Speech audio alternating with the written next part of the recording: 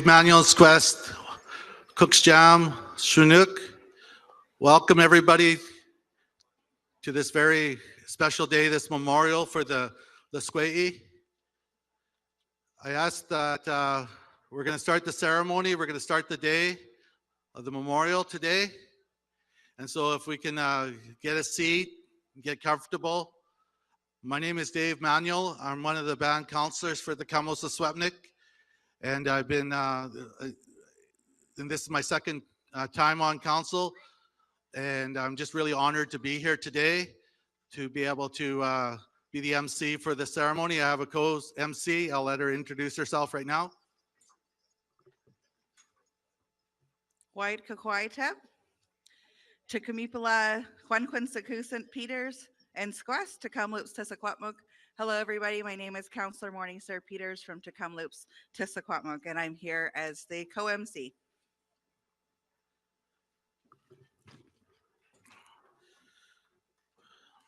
So we're going to start off in a good way, like we always do. We follow our protocols when it comes to ceremony. And we're going to be, at this time, I'm going to be calling up Elder, Spiritual Leader, and former Councillor Jeanette Jules. I'd like to welcome the past Councillor, the portfolio holder, the leader, and to the stage for the opening prayer. Jeanette Jules was very instrumental in forging a path when there was no path to be found or follow upon the discovery of the children. She not only led the spiritual and cultural aspects of the Secwépemc, she directed the investigations. She worked tirelessly to find funding to support the work. She identified strategies and helped lay the foundation for the work yet to come. Please welcome one of our spiritual leaders and our community member and knowledge keeper, Councillor Jeanette Jules.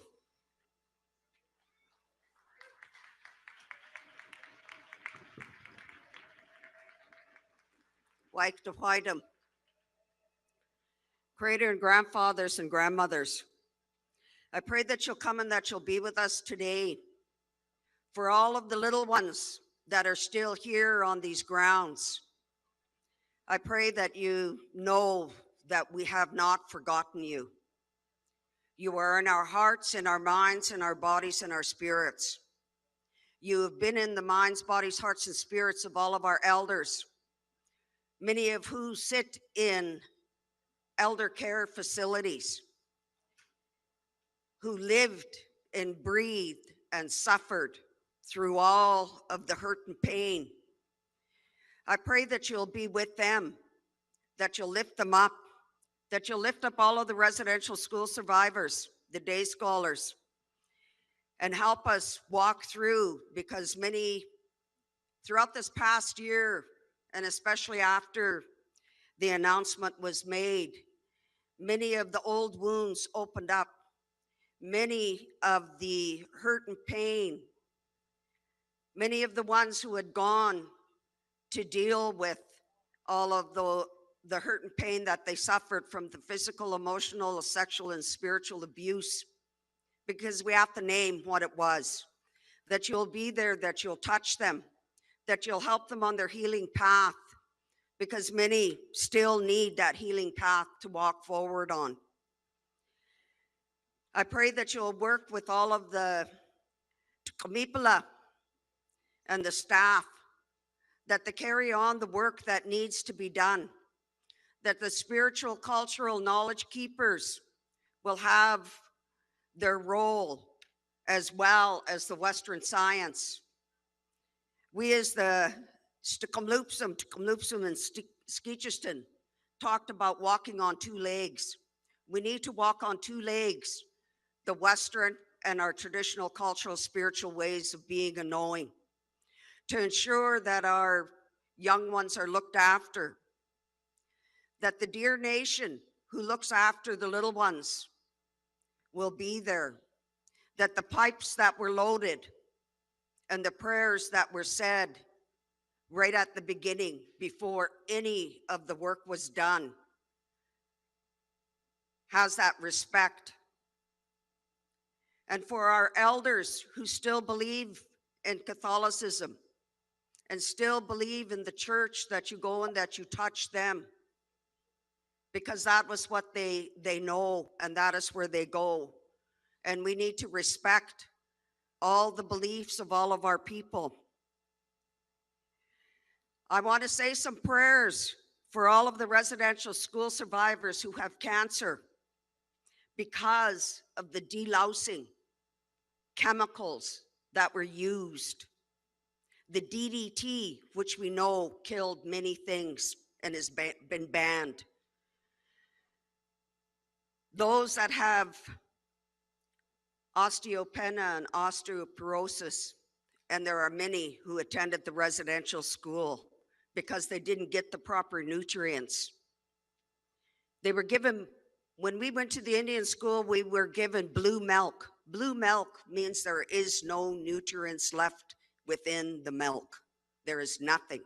And the residential school, they had all the cattle and the animals and the gardens to feed, but none of it ever went, so that that health and happiness can come back to them. For all of those that worked in the infirmary with the children, whose remains are buried here on these grounds, are buried up in the mountains, or who fell into the water, or were thrown into the incinerator. I pray that you will go and that you'll touch them and that you'll help them to move past all of that, and that those memories and that hurt and pain that they still carry within them will help them to move forward. For all of the survivors who still have the images and the nightmares, or the nightmares returned, that you will go and that you'll touch them and help them so that they can walk into the residential school, KRRS, and that they can tell their truths, and that they can go in and that they can reclaim that little person that they left behind. For all of those that have turned to drugs and alcohol to bury their pain and their suffering, and many of them ended up behind iron doors, that you'll go and that you'll touch them and that you'll bless them, and that you'll help them to find that pathway to healing. For all of the descendants and the intergenerational survivors who missed out on the love, support from their parents, their grandparents, and all of their relatives because they didn't know how to give it, that you will go and that you'll touch them, and that all of that was missed will start to move forward in a good way. I pray for the future generations, those that are here and all those that are yet unborn, and for each and every one of us who are residential school survivors, day scholars, the Tk'emlúps. It is our responsibility to ensure that this never, ever happens again, and that we move forward in a good way. And I also pray for all of our children that are in foster care on this day, that you will go and touch them, because it is our Secwépemc laws that will bring them back home. And it is our Secwépemc laws that will ensure that they are taken care of, that our families will be the ones who look after, our extended families will be the ones to look after. We need to ensure that they all return home, that they don't end up on the streets, and all of our relatives that are suffering, that you'll go and that you'll touch them, that you'll touch each and every one of us in our minds to help us heal our minds.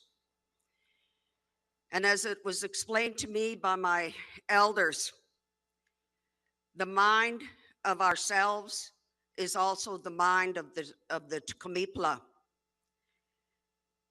and that our mind comes together. The heart is our elders, and it's the heartbeat of our Mother Earth, and our knowledge keepers. The body is all of the people, all of us that are here today.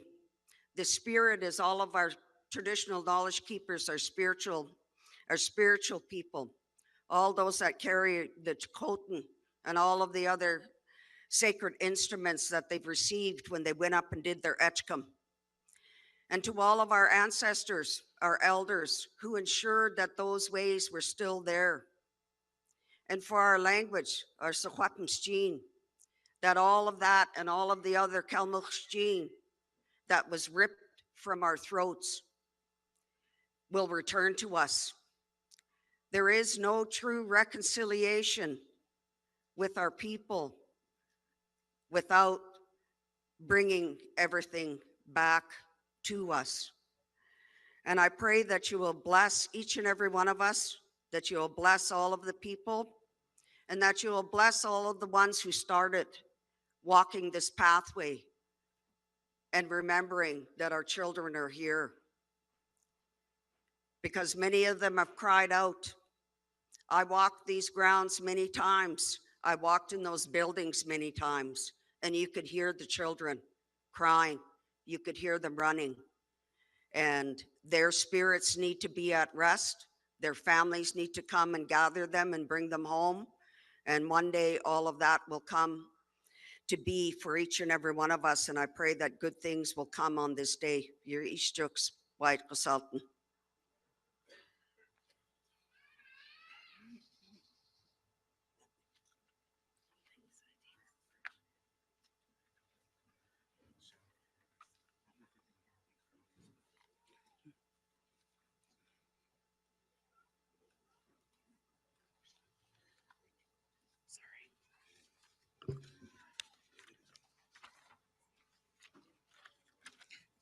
Thank you so much to Jeanette for that opening prayer. Her words mean so much.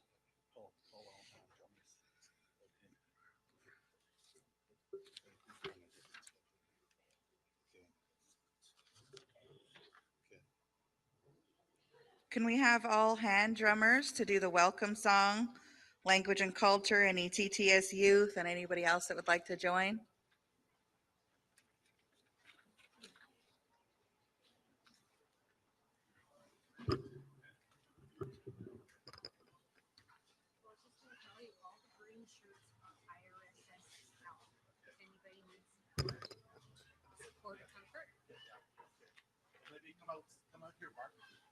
Yeah, she can come.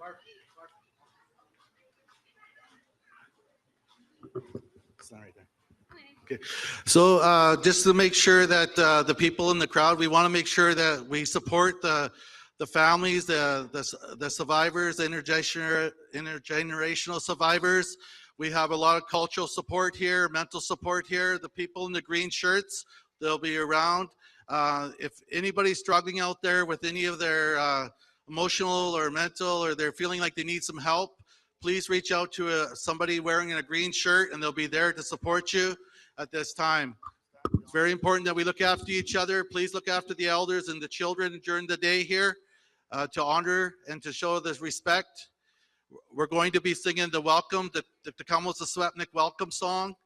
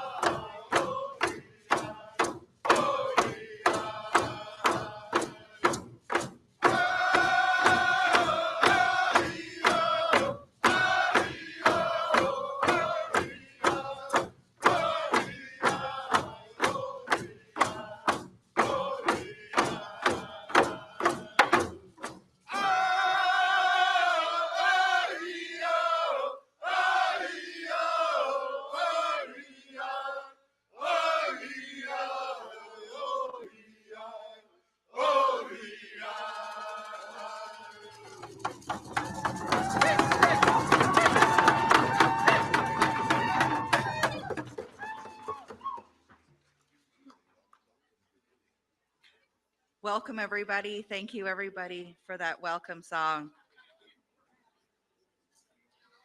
I want to acknowledge the pipe carriers, elders, knowledge keepers, and all those that participated in this morning's sunrise ceremony. To start our memorial off in a good way, thank you, Ed Jensen, for leading.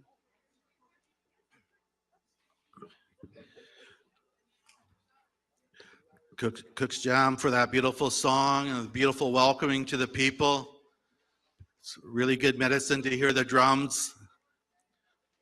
At this time,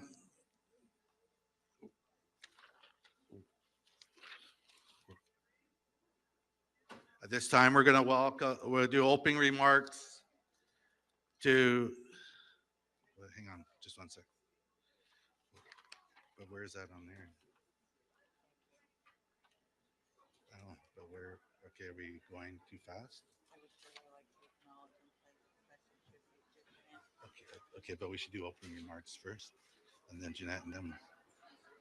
Since we're doing housekeeping, mental health support. Okay, do housekeeping first right now. Yeah. Because we should be, okay, it doesn't make sense. Sure. Okay, No, you can just jump okay, in. with do Jeanette opening right there. remarks. Okay, no, well, we'll do Jeanette first. Yeah. Okay, so we're gonna go forward here with the agenda. We're just trying to make sure we're doing the right thing before we start talking. So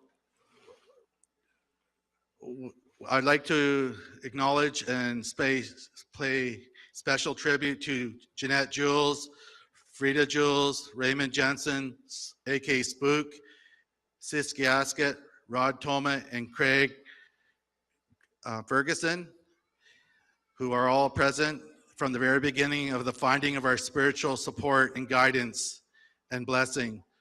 We generously thank you all for the work that you've done to help move this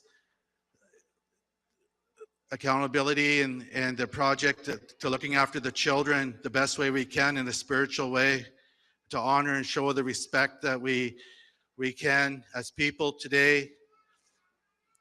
So we'd like to be able to show that appreciation. We have a few housekeeping notes to take care of for today. So a few of our housekeeping notes today are helping one another. We respectively ask for you to help our custodians, AKA the mobsters. Keep our grounds and facility clean. Please pick up after yourself and your children. Please use the garbage bins and recycling containers on the ground. We have very limited staff here today, so let's support the mobsters by keeping this place clean.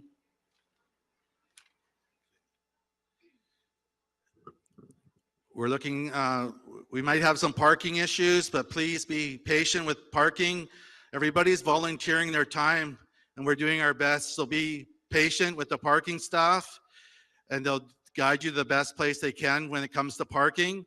There's also golf carts that will be cruising through the parking lots to support the safety and transportation of our elders and our guests to their vehicles, to the arbor and back. And there's also a shuttle from the Tk'emlúps Education Department that has shuttle running back and forth from Secwépemc School roundabout to the arbor.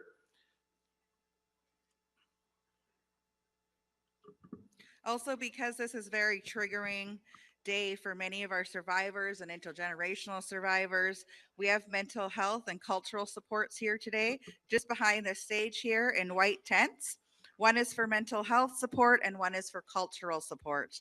Thank you to FNHA Interior Region, South Tulalip, and our IRSS staff providing these services. In addition, the IRSS staff will be in green, and I believe they were supposed to be in purple as well, but I believe they're in green today. So I'm going to go over today's agenda.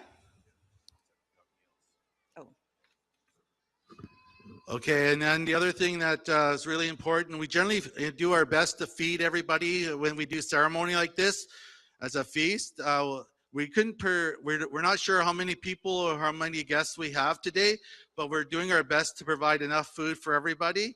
And and if anybody doesn't get fed, we apologize in advance, but we're doing our best to be accommodating and follow our protocols and make sure that we have enough food and water to drink throughout the day. So hopefully that will happen in a good way. So Cook's Jam. So I'll go over today's agenda. So this morning there was a sunrise ceremony led by Ed Jensen. 9 a.m. we did our opening prayer and our welcome song. 9:30 we're going to be doing opening remarks and an introduction. 10 o'clock words of reconciliation. 10:30 words of reflection. 11:30 honoring, blessing honor song. 12:30 lunch and hand drumming. 1:30 Paul Creek tribal singers and dancers, celebration of friendship song and dance. 2 o'clock till 2:15, you can see all of these wonderful gifts in the middle. That'll be a part of the giveaway. And at 2:15, we're going to do 1 minute of silence for La Esquihue, followed by a unity song. At 3:30, we're going to ask Jingle dress dancers to come out, and Tiny Tots are welcome to do the dance of healing. 4:30, we're going to have a health break. 5 o'clock, feast and hand drumming. 6 o'clock, we're going to have musical entertainment by Joel West. 7 o'clock, we'll have closing remarks by Rosanne and a special guest. 7:30 will be the closing prayer, Secwépemc farewell song.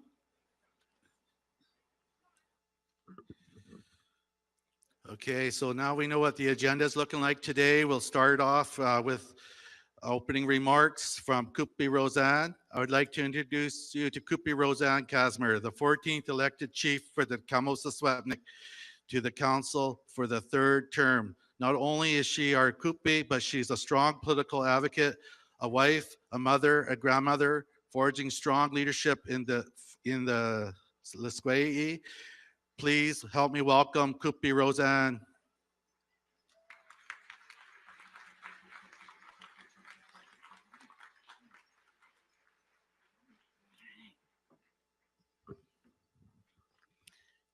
Excellent, thank you.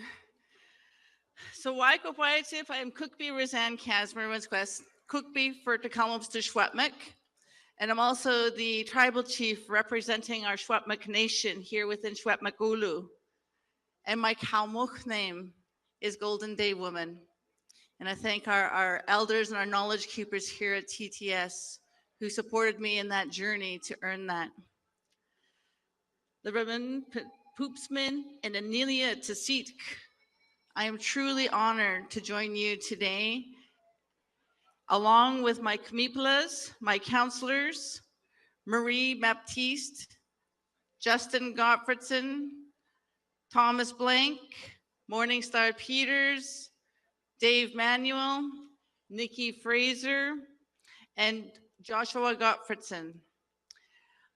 I am also very, very proud to acknowledge that I have 2 of the K'emlúps, Dave and Morningstar, who are your MCs today. They're doing an incredible job and will be keeping all of us on track. So Cook's Jam to both of you. So Cook's Jam to our elder and our former K'emlúps, Jeanette Jules, for the opening prayer, and to everyone who came and joined in our welcome song. Such an amazing tribute as to who we are as Kamloops, as Secwépemc, as Tk'emlúps, as First Nations. So on behalf of our K'emlúps and our council, our membership, our survivors, our grassroots, our Kukupis, our chiefs, and all our members and all our consultants of the Secwépemc Nation, we welcome all of you who are here and who are able to join us. We truly extend our appreciation to all of the delegates and the guests and those that are here today to share in this very special day, and for all of you to be here in attendance with us. I would also like to acknowledge former councilors Jeanette, Katie Gottfredson, and Sonny Leonard. This has impacted them deeply this last term when it all began, and they will always be admired and uplifted for their leadership. And there's no way that I could have done everything that I've done without them and without my current council, without my community, and without all the leadership throughout our nation. So we're here today to honor and to reflect this past year, the very first anniversary of the Lisqueque, the missing, the children who did not come home, to give them honor and to give them dignity and to share in reflections and express much gratitude. We will continue to seek support as we move forward, as we still have such a long journey ahead of us with many actions towards reconciliation. So on the topic of reconciliation and action, I want to express so much gratitude to our friend, Mayor Ken Christian of the city of Kamloops. So wherever you are, I just want to express thank you right over there, Kukpi7. You know, last year when everything happened, this arbor was lit up, and we so appreciate just what that meant. It was extremely meaningful during such an emotionally devastating time to have a place to reflect and to also bring peace. And just 3 days ago, our friend, the city of Kamloops, along with the TNRD and TTS together, unveiled a new crosswalk. Many of you probably seen one downtown, going through on Victoria Street, as well as just as you drove in right at the top here by our Petrocan gas station and in front of the Antco building just before the police station. These are just two examples of our joint commitment and to the implementation of those calls to action, UNDRIP, and economic reconciliation. Real reconciliation starts with good relationships and partnerships and being there through the best and the worst of times. So I just wanted to say Kukpi7. I would also like to acknowledge Kamloops Conservative Party leader Frank Caputo. Here's over to my right. Hold my hands up to you. Another friend who's joined us today. He rose in the House in Ottawa this past Thursday and made a statement in recognition of our 215. He also moved a motion that was passed unanimously with consent to recognize today's memorial and affirm the memory and the need for the Canadian flag to be at half-mast each September the 30th, and was also granted a moment of silence in the House. This meant a lot to him. It also meant a lot to us, and it was truly means so much for those survivors as well as those in the unmarked graves. So Kukpi7. I also want to acknowledge Minister Mark Miller. I truly honor his commitment that he has to working with all of us Indigenous and to be working and following through in the mandates from the federal government. He's been there for many of our steps moving forward, and I truly want to acknowledge his presence here today. And a special welcome to our provincial and federal ministers who've also joined us today. We had a respectful support from all levels of government. And we need to, as we navigate these next steps and continue to educate the wider public about the true collective history. This truly is a shared journey. I also want to acknowledge Bishop Joseph Nugent of the Catholic Diocese. He too has always been supportive and collaborative. And we are going to continue and have to continue to navigate meaningful steps forward for the Catholic Church. We know that many of our people still practice Catholicism. We all need to have faith. We all need to have hope. We all pray to the one Creator, the one God, and respect. I also want to acknowledge friends that I have that are sitting with me. I have Lieutenant Governor Janet Austin right behind me. I have TRC Commissioner Marie Wilson over to my right. And I truly want to honor Her Excellency Governor General Mary Simon, and His Excellency as well, Whit Fraser.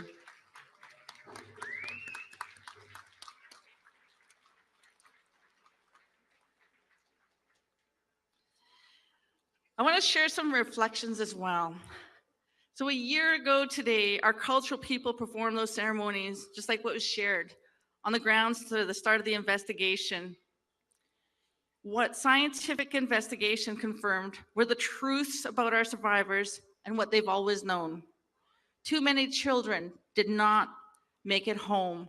Today, answers still are needed. Further investigation still required. So as we commemorate today, we also want to acknowledge the other communities that have had similar findings.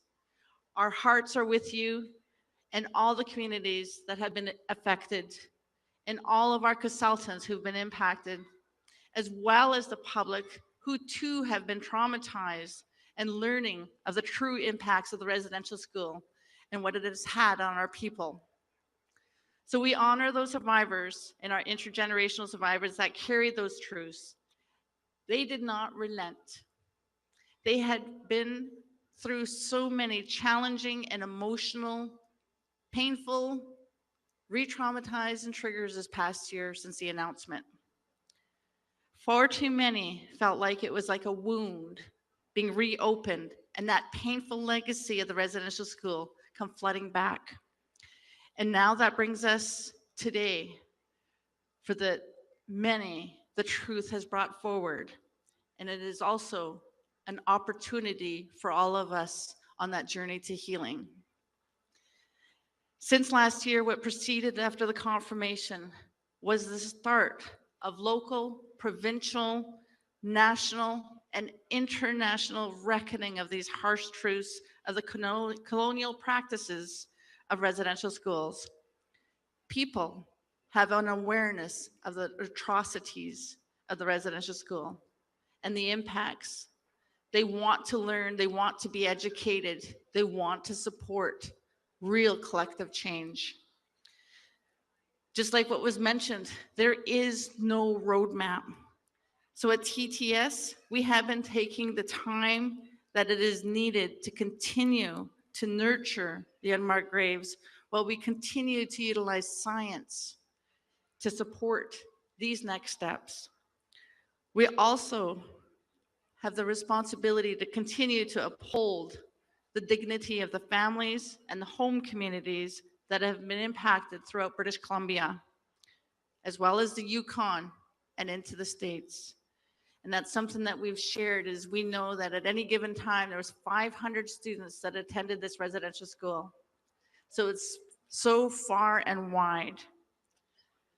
Over the last year, when the news broke, we enlisted the advisement of TTS's former Kukupis, Manny Jules, Bonnie Leonard, Shane Gottfredson, and Fred Seymour, to discuss the horrific findings and to work together on a path forward. I couldn't do it alone. Like Tk'emlúps and I, we needed to have their support and to reach out. We truly appreciate the work and the support of our other brother and sister First Nations through the UBCIC, and we have Kukpi Judy Wilson here representing, as well as Kamloops Indian Band. We also have BCAFN with Regional Chief Terry Teegee. He's not able to be with us, but he does have Chief Harvey McLeod representing British Columbia Assembly of First Nations. We also have National Chief Rosanne Archibald of the AFN, who also sent her regrets, but she's here with us in spirit and sending her thoughts and prayers. And what we saw and what we've all seen was the importance of family, our children, and those next steps to healing. In Council's efforts to keep our community informed, we have also supported our 13 grassroots advisory committee family members and the communication to support up-to-date information to our membership, and also to share with leadership, and also the language and culture team was also there to support everyone who came to our community through the cultural protocols and practices as they came to mourn and to grieve and or take their spirits home. We also have a legal team and a task force. They're also developing an action plan. And this action plan outlines all those meaningful steps that we need to heal as well as get justice for whatever and may be seen as a crime.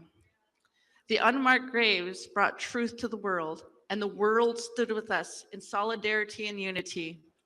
And we do thank the support of the media as well, who helped to share the truth in a respectful way and kept everyone engaged so that there could be a better understanding of our collective history. So I say Kukpi7. It was assured that Canadian editors this past year described the discovery of the unmarked graves as a moment of change in our country. And it was much bigger than a news story. One editor stated that the announcement of the unmarked children's graves shook most Canadians to the very core. Even if this information was not new to many of our people knew that. Non-Indigenous are now wanting to know more about the real hidden history of this country. That, we know, is a good thing. Those conversations, as hard as they are going to lead to those steps that we all need to make towards our collective history and healing for our people, and also healing for all of us as a nation. Another step in this healing process I had was a trip to the Vatican, where I met with the Holy See, Pope Francis. I was a part of a team of survivors and elders and former leaders, spiritual advisors, and spouses from the delegation from across Canada that brought forth the impacts of the harms suffered. And we know that this still remains unsolved to today, but we do know that steps have been made. Progress is happening. I went there representing our people with the hope of building meaningful steps towards reconciliation while seeking in whatever form our people seek. This has been a very dark chapter in our history, and we need to rebuild our relationships at every single level. My hope is for reconciliation, and I'm going to hold on to that hope, and that reparations are mandated from the highest levels, and that leadership and everyone participates in that journey. I do share my disappointment. I am disappointed that the Pope is not coming here. I really am. I advocated very hard, but what I am not disappointed is that he is coming to Canada. He is going to be on Canadian soil. He is going to be meeting with so many of our Indigenous peoples in his stops throughout the nation. I know that we're still seeking ways to bring our people to wherever he may be for that opportunity. Those are still in the works. I do hope, though, knowing that Pope Francis does have the final say in his journey to Canada, I hold on to a very little bit of hope that maybe he does make that meaningful and symbolic and historical trip to British Columbia, because it matters, and your truths matter. And all of us in British Columbia, we also matter. There are many next steps that need to occur with the church. And that's one is the mandates from the highest level. And that's from the Pope to mandate through the Catholic bishops of Canada, right down to the local diocese, and working with First Nations as we seek truth, as we move forward, as we seek fundraising, as we seek all those steps that are listed out in the Truth and Reconciliation calls to action. And that he truly addresses that more meaningful apology for our survivors and for the ones that did not make it home. We know that that meaningful apology has to address that role that the Roman Catholic Church had with residential schools. It is also speaking to the spiritual, the cultural, the emotional, the physical, and the sexual abuses, and the role of the church at that system. That is why today I stand so proud here in my regalia and seeing so many of our people, our Kamloops people in their traditional wear, sharing their song, welcoming all of you, our traditional songs and our traditional prayers, and having so many of our traditional people here, and many of those also impacted from the residential school system. We know that forgiveness is a personal choice, and we cannot ignore the power of an apology. And that is why it is also significantly important and would be meaningful to truly be able to witness the Pope deliver that on Canadian soil here on Turtle Island. We also know that it's important to consider, not just consider, but also have the mandates of repudiation and rejection of the European sovereignty over Indigenous lands and the people. Respect for our First Nation rights must also be demonstrated through the abolishment of all those colonial laws and statutes, such as the Papal Bull, the Doctrine of Discovery, that asserts superiority and justifies the taking of our Indigenous lands. Revitalization, reclamation of our identity, culture, laws, language, and spirituality is at our forefront. The UN internationally has declared that 2022 and 2023 has been claimed the decade of languages, so that global attention on this critical situation will be amplified, so that with all of us, we're asking that the Roman Catholic Church to acknowledge its role in the loss of our language and to walk with us on that journey, at least for the next decade and beyond, to continue nurturing the relationship and the revitalization of the loss of our languages. So again, thank you to all our Tk'emlúps members and our consultants throughout Secwépemc. Seriously, every single one of you were ambassadors from day one. You were here supporting everyone that came to our community and embracing our guests. And that was individuals from all over the world. I also want to take this time to also acknowledge the continued work and support that all First Nations and non-First Nations came here at the Tk'emlúps Monument to bring healing to their communities and themselves. We were truly, truly, truly honored to have them here. I know we see the eagle flying over. When we think of the eagle and the eagle feathers, it's them that are carrying our prayers to the highest level, to the Creator, to God. Such an honor to have and be, witnessing that here in our arbor at this time. We are honored to assist everyone, just like what was mentioned with the protocols, the resources, because it's about the solidarity for all of us.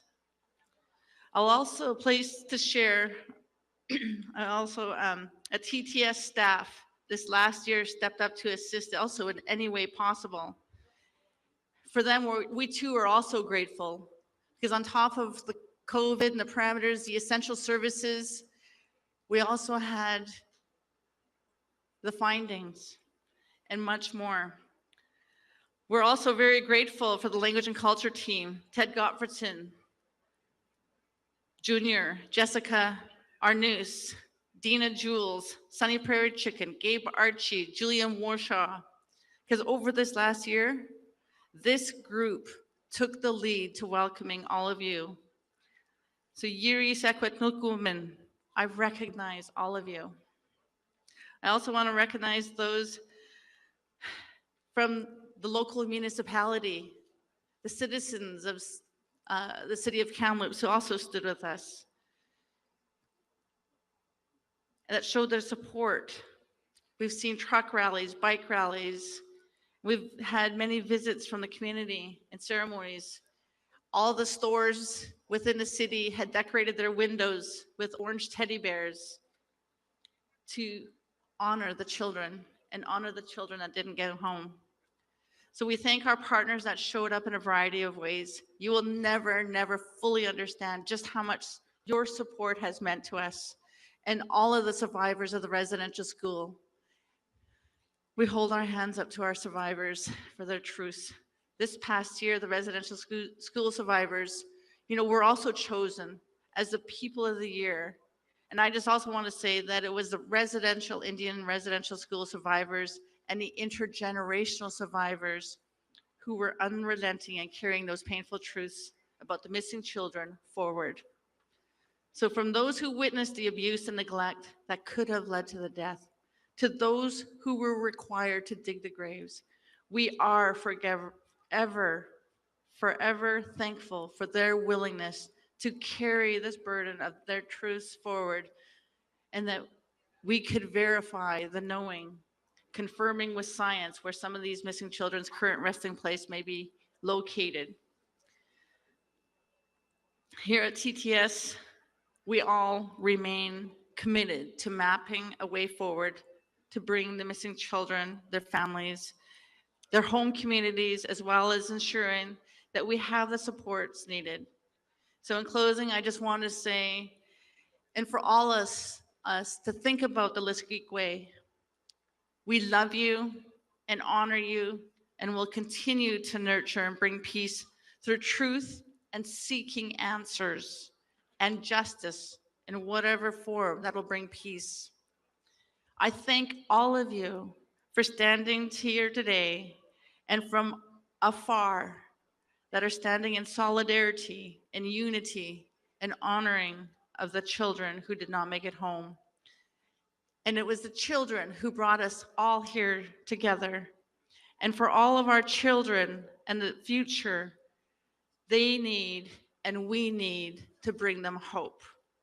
We need to embrace, all of us need to embrace our loved ones and know that what we do today does matter, and that children will know and learn and give our survivors, the hope that is needed for tomorrow. Thank you, because every child truly does matter. I also want to, send gratitude, to the Vancouver Canucks, the BC Lions, and the Kamloops Blazers Hockey Club, and also our friends that are here on their Harleys, showing solidarity and unity in their efforts to educate, create awareness of the impacts of residential school, and to honor the children. So Cooks Jam, Cooks Jam, Cooks Jam. Thank you. Thank you.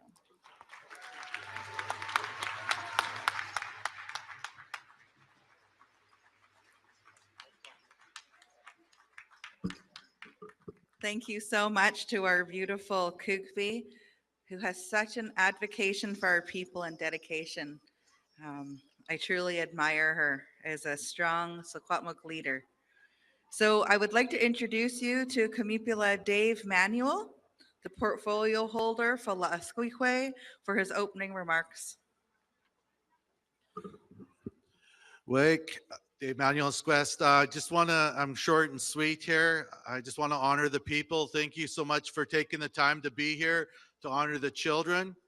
It's so important that we do this work. This work is what I call, we're building the healing foundation for our people.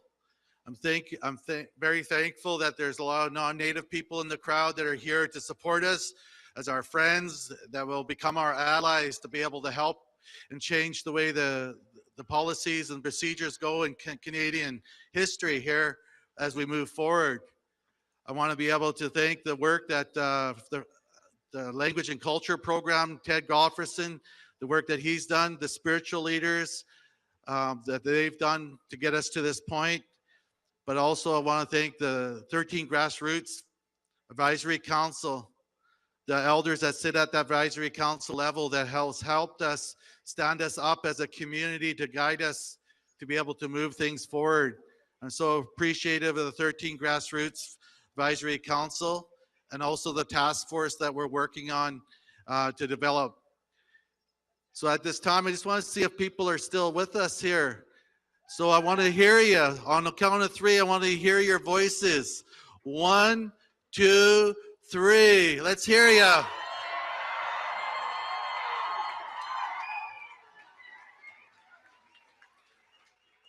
I think we can do a little bit better than that. One more time. 1, 2, 3. Let's hear you.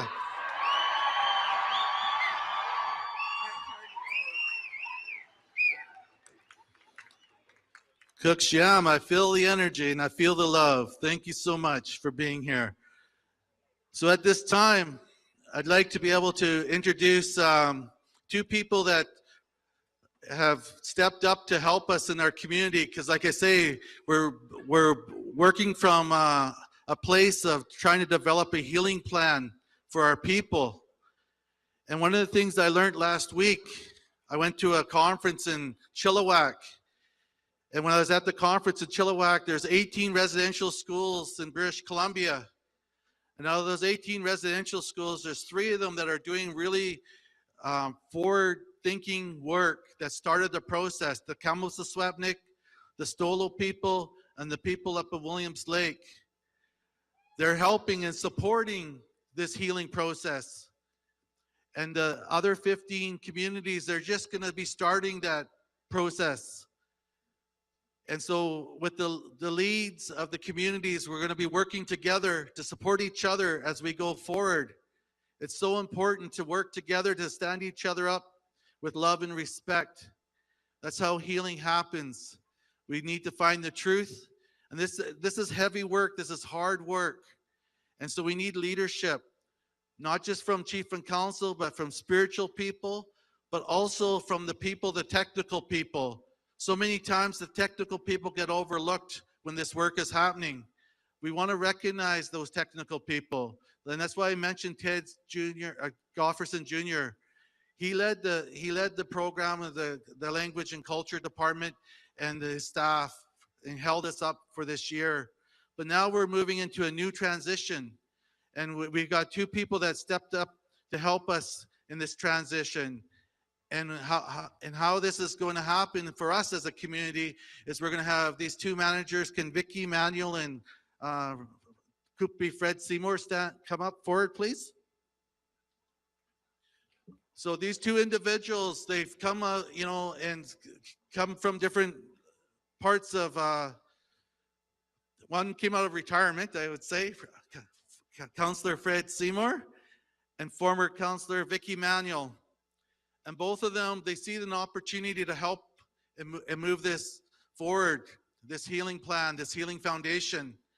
And so with Fred, he's going to be working on what we call the development side, helping with developing the healing lodge, the elders lodge, the culture and language building, and doing all the stuff around the ground penetrating radar, helping that way, support that work. And the other side of the investigation part is with Vicky Manuel's side, where she's working on helping organize the oral tellings office that we're setting up. We're doing the record keeping research. We're doing we're also drawing a blank here. Ceremonies, or setting up ceremonies and stuff like that. But the other part that I think is really important to recognize with the work that they're doing is we really want to honor our survivors, but our intergenerational survivors. And we're setting up this healing plan, not just for us, but for the children that are unborn. This work that we're doing is so important to change. And we're working on this healing plan. And it's going to take time. And we can't rush this work. We just have to go through the process and work together as a community, stand each other up, and show that love and respect to each other, but show that love and respect to the children and the unborn that has yet to come. So I just want to introduce you to former Chief Fred Seymour and former councillor Vicky Manuel. They both stepped up. They both signed contracts to be able to help do this work and move it forward. So let's give them a round of applause.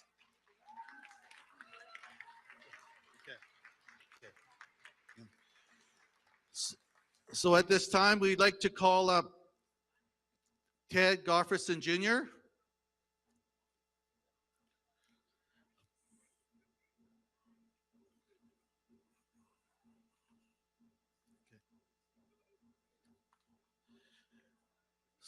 So Ted is honestly, he's my cousin, but he's also somebody I'm really proud to be, you know, part of his family. But the Kamloops Secwépemc, really proud to be in the same community as Ted.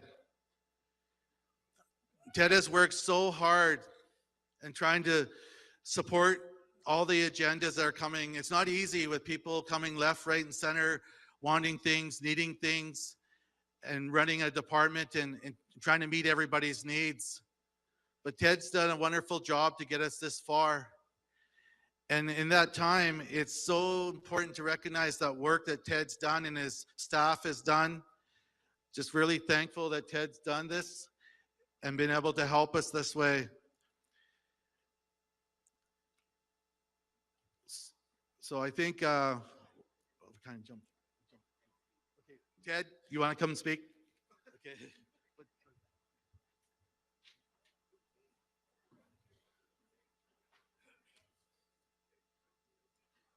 White Kukpi7 Dave for those kind words. I'd just like to say a few things before we move on the agenda. I'll keep it short and sweet as well. I'm shorter and sweeter than Dave. No. Oh, that just keeps blowing away. Sorry, Dave. I'd just like to say that the past year has definitely been an emotional ride for our community, our people, Tk'emlúps people across Canada and United States. Definitely, this has been something that has shaken us to the core. It is something that has changed from that day 1 year ago today. It changed everything for myself and for all of us. This is something that is real. It's something that's verifiable. It's something that we can look at and move forward and learn how to heal. This has been the opportunity for us as a people to learn how to heal and to take those steps that a lot of our people have never taken. And that's to make ourselves better, feel better, live life better, enjoy life. I think that's something that we owe the less Tk'emlúps children. We owe it to them to proceed, to learn our languages, to learn our cultures, to sing our songs. They paid that price for us to be here today. So we are eternally in their debt. And I would just like to say that on behalf of the Language and Culture Department team, we were truly honored to be able to be a part, whatever part we may have played with the less Tk'emlúps. It was our honor, and we're eternally grateful to be able to do something. Yis Kukpi7.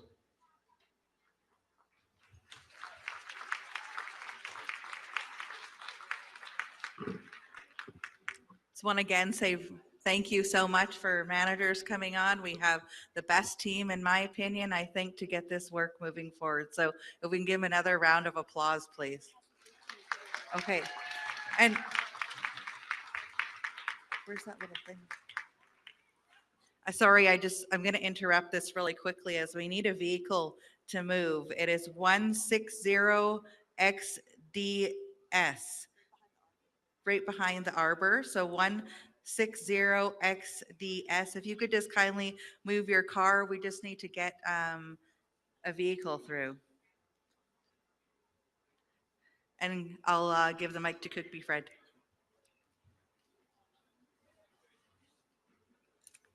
White Kukpi7. Good afternoon, everybody. Nice to see you all show up. It's a memorial. I've kept my finger on the pulse 365 days ago. This is such a a big undertaking. That we needed all Kamloops members to step forward, and share their wisdom and knowledge on how we can move forward in a good, positive way. I'd like to thank the pipe carriers for the sunrise ceremony this morning. When I bear witness that this morning, I seen how many people were involved and how many were looking on. Expected to see this crowd. It's nice to see a big support. I'd like to thank the chief and council for believing in me, for letting them, for myself to come on board to help with the project. And again, you're going to hear Ted's name mentioned time and time again through the language and the culture department. It got so big, it was just a temporary thing for when it first started. Ted and his staff took it on. I sat back and I watched. The load got heavier. It was passed on to, I call him Super Dave. Tk'emlúps Dave Manuel. Just looking at him, I knew he was hurting and in trouble, so I told him, I'm here. I've been elected official for 18 years, 15 as a council, 3 years as a chief. And when I stepped down 4 years ago, I told that present councilor, a new elected council back in the day, don't be afraid. Don't be afraid to reach out. Don't be afraid to reach out and ask any one of the past leaders to come and help you guys. That's what we're here for.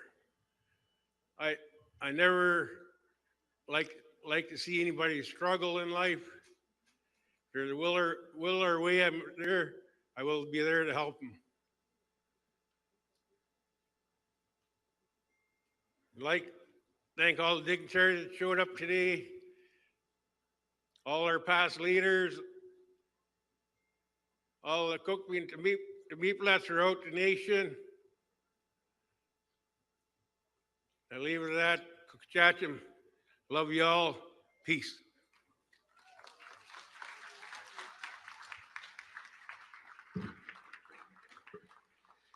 Like Vicky Manuel, my mother is Charlotte Manuel, elder.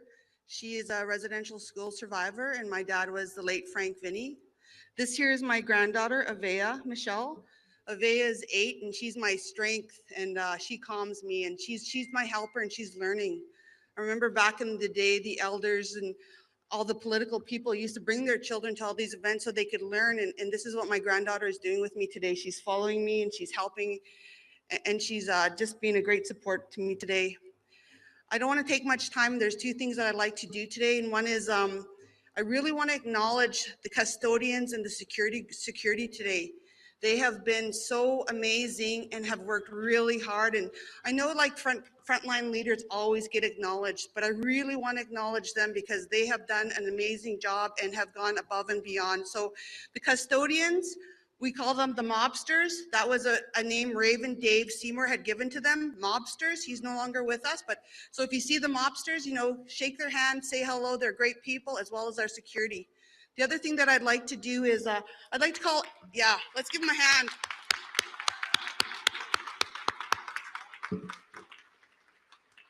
The other thing I'd like to do is I'd like to call Ed Jensen up. One of the things that we'd like to acknowledge today, which is an important part of this day, is the monument. And I'm going to ask Ed to speak to that. Kukpi7. And I have to excuse myself. Thanks, Vicky. White Wahaita, Ed Jensen and Squest, Tk'emlúps Stalaquin. I'm just going to tell you a little story about a humble man, a residential school survivor, a man who loved to fish, a man who could turn a fishing rod into a magical wand, a man who'd light up a room when he walked in, a man with a heart so big and he'd melt you as soon as you met him. He was soft-spoken and very, very humble. He spent his youth in the residential school behind us here, and he didn't have a very good experience there. He told a lot of stories to our family, and he spent his whole life dealing with it. Back when the residential school monies were handed out, he took a large portion of his money and he funded that monument that is in front of the school up there. He spent months planning it. He consumed a lot of his time and his emotion into getting it just right, talking to families and getting the design the way that he envisioned it. And he was very visionary about it, not knowing that one day it was going to be very iconic. That man was Ken Jensen, my uncle. He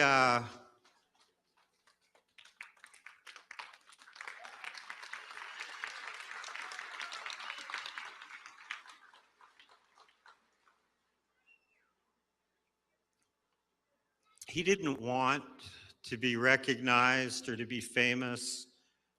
He just wanted the survivors to be remembered. And he wanted the families of the survivors to be remembered.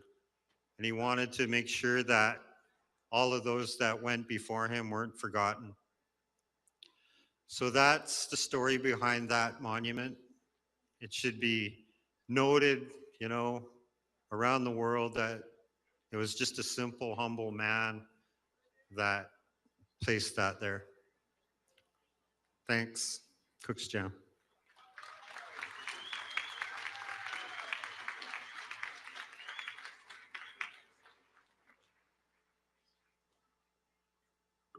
Cook's Jam for those kind words from Ed, and I'll also say he's actually one of our past Tk'emlúps, one of our past counselors. So right now I'd like to introduce Mary Simon. Mary Simon is the first Indigenous Governor General in Canada's history, which is amazing.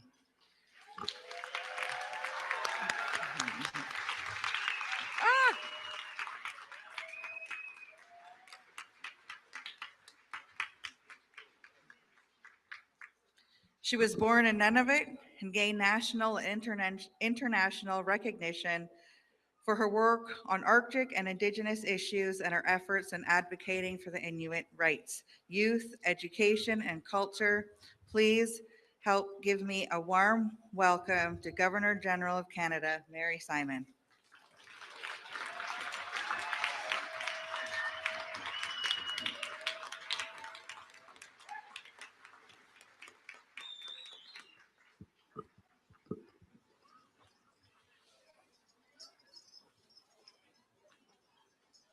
Wait, good morning, bonjour, ulakut, nakumi khayahuyigatsi ilunasi, honored guests, elders, survivors, good morning. I'm honored here to join you today, and I acknowledge that we are gathered on the territory of the Secwépemc Nation, specifically the territory of the Tk'emlúps Secwépemc. I also open my heart to the survivors who are with us here today, and to the families and communities that suffered generational trauma from the many threads intertwined with the residential school experience. You knew. You've known for so long. Vous le savez depuis si longtemps. You knew what happened here, the atrocities, the deaths, the loss, and the silence. So many children gone, so much possibility gone. It has been called a discovery, the discovery of unmarked graves of children cruelly ripped away from this life too soon. But it isn't a discovery so much as a confirmation of your experiences and knowledge passed down from generation to generation. And now everyone knows. It shouldn't have taken that long, but finally people know. And knowing has transformed this community. People have made pilgrimages here to pay their respects, to say they're sorry, to show their support.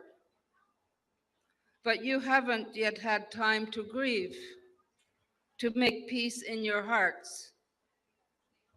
I hope today contributes to that process of healing. It will take time. Healing is a migration, not a destination. It begins slowly, softly, and carefully. It follows its own path, carrying us forward, but also in many other directions.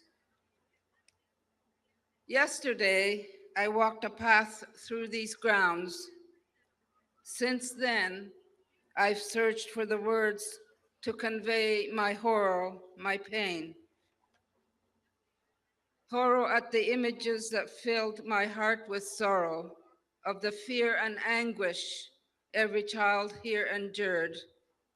Pain at the senseless loss of life in your families and communities. It's unimaginable that a place of learning was so cruel.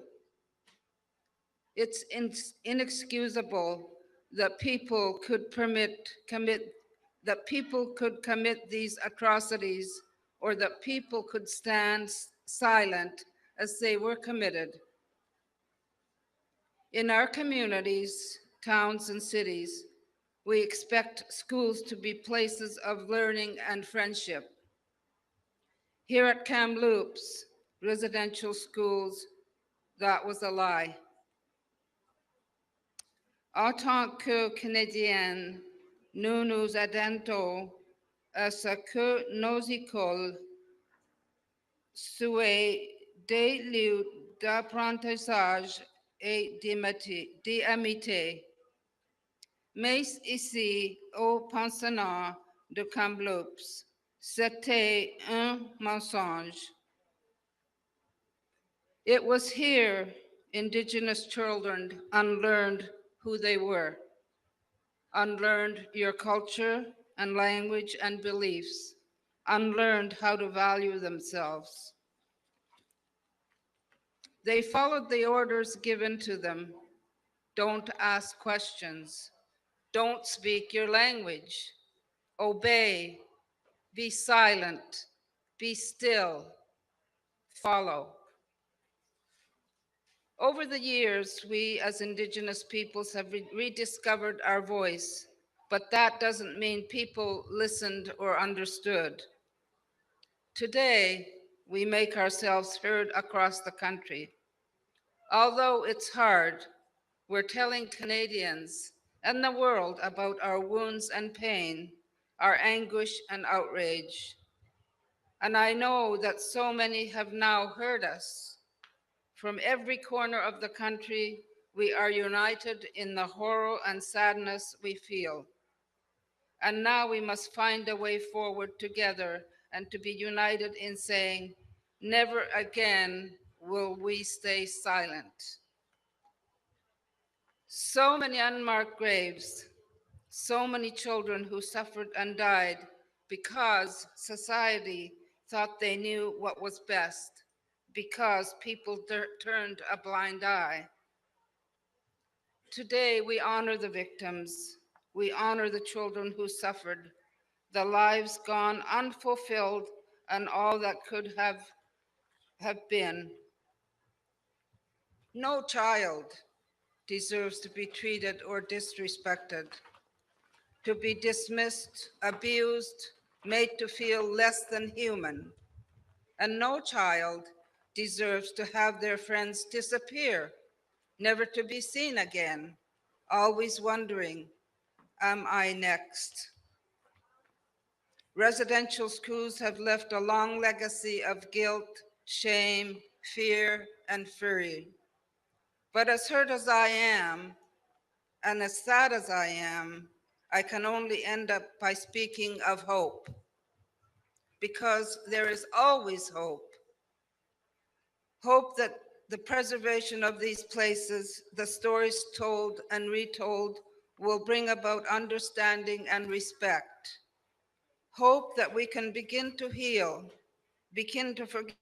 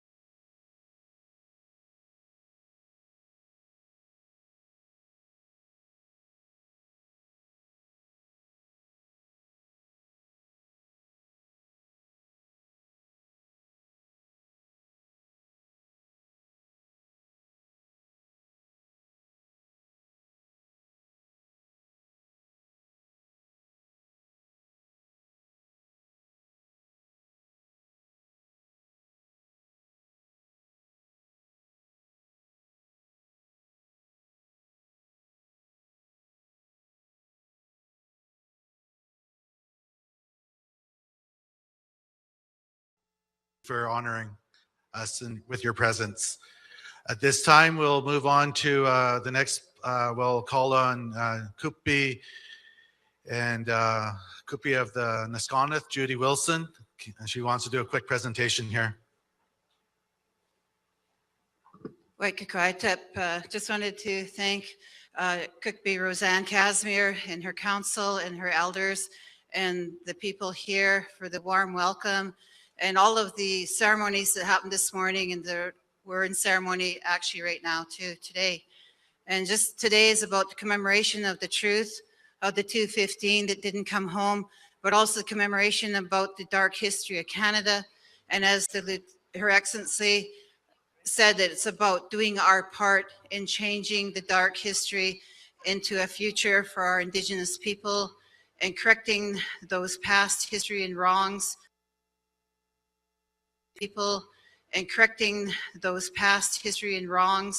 For the survivors and their families and all of our nations and all of our people.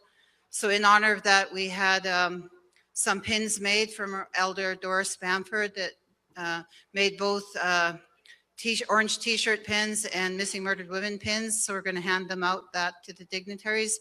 But I also wanted to take the opportunity to acknowledge my father, Grand Chief Joe Manuel, who went to the Tk'emlúps Residential School. He's here on my right, if my dad wants to wave.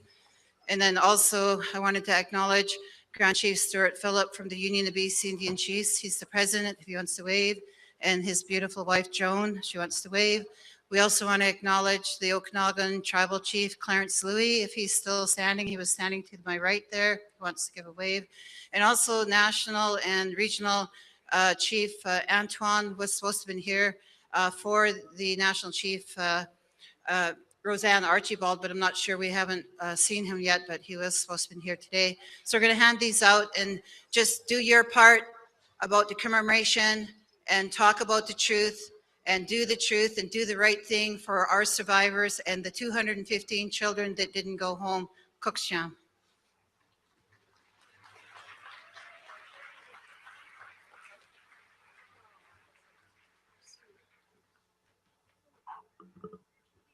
Thank you, Kukpi Judy. Chief and Council would now like to take this time to honor past Tk'emlúps and portfolio holder of La Esquihue, Jeanette Jules.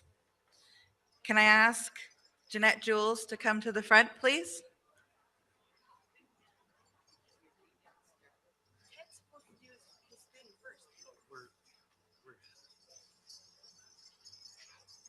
Where?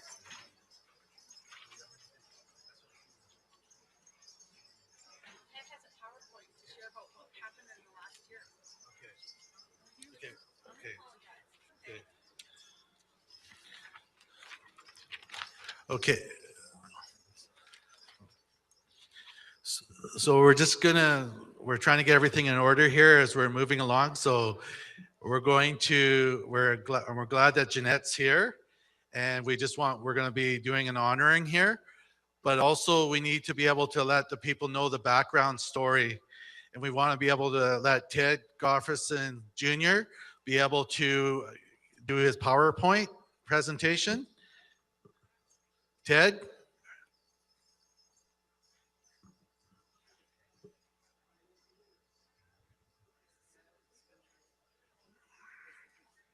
I'll just read.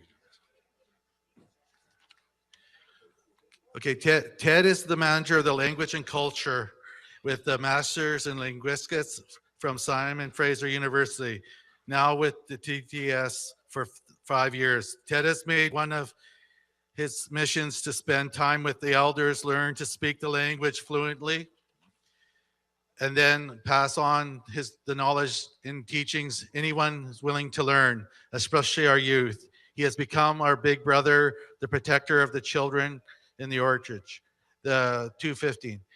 And we are so proud and honored to have Ted leading in our community. Please help us welcome again Ted Gofferson Jr.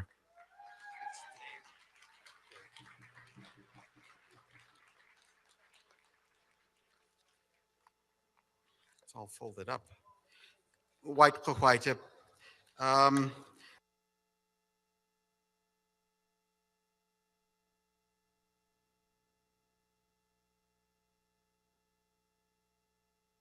Tlackwis.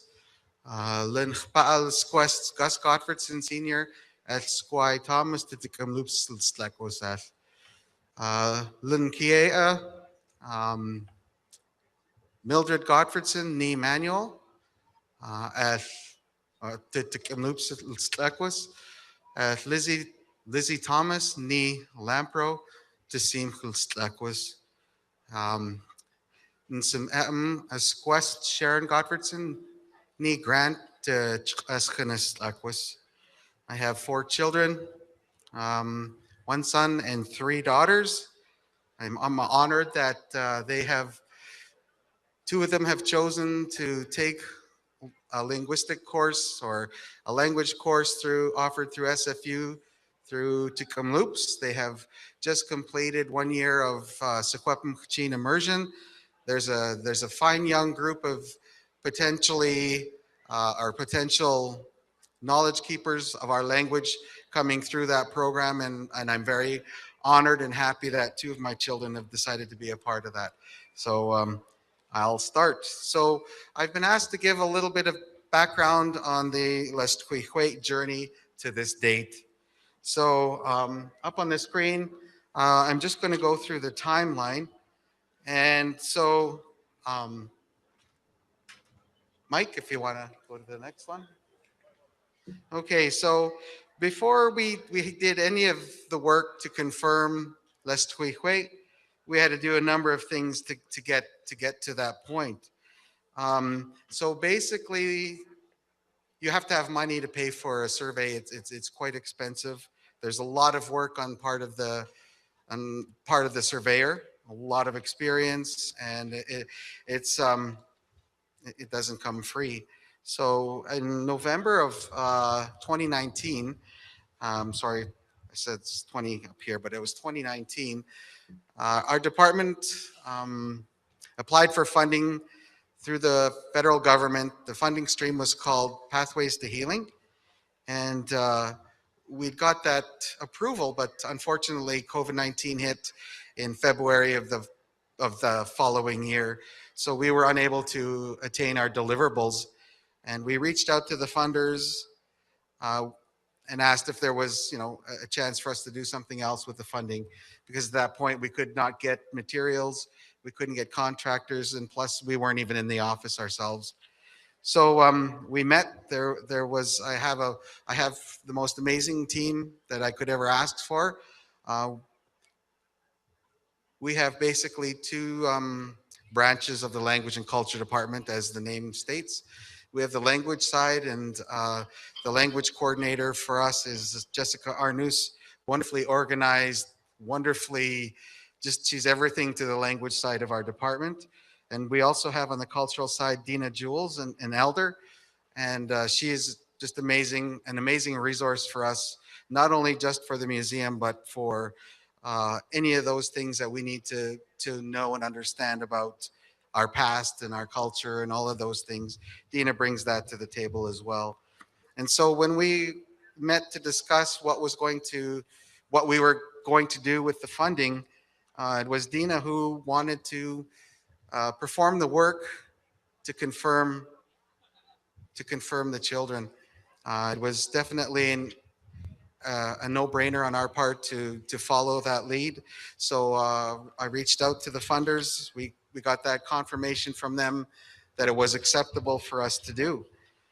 And so I'm not an archaeologist. I'm not trained in that field whatsoever. My passion is our language and our culture. And in our language and culture, we don't have anything laid out. And no, there's no path laid out to follow to find out about unmarked graves. And so what we did was we met with an archaeologist that Tk'emlúps has on staff. That would be Leslie Labordi. And she actually connected us with Dr. Eldon Yellowhorn, who was a part of the Truth and Reconciliation Commission. He led us to Dr. Sarabolio, and from there we did the work that was necessary. We'd also had to do various other things to get to the point to do the ground penetrating radar. We had to do some archival research that was conducted by our former archivist, Aaron Brown, who has moved on. We prepped the site that involved fencing, that involved spiritual work, that involved different kinds of cultural protocols that also needed to occur. We also had to make sure that we trimmed up the trees and stuff so that they were out of the way. If we could go to the next one, Mike. So before we did the work was conducted, we had two elders from our reserve, Jeanette and Frida Jules, sisters. One is right here. They went ahead of prior to Dr. Bolio coming. They did a blessing of the Heritage Park, performed work necessary with their pipes. Because of COVID-19, it was a very small group. So Dina, their other sister, and her grandchildren were witnesses to the blessing. We'd also done various other things to ensure that the children were taken care of in our ways, which included hanging tobacco ties for the children, which, if you are unaware, these are our prayers that are hung up in trees. So moving on with the confirmation, Dina did approach. Did I skip a page or no? No, I never. Dina did approach other pipe carriers who were present during the GPR work. I think I'm on a different page. Oh no, there we go. I'm good. So we move forward with having Dr. Bolio come to Kamloops to perform her work, and which was it was obviously a very emotional time for us in the department, as well as Dr. Bolio, who through her experience was able to guess fairly accurately the sizes of the children who were buried in the unmarked graveyard. And some of them, from her experience, looked to be between 3 and 4 years old. They were very small children. And it was at that point that it became quite overwhelming for Dr. Bolio. And I just want to raise my hands to her because she gathered herself with the help of our spiritual folks and was able to continue on. Very, very indebted to Dr. Bolio for the work she has done. Okay, and so that's our next slide. We have Dr. Bolio conducting her GPR survey. The machine, as you can see, it looks kind of like a lawnmower, and it's I had the I had the privilege to be able to read her report and the photographs of the GPR radar. It's just a bunch of, for me, it's just a bunch of waves and lines, and I just, once again, I'm quite amazed at how she's able to determine what is under the ground by looking at what she looks at all day. So if we could go to the next slide, please. So the confirmation of Les Tuique, it was this weekend, yesterday actually, yesterday actually, when the work was completed. Dr. Bolio performed her work on Friday, Saturday, and Sunday, and by Monday, myself, Kukpi, Rosanne, Tk'emlúps, Jeanette, we went down to the sacred site to see what Dr. Bolio had found. And so that's basically why we're all here today. This is the first day when all of the work was done. And after the ground penetrating radar, there were many questions that needed to be answered, and the questions that are beyond the knowledge and experience of myself, our team, and Chief and Council. And so what ended up happening was a grassroots committee was formed. This committee is formed of representatives from each of the grassroots families that founded Tk'emlúps the Secwépemc. And so that committee is comprised of former leaders of our community, former chiefs, former counselors, elders, and it's a group that has provided so much advice, knowledge, and wisdom for the work that we do. Without them, there'd be many unanswered questions. And one of the first questions I asked the group was, where do we go from here? What is the next steps? Because as many people know, in our culture, it's absolutely forbidden to disturb the final resting site of anyone. And I thought this would be a very difficult conversation, but through their wisdom and their vision, kindness, it was a short discussion in which they decided that if these were our children, we'd want them home.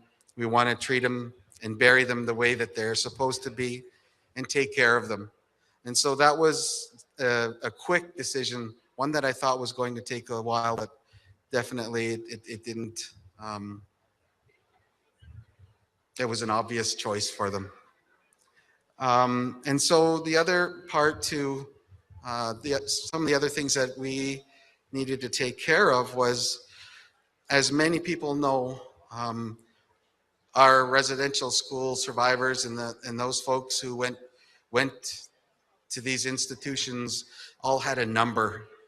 I think my mom's number was 74. Give me a thumbs up, Dessa. Dessa. Was our mom's number 74?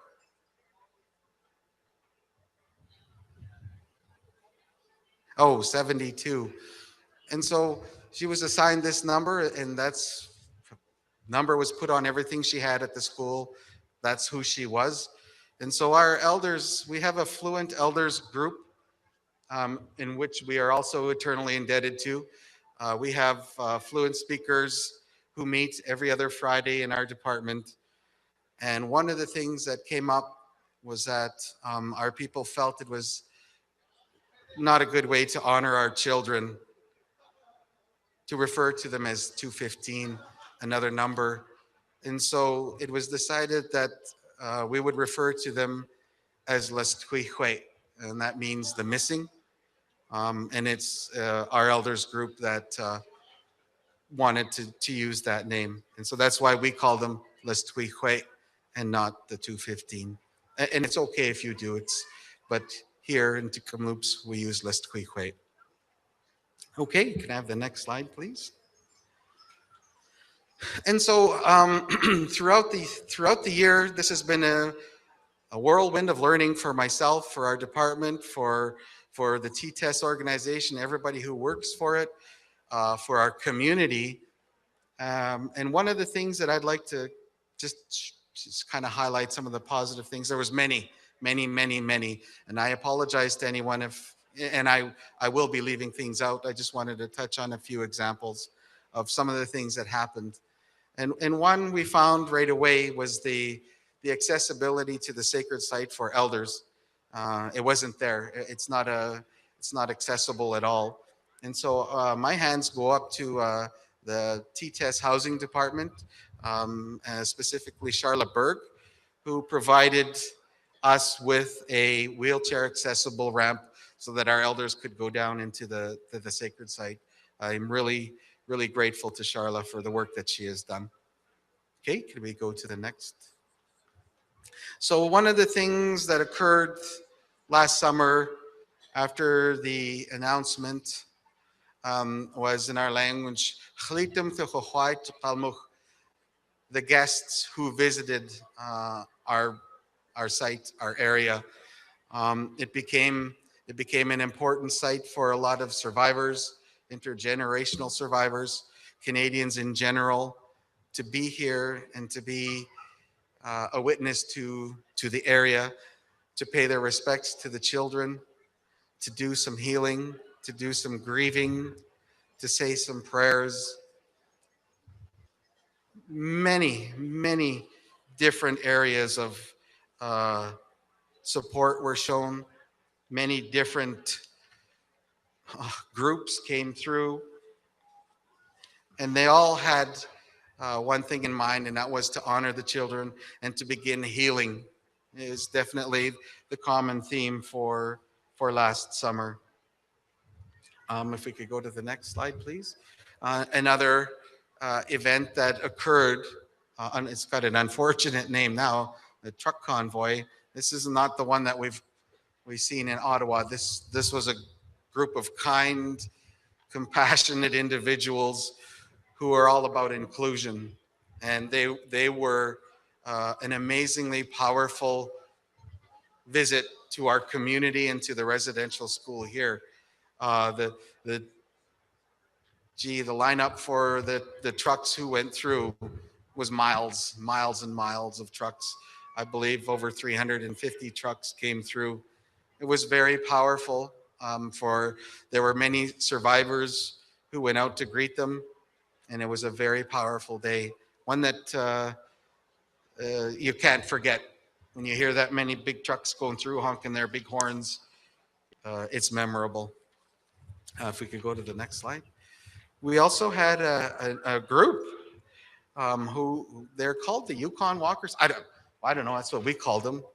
Yeah. But they literally walked from Whitehorse to Tk'emlúps. Took them June. They got here July, or was it August? They got here in the summer when it was quite hot. They were an amazing group.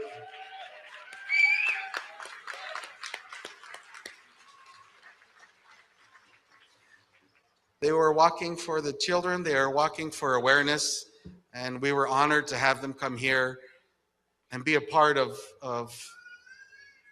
what we were doing here. And they honored us in ways that we can never repay. So we're quite proud to be associated with those fine people. If we could go to the next. So it was, once again, we've got just the truck rally. I think Larry Reed helped me with this. I think he really likes the pictures of the truck. So he's thrown more trucks in there. If we could go to the next. Another very exciting and culturally powerful visit we had was from the Okanagan Nation Alliance. They're a horse nation people, much like us. And they showed up with their horses to honor the children and to be a part, and for that to be a part of their healing as well. It was an amazing day. They have an elder, Jane Stilkaya, who is an amazing, inspirational person. She's over 90 and she still rides a horse. She still does her cowboy, and she's an amazing lady and one that I have much respect for. And so the Okanagan Nation Alliance organized a day to come up, and it was very powerful to see them coming in on their horses and just a sight to see. And I'm glad that they did it. They brought a lot of healing for those kids. Oh no, you're good. Yep, go to the next one. I'll try and keep up. So we also had a community east of us, upriver as we call them, and they are the Stalin, and they came to walk their kids home from this school back to Chase. They're walking their spirits of their children home. They walked from, well, they didn't walk all the way from Whitehorse, but it's a long walk from here to Chase. They took a long time to get home as well. It was another very powerful and important part of healing for their community. Can we go to the next? We also had the Sikh riders come through and show their support. Another amazing group of people, kind, compassionate, and just wanted to be a part of the healing, wanted to acknowledge the children, and wanted to share their grief at the news as well.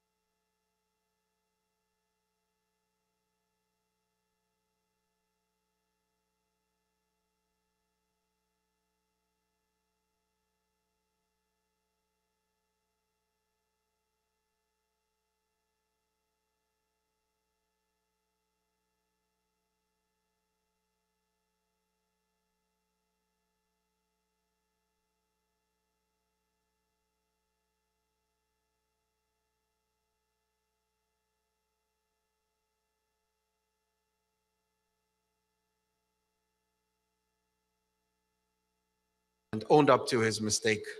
If we can go to the next slide. Another thing this is an example of the kindness and generosity of the city of Kamloops and the people who do business with Tk'emlúps, the Secwépemc. Just near the sacred site, Lions Landscaping, a local business here on Tk'emlúps, the Secwépemc,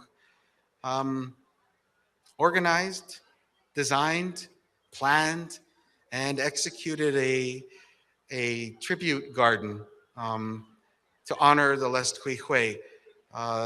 Everything you see there, everything was donated, including the machinery to put it there, the people who put it up, the materials that are there, everything that is there to help our community, and anyone who wants to go and sit there, they played the role in completing that. And it's a beautiful little space, one that I hope will provide the help and some healing for the people who visit the sacred site.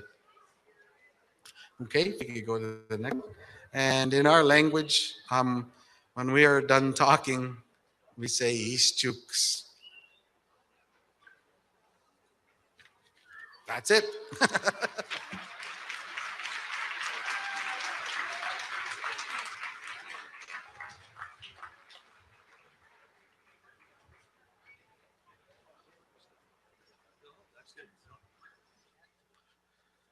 Okay.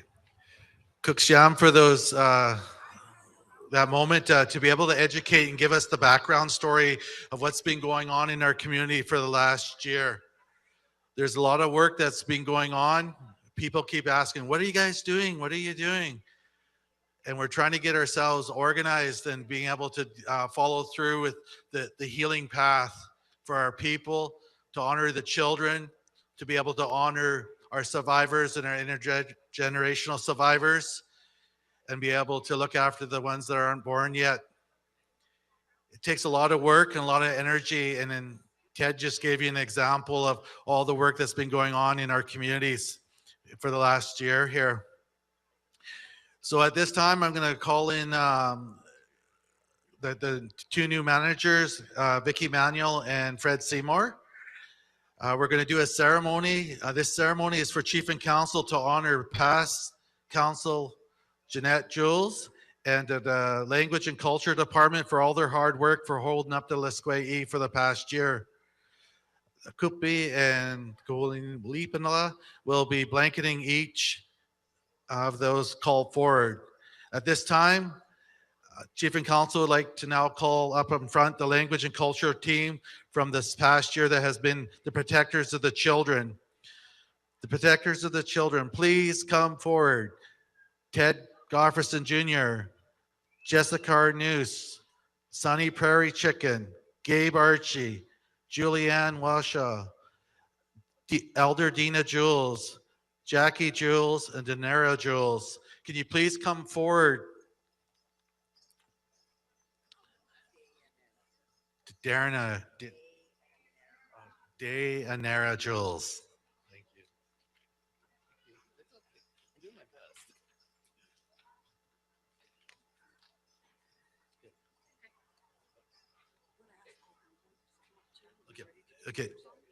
Okay, can all hand drummers come forward, please?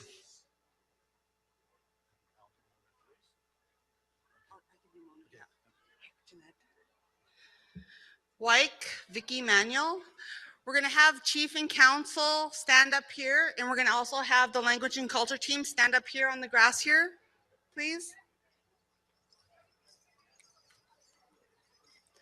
We're going to get a mic to Dr. Elder Mona Jules.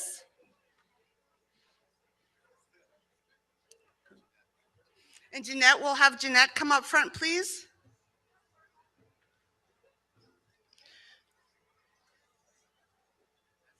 We'd like to get the helpers to bring out the Pendletons and the gifts and put them behind council so that they're ready to blanket and gift.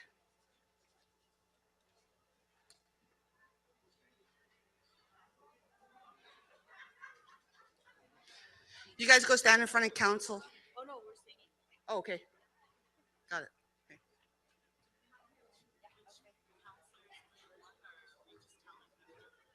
Okay. Whoever, whatever. Go with it.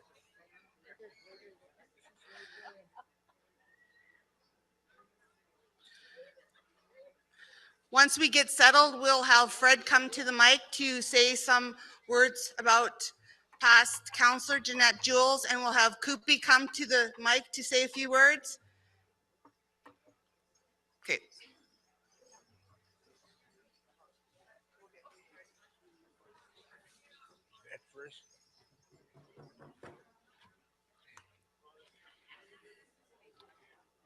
White Coquette.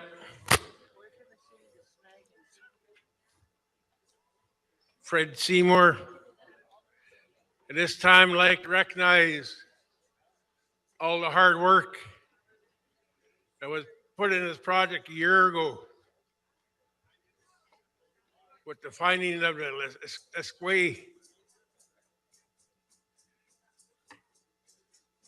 Was in June or July when the 5 chiefs got together. Chief Kukpi, Manny Jules, Kukpi, Bonnie Leonard, Kukpi, Sheen Gottfredson, myself, and Kukpi, Rosanne Casimir. We sat with Tk'emlúps, Jeanette Jules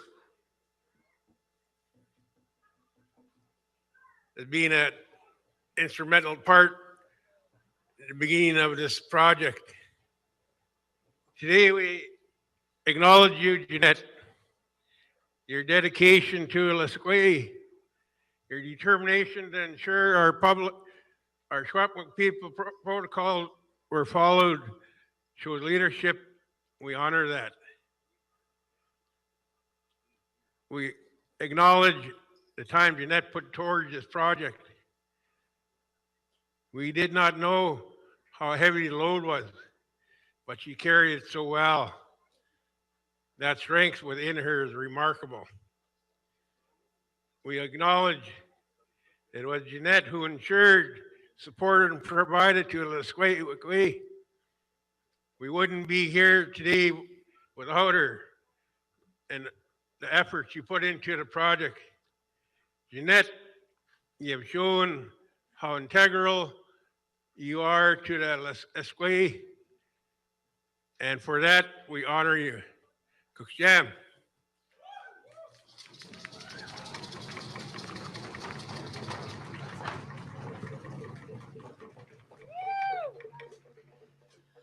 I just wanted to add on to that as well.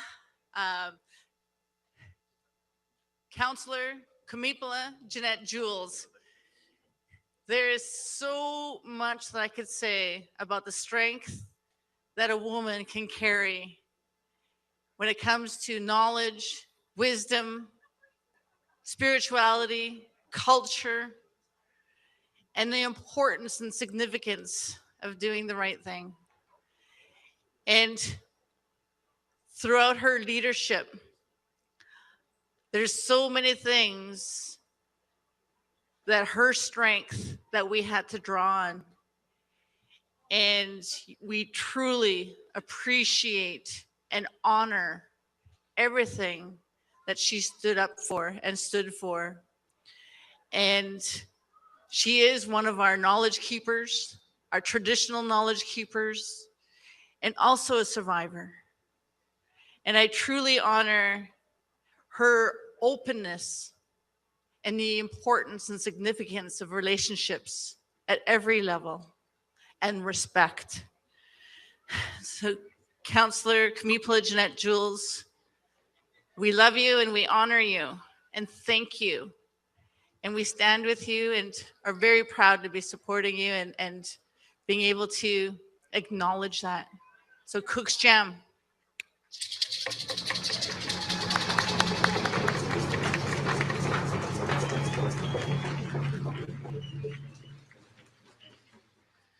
I don't see Dina up here. Is Dina here? Okay. Is there anybody that would like to stand from the family for Dina? We'll bank it Jeanette twice. So I got a chance to sit with Ted to talk about his team. I asked Ted, you know, like, tell me about your team, Ted. Tell me about the good things they've done. Tell me what they've been through. So some of these are the words that are coming from Ted that speaks to the honoring of his staff. Jessica Arnoose, language coordinator. She's a leader, organizer. She organizes everything. Without Jessica, things would not get done. She's a mover and a shaker. She's a quiet, powerful force. Sunny, hey, where's the drums? Jessica, woo!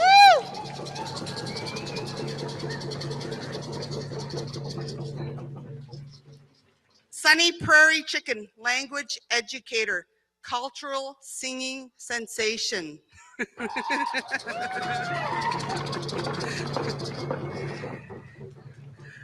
A language speaker and a kind teacher. He is gifted in his understanding of culture, traditions, and protocols.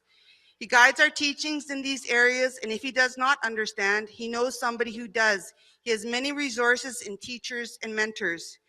He has led on many occasions our songs for the children, for honoring, for welcoming. He is a strong singer.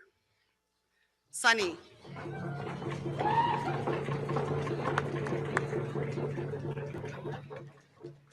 Gabe Archie, multimedia specialist, a language speaker. He is a quiet, kind techie. Knows and understands the tech world, did all of our communications related work with a high degree of competence. He's always smiling and has a quick sense of humor. Gabe.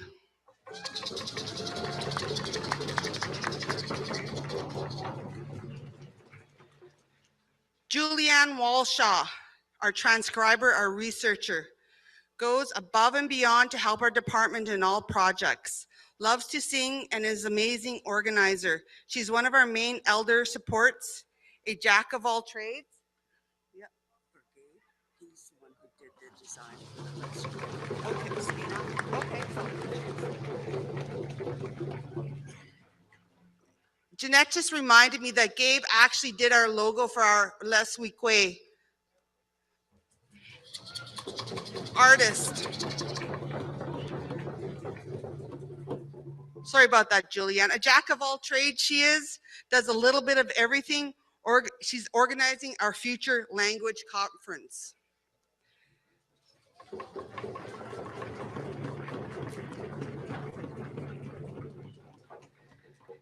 Dina is not here, but she's greatly missed. Dina is our museum administrator.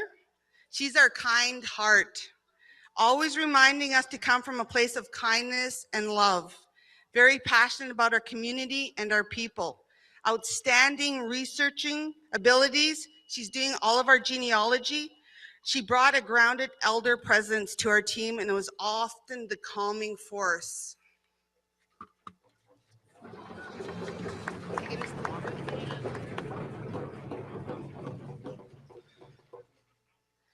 Jackie Jules, our museum cultural educator.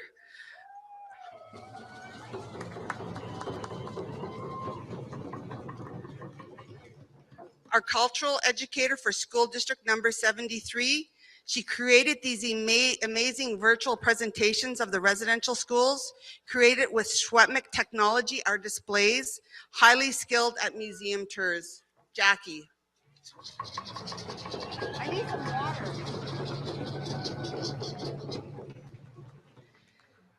Dayanara Jules, the museum receptionist, a huge help with day-to-day duties and bookings, always supporting the team with singing for events, a welcome addition to our team and support for the museum.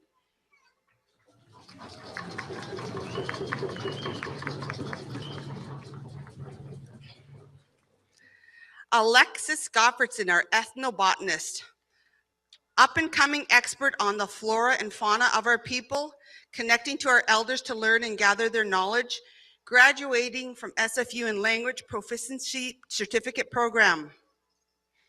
Alexis.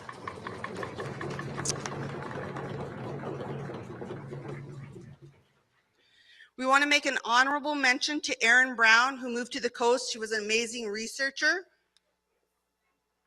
And Ted wanted to welcome to the team Sharon, Ken, and Laura. Jackie? Oh, Shannon, pardon me, Shannon. Now I'd like to speak about Ted. I sat down with his family and I asked his family to, if anybody knows what Ted has gone through, it's been his family, because they're the ones that probably haven't really seen Ted this last year. And everybody that talked about Ted, they got emotional. They got all really choked up because they seen the struggles and the hard things that Ted had to endure, but he always did it with this huge smile. So these are some of the words that come from your family, Ted. Ted didn't take a single day off once the children were found, May 24th, 2021, until after Thanksgiving. He was literally working 7 days a week, and his days were from anywhere from 10 to 14 hours.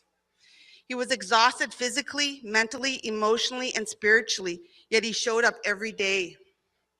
On many occasions, Ted felt so much trauma, criticism, and blatant racism from very religious people who did not believe the atrocities of the church and the finding the missing children in the graves.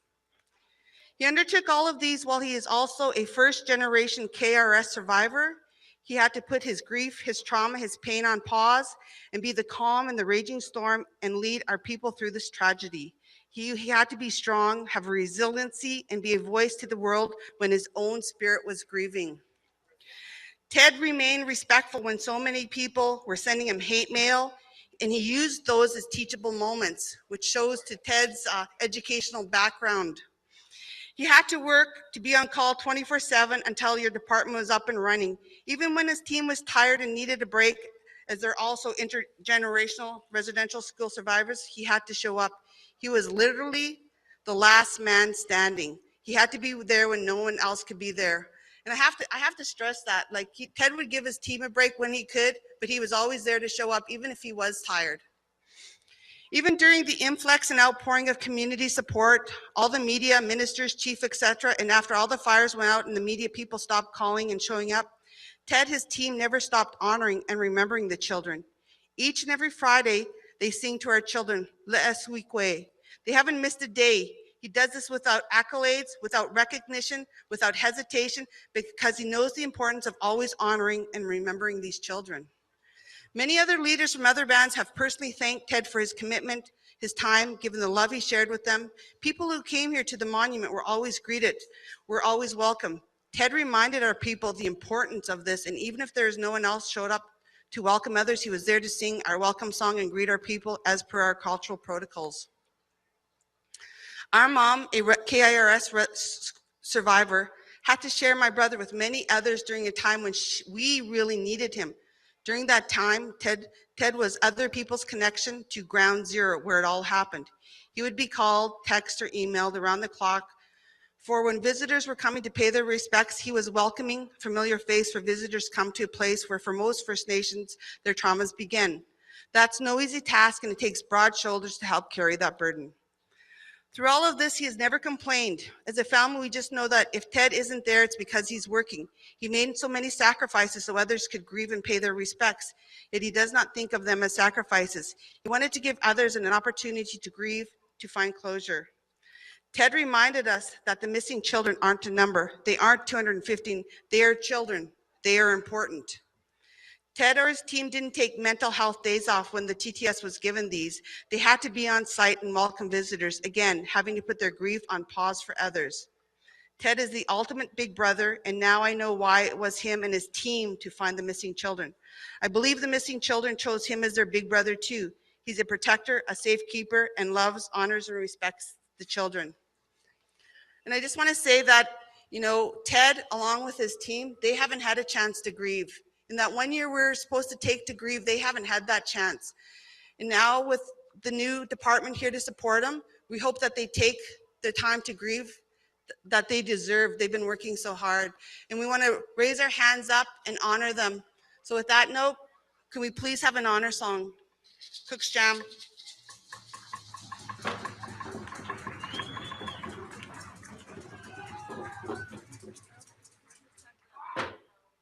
Oh, shit.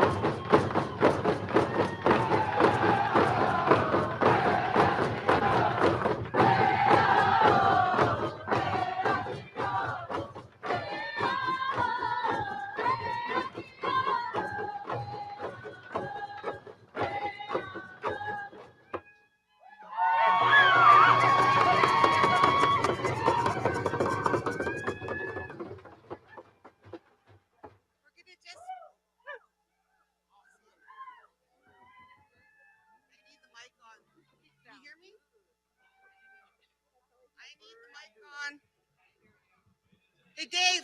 Oh, hello. We're going to just ask, we have Dr. Elder Mona Jules here, and she's going to do a blessing.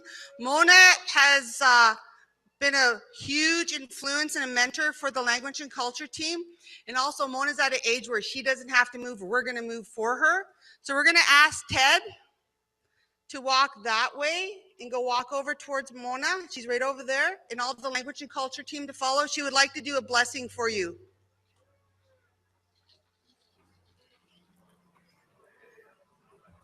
Just wait until they get over here. Oh, I wish I could take my sunglasses off. You want them off? I wished I could. I can't. Okay, you don't have to. Keep sliding down. Are they here? Right up. Doch, das iets is elkstum. Och I gietlam. Dus u akkamp. Dus u Secwépemc Kukpi7.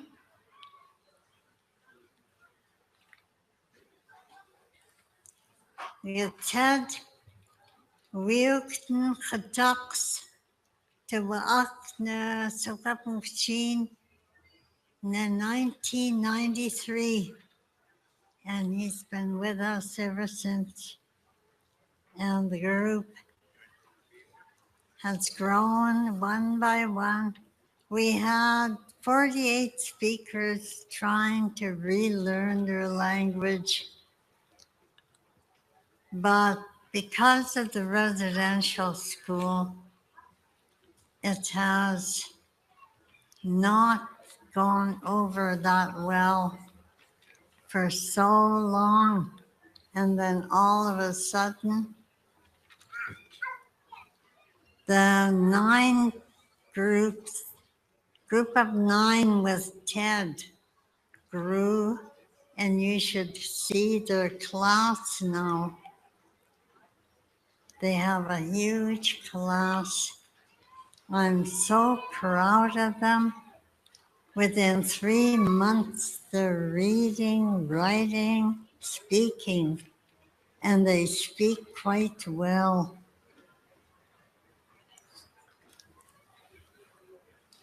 Yui Skakaam, Wenachem, Laui Chochai de Suacham.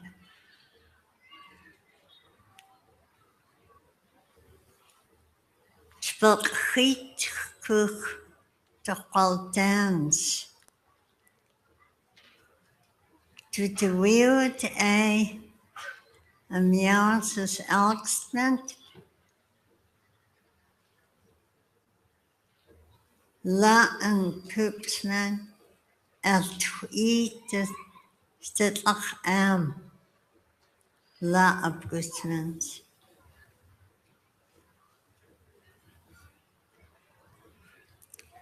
Tk'emlúps, das was recent land.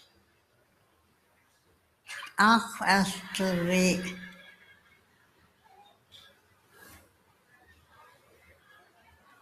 La, as to achamp. Dat was Ben Hanks. Klaksman. Was Steppets. Was Elkstamp. Echt. Des Elkst.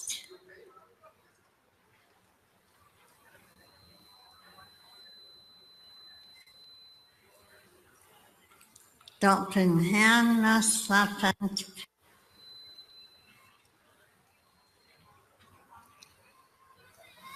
The Ted.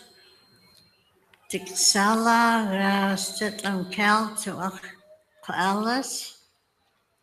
La spaplutas. Oh, la en boepsmen en leeuwknes.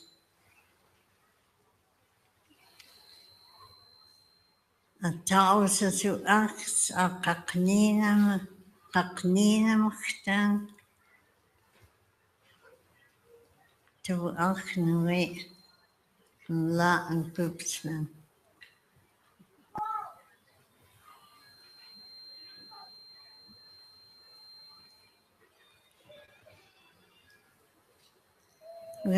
Jessica Huitis Alexmans Geswrappen Kchin Muten Anat and Quatten and Eant who are Poclutus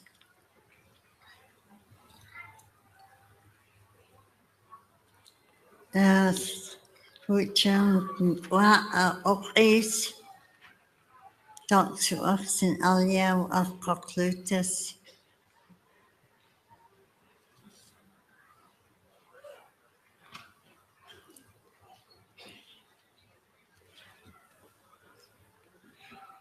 Nancy, Stamkakan, Nancy, who are Poclutus, the Secwépemc Kukpi7, Will Marie, Clut de Vernon, and Yawas Aegis, Tk'emlúps Secwépemc. Dealing just happens.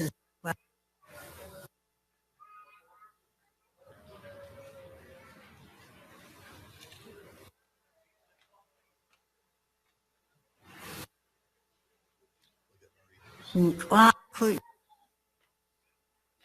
Stamkakot, Rita, the Penticton,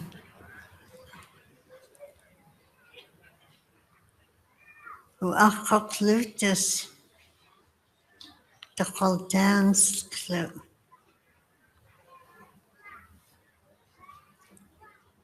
I didn't know that until I had a family reunion.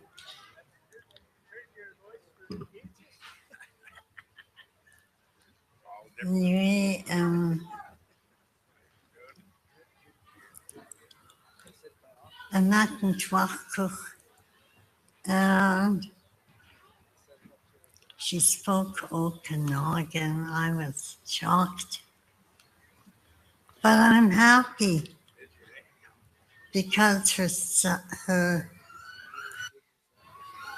husband my class for several years and can speak both Secwépemc Kukpi7 and his language.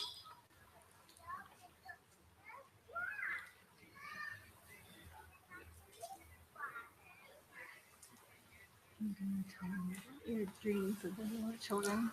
Yes, I've been dreaming about the children. I've been trying to write prayers, and I thought, I've got to find the right words for them. And then started appearing. I decided their prayers will come from the heart. I've been dreaming about them.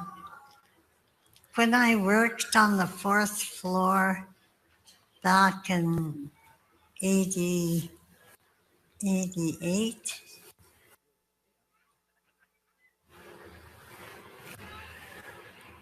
I was a tutor counselor for the Kamloops Indian band, language teacher, and I would be left until 8 o'clock before I was allowed to go home. And I would tell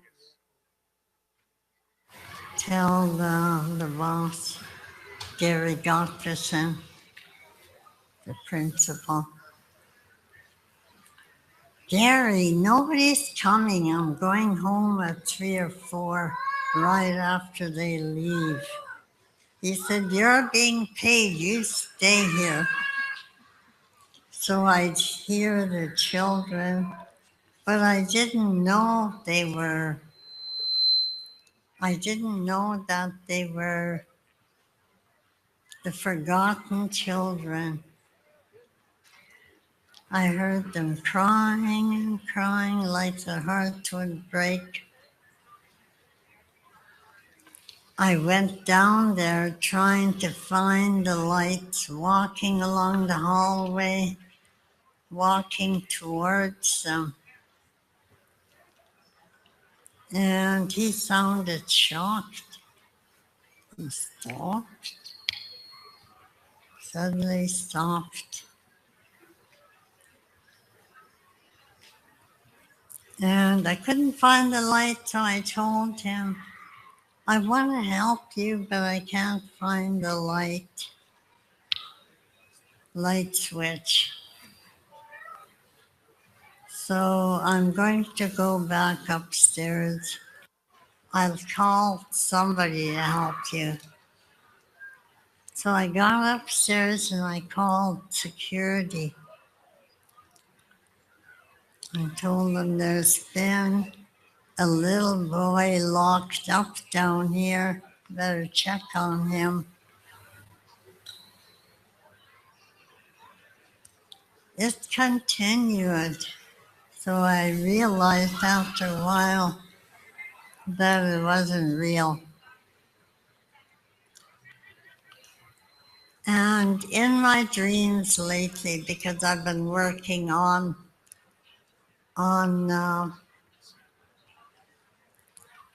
thinking about prayers for the children, I thought it's got to be perfect. And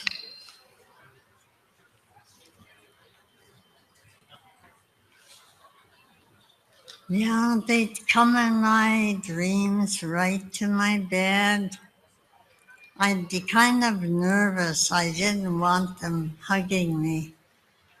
They seemed to know when they would back off and just stand there. Eventually, hang on to one another. There'd be more children down in the hallway looking out down the hallway. And this is me from my bed.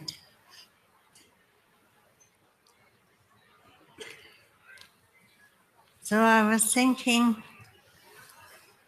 are they all released? Is it only some of them?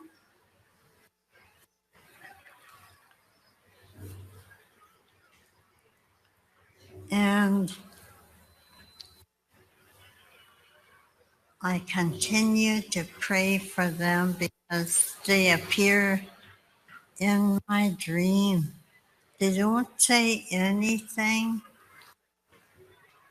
They don't cry anymore. They look relieved. So I want to say Kukpi7 to the organizers, to the drummers, to the people here for caring. You Kukpi7 alt Kukpi. Tk'emlúps.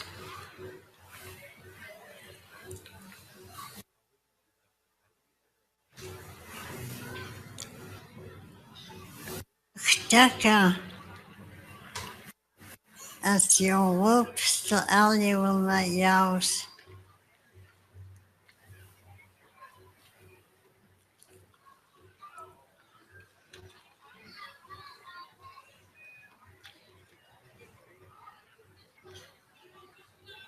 Kukdaka Kukpi7, Tk'emlúps,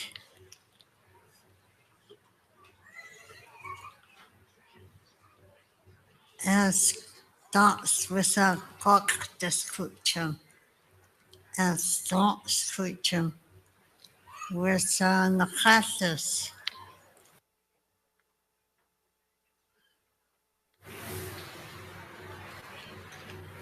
Panan as wheels as to ax to self-defense. I'll cook be cook stuff cook peen to seat knukanta as a fight kalmuk to eat to ach in elia tak six as a weapon.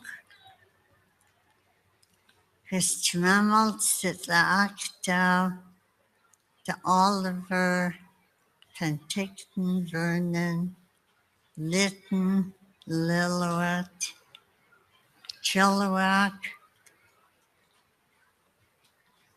Agassiz Williams Lake Tweed the Kalmuku Akin Elia equals chain each cook step cook Hawaii to Akin Elia Peen to seat. Thank you all. You eat soups? Tell them that your granddaughters want to talk. Oh, my granddaughter wants to Read that poem. You got that poem. read that May poem from Seam. That's for the survivors. I thought that would be such an honor for them to hear. Qua, Jenna, For these over here. Over here, No, he grows no. these guys there.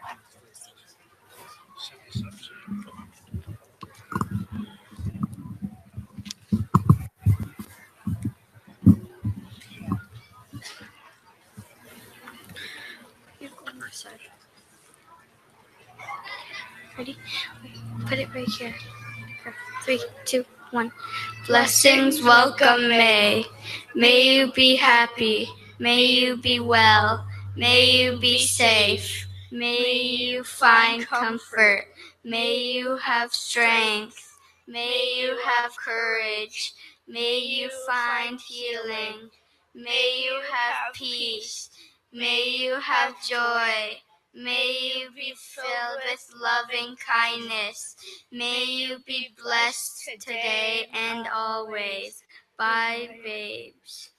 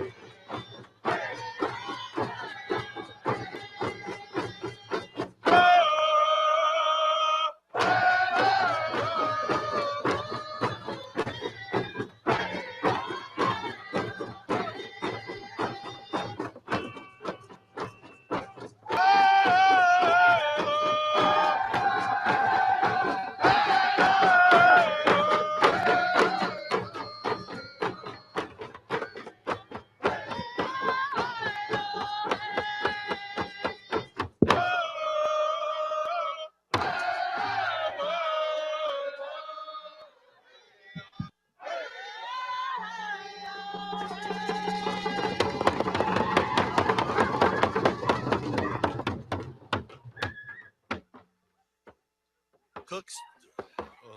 Hello, hello. All right. So we're gonna ask. We're getting ready for our lunch too.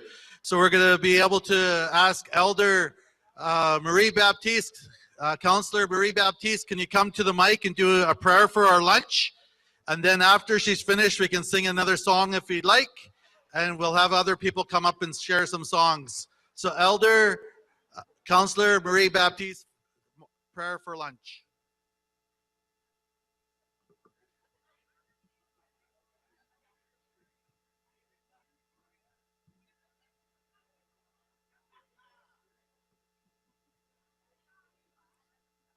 Good afternoon, everyone.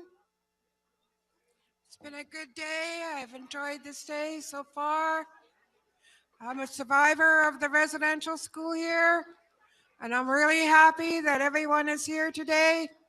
I will say a short prayer, and I also sing a prayer song, one that is used in our winter dances in the Okanagan. I will just do a short version of it because sometimes when I sing it, it may last an hour or more.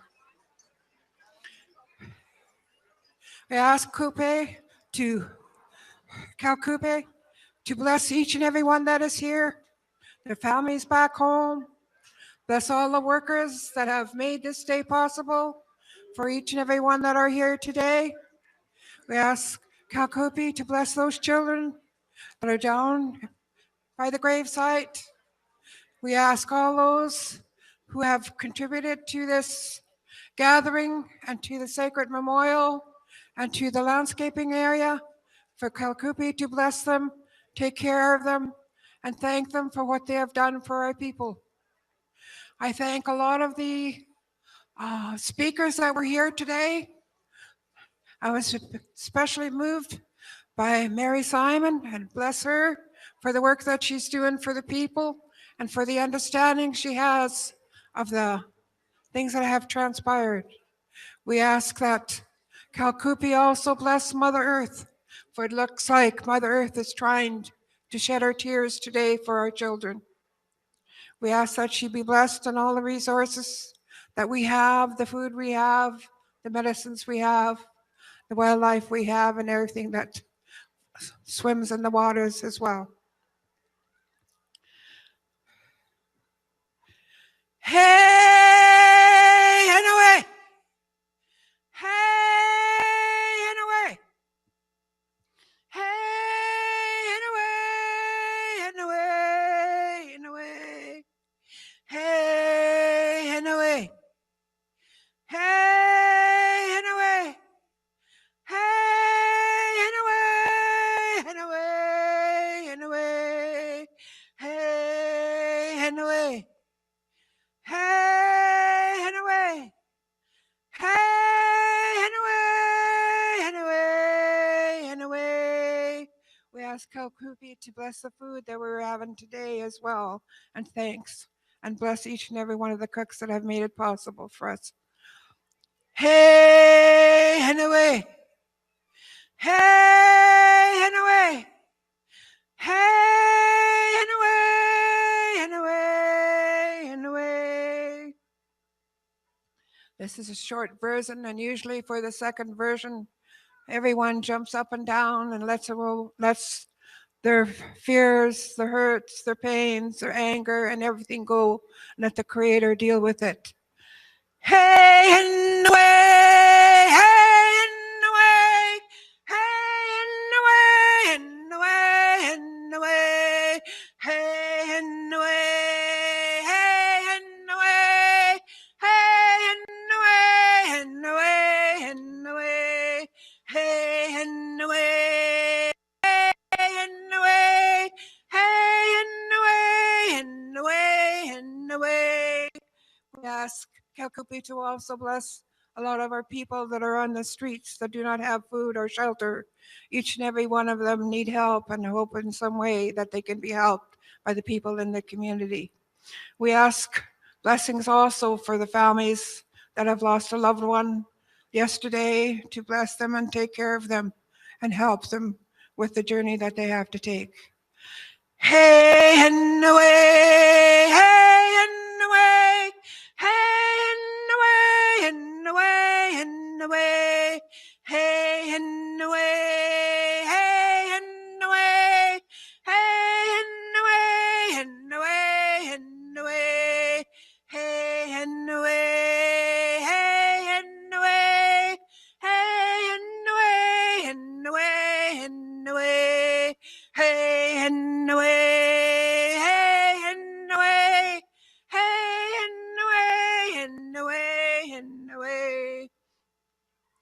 Thank you, Kalpubi, for all the blessings you have given to us today, and may the rest of the day be a good day for each and every one of you. And what you have heard today, may you bring back to your families back home and let them learn about what has happened with our people and everything that has gone and the ceremonies and everything. Each and every one of you have a good day today. All my relations. Oh.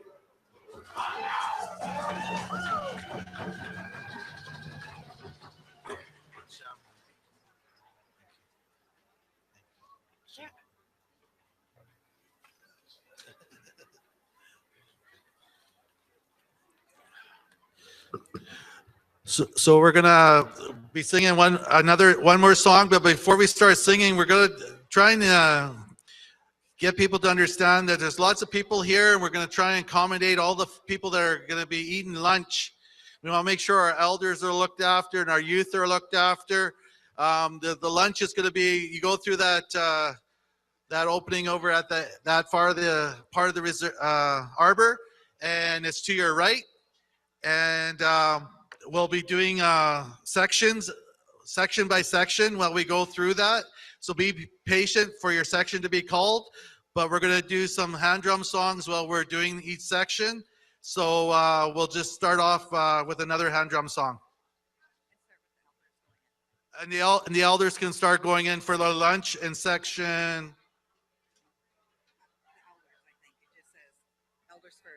Okay, elders first for the lunch. So if you have an elder sitting close to you, don't be afraid to go and help the elder get a lunch for them. Also, if anybody has a missing phone, we have it up here. Of course, if you can identify it, but we have a phone up here.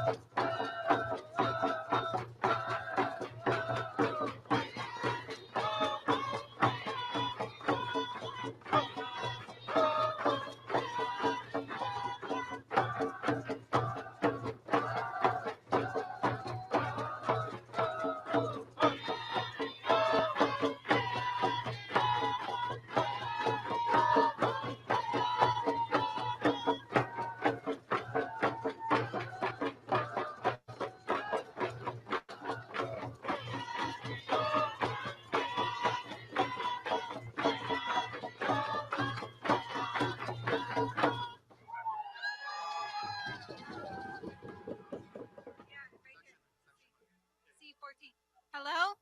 I need the mic on. Hello? Okay, guys, section C to C14 and 16. You guys can go up and eat. Kukshachim. Section C14 to 16. You guys can go up and eat.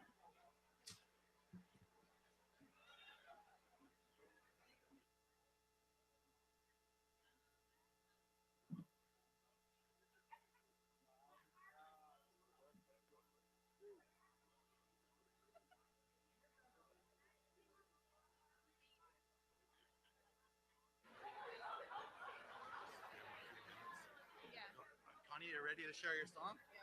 Okay. She went and had a smoke.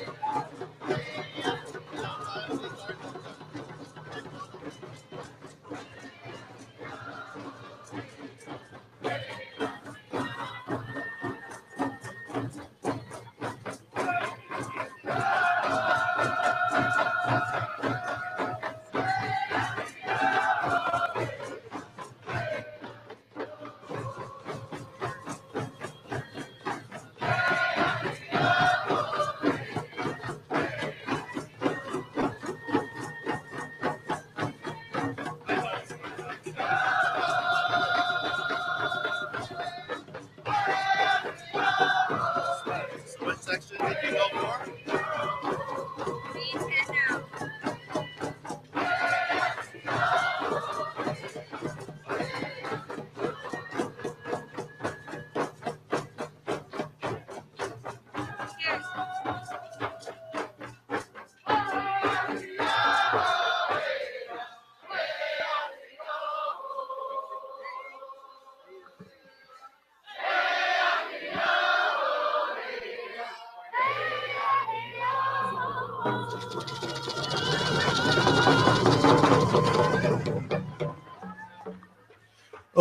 Okay, so we're going to do the next section here.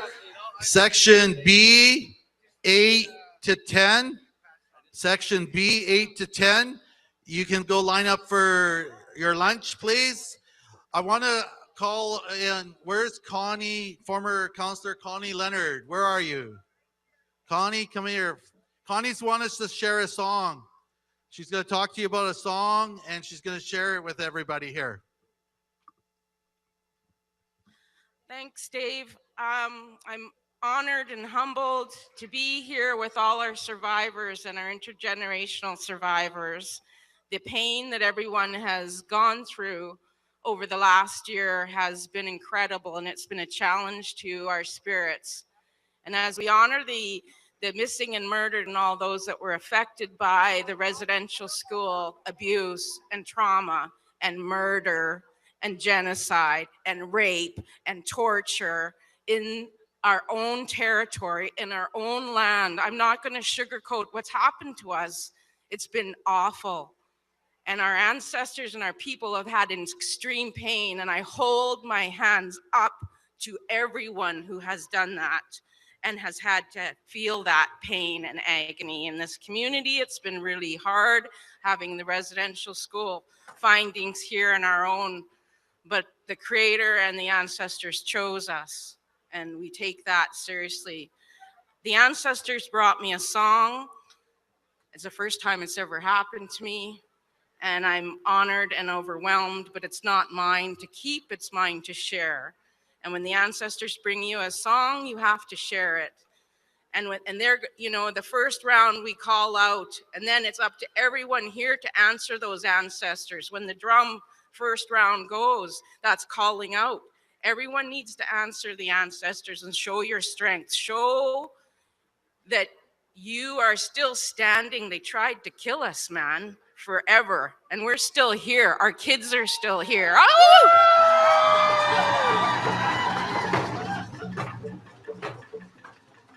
So this song, the way it came to me, I was in my home and I was reflecting on the last year and the pain that my dad and my sisters and my brothers and all of us have faced in our own family, and our family extends out across Turtle Island. And I knew that it was the ancestors speaking to me because it wasn't coming from anywhere that I knew. And it's come to me in a way that we remember our 4 directions, our 4 seasons, and we're in a season of coming out of winter. It's been a hard winter, but spring is coming. So the rounds will be 4 rounds. I'll explain the first. You know, it's just a gentle, nurturing song, and the title that came to me was "The Gift is Coming." The gift is coming. Don't give up. We have people that are struggling. Don't give up. So I'll just do the first one, and then you answer for your ancestors. And I'm sorry if that sounds, but that's where my heart is. Oh, he-oh, he-oh. Oh, he-oh, he-oh, he-oh. Oh, he-oh, he-oh, he-oh. Oh, he-oh, he-oh, he-oh. That's how it goes. It's simple, it's from the heart. We're going to start off with it being spring. When we get to the winter, you let it out. You let it out because it's there. And this is medicine. Our songs, our dancing, our singing, our prayer is medicine. And I'm grateful, and I'm scared as crap right now, but I'm doing it anyway.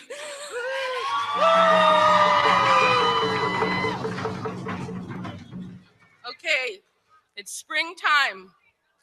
Oh, he-oh, he-oh, he-oh. Oh, he-oh, he-oh, he-oh. Oh, he-oh, he-oh, he-oh.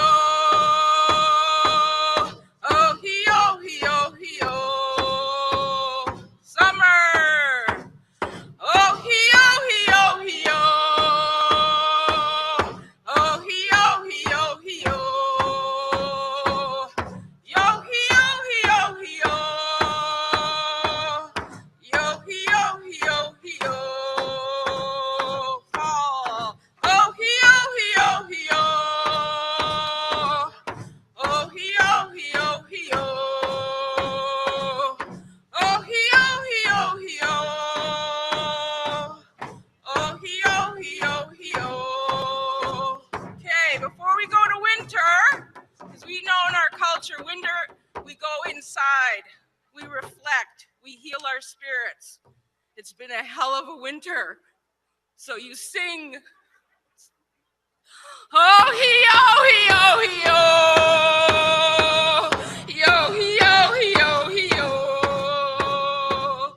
Yo, he-oh, he-oh, he-oh. Yo, he-oh, he-oh, he-oh. good to get that out. Ooh. And we're not going to forget the pain, but it's not going to define us, and it's not going to define our kids. Our kids are here, and it's springtime. Don't forget them. Spring again. Yo, yo, yo, yo. Yo, yo, yo, yo. Yo, yo, yo, yo. Yo, yo, yo, yo. Thank you, and all my relations, I love you.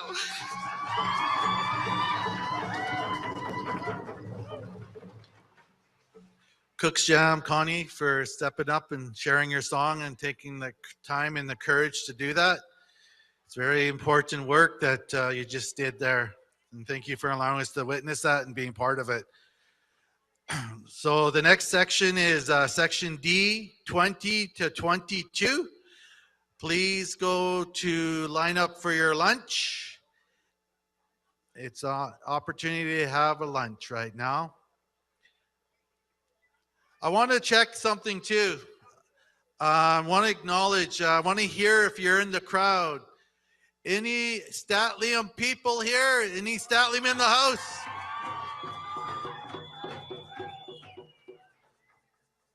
I can't hear you, Statlium. Where are you?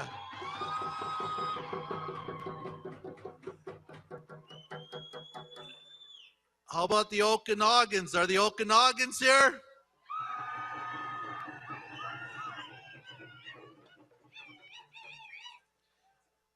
How about the Stolo Nation? Are anybody from Stolo Nation here?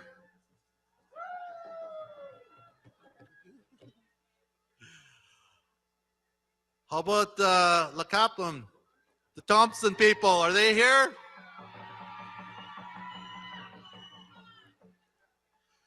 What about the Carrier? Any Carrier here?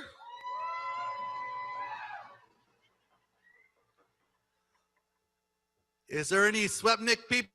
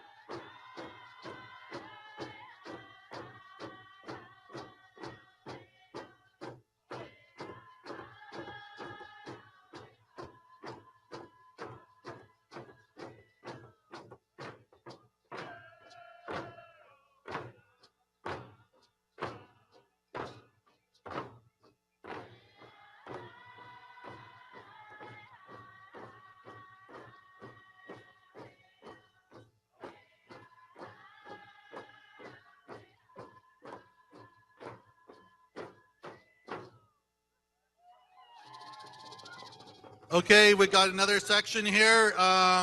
Section A14. You can go for lunch. And there's a youth here that would like to sing a song from her nation, Squamish Nation. She'll introduce herself and she'll sing a song for us. Hot squall Tanoyap, Tisachlit Kukpi7.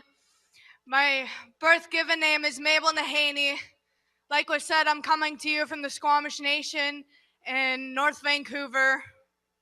Like, I was gonna say BC, but we're in BC, I forgot.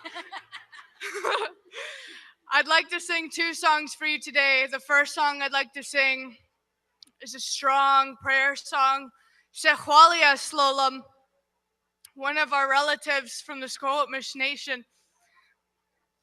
And then the second song I'll explain after.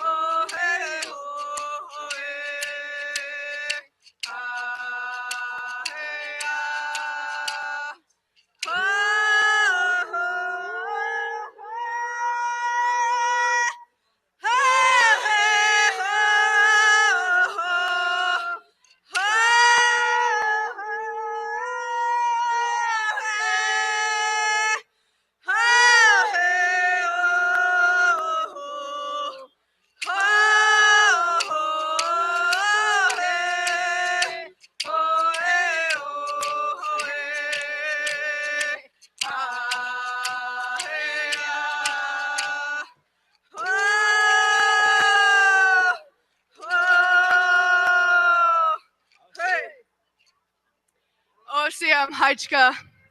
The second song I'd like to sing was a request from my grandma standing here.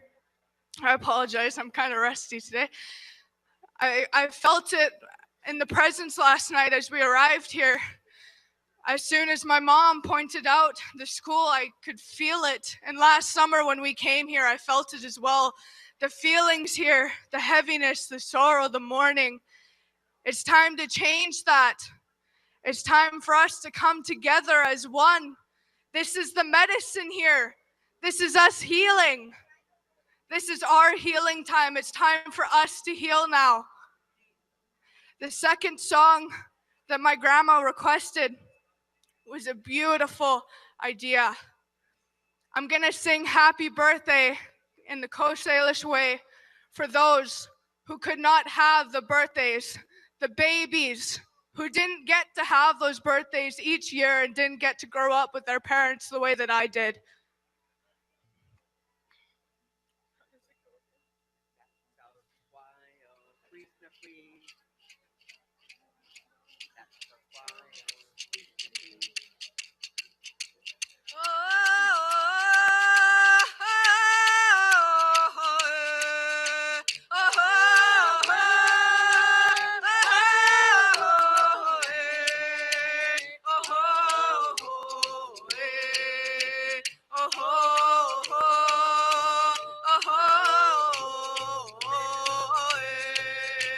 A happy birthday to you.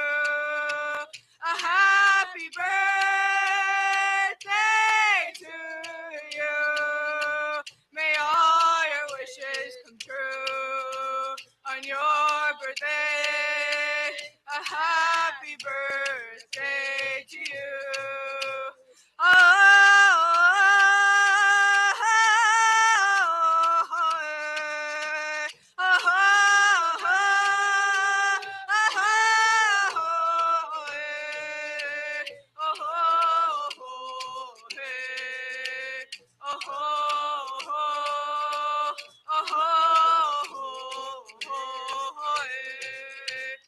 happy birthday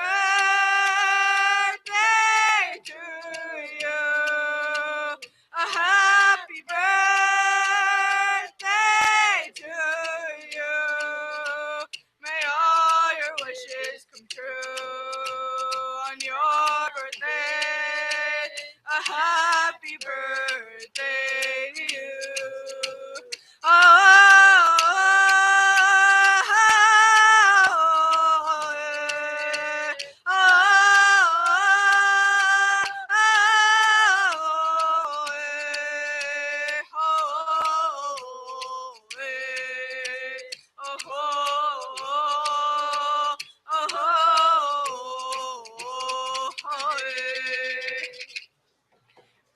Many thank yous, Haichka, Osiam, Hi Hi, Oma Relations.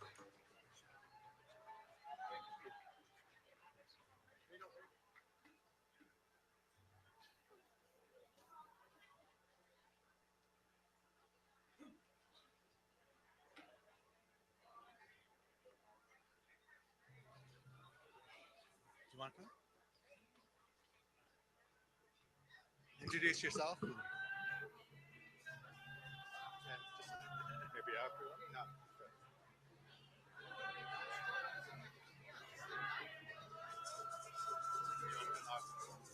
That? Yeah. Give you this while we're waiting. Oh, okay. Thanks for singing and dancing.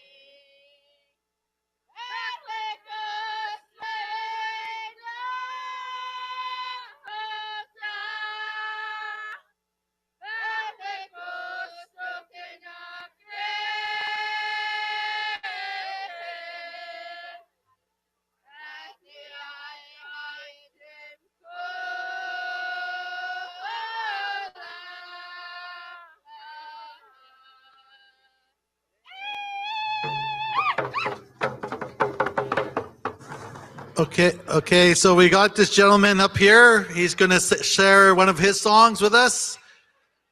He'll introduce himself. Sin guzon. Sa gusto kanjan chaholitil. Du ananan guzon jigunil in ga honisan du kolla hadas hotel. Njan Kamloops Residential School. School dhani jaili. Ha gusto hagunde du agunda. Guzon jigunil in. Guzon jigorane sat. Gongat in nang kaini nitlin cha at inin. Asaslana da thought eh. Gonjit warane sat. Anjan was Jan na son. Sidigo Grant Alphonse tada. Set caught in the Ninaslin. Het caught in high. Good afternoon, everyone. It's good to gather here at this site. Many of us have gone to school here, and it's a pleasure. It's good to see our people gathered here. As I heard this morning, we're here to enjoy each other, get to meet each other, and just basically take it in, reminisce. So it's a good thing. I also was a residential school student myself at the Mission in Williams Lake. And I recall being bussed over here to play floor hockey when I was younger. So on weekends, we'd spend time over here during those days. So I also am a part of this school as well. Again, I'm gonna sing a song. So I'll stop for there and Tanasha.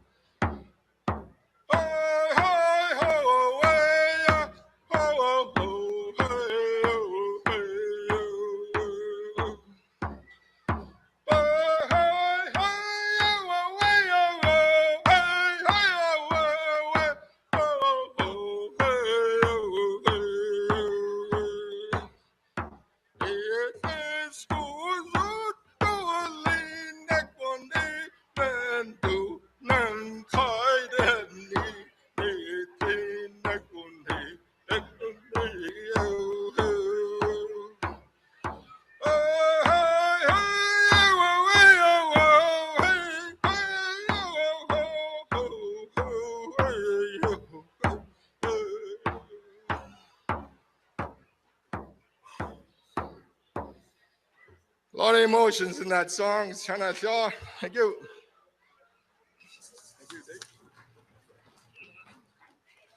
And Kukpi7 for that song. So, as we go through this day, remember why we're here. What we're doing here is helping each other, supporting each other. And this is one of the ways we do it is through our songs.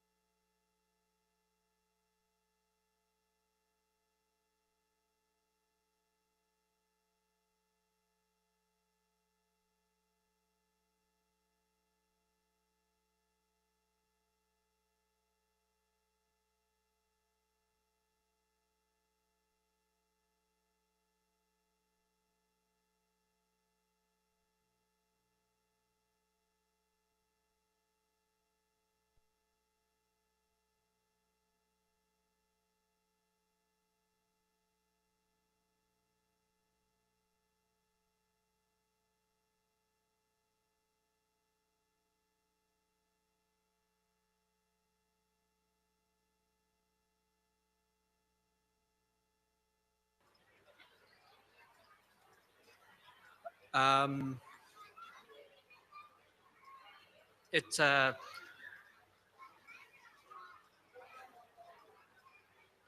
do you say it?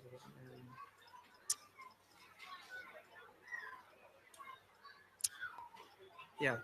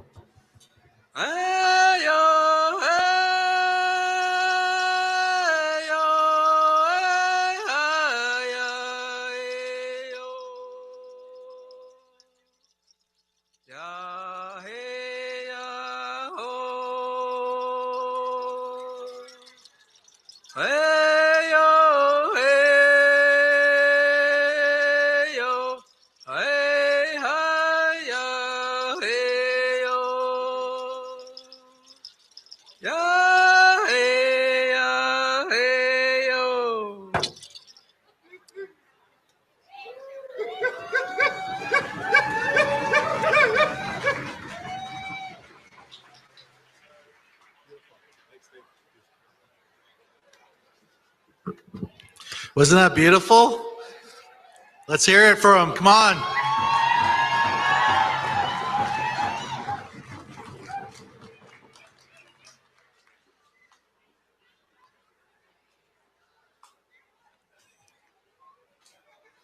Here's another gentleman that would like to sing a song. You can introduce yourself.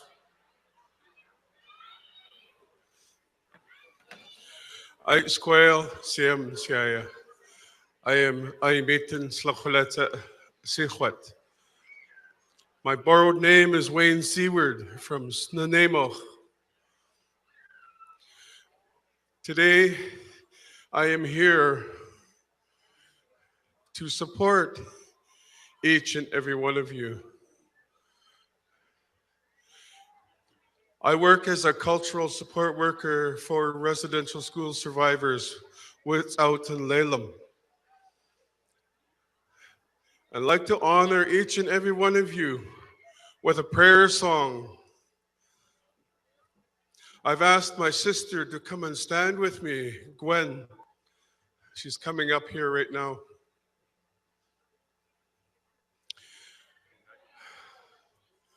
This prayer song comes from my great-grandmother. She was not well in the Cowichan Valley, and she was calling all the people together to help her pray. And she was saying to the people in our language, please help me pray. I don't know how I'm going to be when I pray. Oh, poor me. And with those words, my granduncle turned it into a prayer for her. And I sing this as gatherings like this, because to me, we're all coming together to be as one, to help each other, stand each other up on our feet.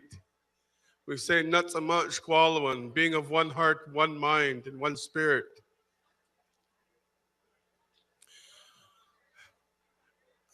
I have standing beside me one of my older sisters who was dragged away to the residential school, along with my older siblings.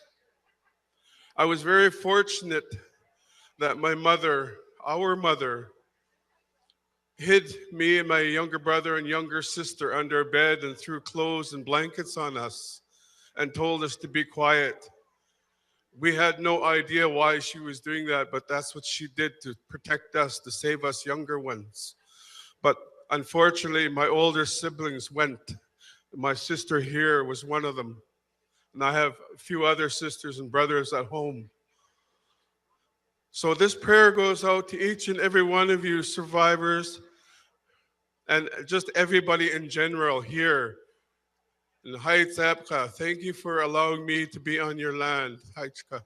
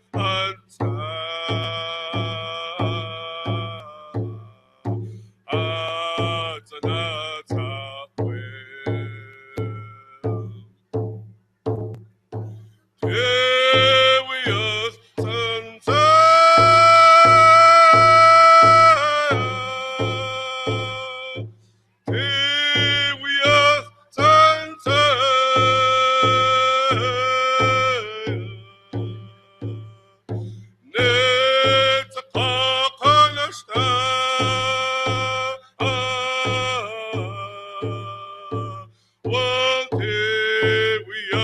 anta.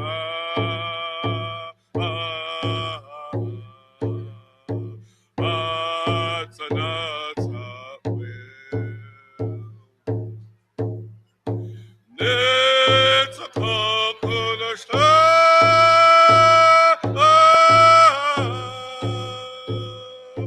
Netzakakunashta.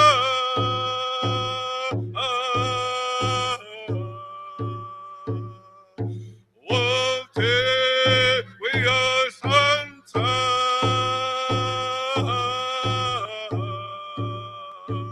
Walterius anta.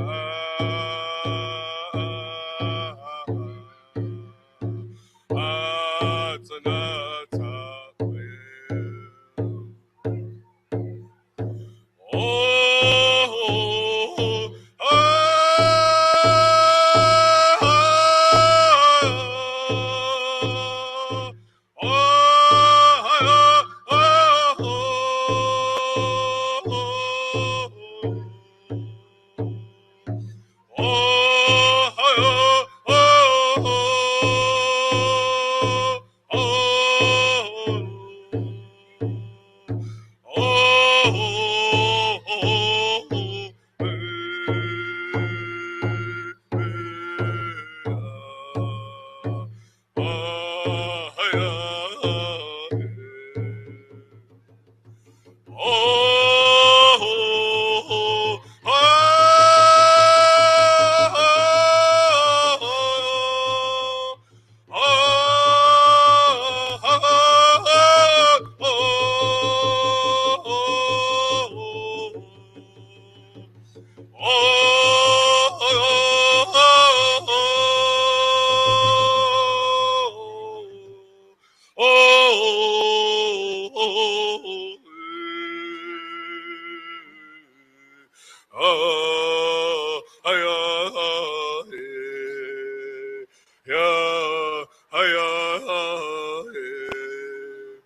Hi, Tk'emlúps, Nisiay. Hi, Tk'emlúps. Thank you, my friends and relatives. Hi, Tk'emlúps.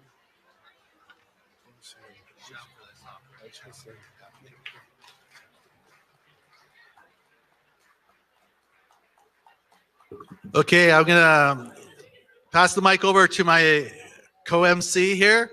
She's gonna do some acknowledgement because, you know, this whole year there's been lots of people behind the scenes helping, supporting us as a community, and we're moving things forward slowly but gently.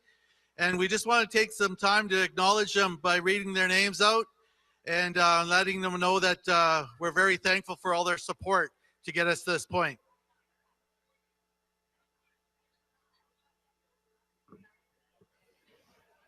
First off, I'd like to acknowledge, or we would like to acknowledge, the elders here, the residential school survivors, and all other nations and First Nations communities in attendance. I'd like to acknowledge our dignitaries, Governor General of Canada, Her Excellency the Right Honorable Mary Simon, His Excellency Whit Grant Fraser. Political attendance, we have Chief Harvey McLeod from Chief Upper Nicola Band representing BCAFN, Dr. Ron Ignis, who is a longtime Kukpi of Tk'emlúps, Frank Caputo, Member of Parliament for Kamloops, Thompson, Caribou, Grand Chief Stuart Phillips, Union of BC Indian Chiefs, Honorable Janet Austin, Lieutenant Governor of British Columbia, Kukpi Judy Wilson from the Tk'emlúps Indian Band, Mayor Ken Christian, Mel Rothenberger, Electoral Area P Director, Minister Miller, he may have left already, from the Federal Minister of Crown Indigenous Affairs, Minister Murray Rankin from MIIR, Peter Hilton, Regional Director, Thompson Okanagan Negotiations and Regional Operations, Peter Millibar, MLA, Kamloops, North Thompson. For any chief or council dignitaries that are here that I did not name, could you please stand?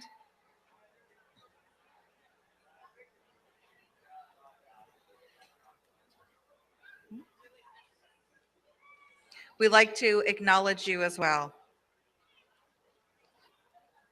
Officials from our health organization, Interior Health Canada, we have CEO Susan Brown, First Nations Health Authority CEO Richard Jock, First Nations Health Authority Vice President, Interior Region Lisa Montgomery Reed, First Nations Health Authority Board Chair Colleen Erickson.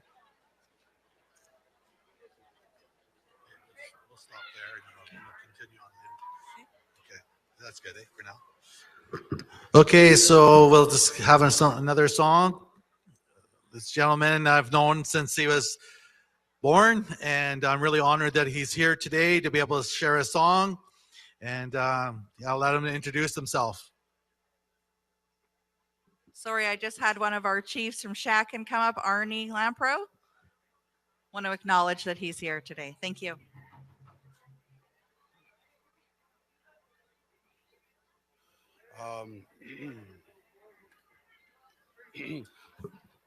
Waik to White Dustin Jules and Skiston is Clachwan, and Ka Selena Jules to Skiston, and Kpa Hyson Jules to Skiston. Hello, everybody. My name is Dustin Jules. I come from the Skiston Indian Reserve. My grandmother, well, my great-grandmother was Selena Jules, and my great-grandfather was the late Hyson Jules. They were fluent speakers of our language here in our nation. My family, too, had suffered from this place we call an institution, the residential school. My uncle that comes from here walked into this arbor and reminded me today of how much my grandmother suffered in this institution, how much it messed up her life, what that religion has done to her. My mother, too, is a survivor of this institution. She ran away from there when she was 11 years old because her mother died at that age. The residential school allowed her to go home for one day to attend her mother's funeral. And then after they buried her, they sent her right back. Treated it like it was nothing. And then right after that happened, she ran away from here, ended up on the streets. But she eventually, over time, made her way home, back to our family, where she truly belonged. Not only has it just affected the older ones from my family, but it affected us kids too. I, too, am a survivor of the residential school because that mentality, that way of life stayed in my home. It came to me because of the hurt that the older ones carried for many years. I want the Catholics to really think about that. What your religion has done to my people. I myself, as an individual of this nation, I don't think I have it in my heart to forgive what that religion has done to us. I'll always stand strong next to my people, my Secwépemc people. I'll always stand strong within our beliefs and our ways. Secwépemc. This is Secwépemc land that you stand on. We've been here since time immemorial, and we tend to stay that way. I'd like to share a couple songs. Been singing all my life. Like I said, my grandmother was the late Selena Jules. She didn't know one speck of English. She only knew Secwépemc. She goes, if you're going to be an Indian, you got to know your language. It's who we are. It's what we carry. It's what we've always carried. We're Secwépemc. Be proud of that. She went to a home back in 1993 and she passed away in 94. And she stopped speaking for a year. She didn't sing, she didn't speak until my mother introduced me to her.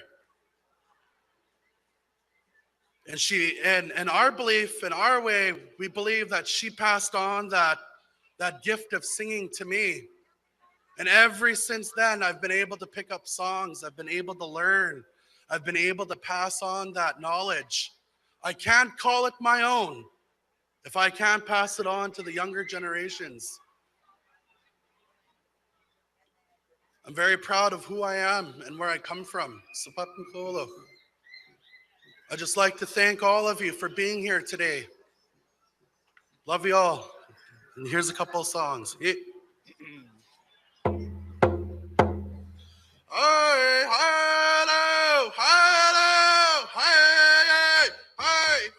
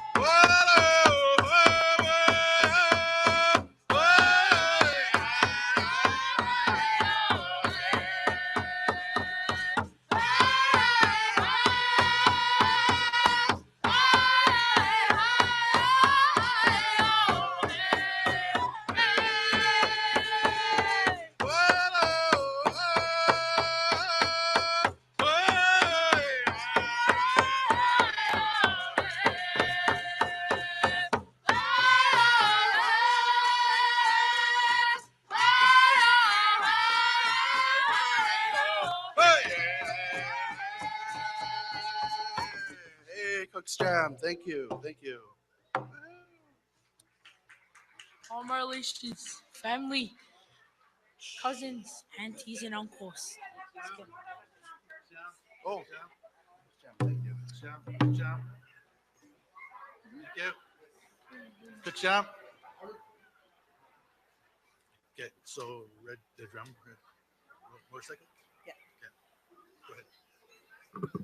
Could we have the Red Rum Motorcycle group? As soon as they're available, come up, and in the meantime, I'll read off some more of our acknowledgements of who we'd like to acknowledge here. So first and foremost, I think we forgot to say as well to acknowledge our day scholars. So I'd like to acknowledge them. I'll start off with the 13 Grassroots Advisory Council.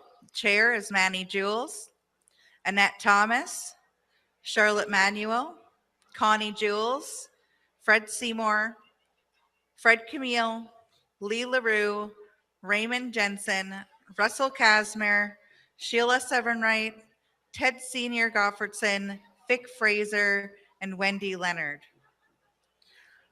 Also like to acknowledge our Tk'emlúps task force. This is around Lil Usquequa.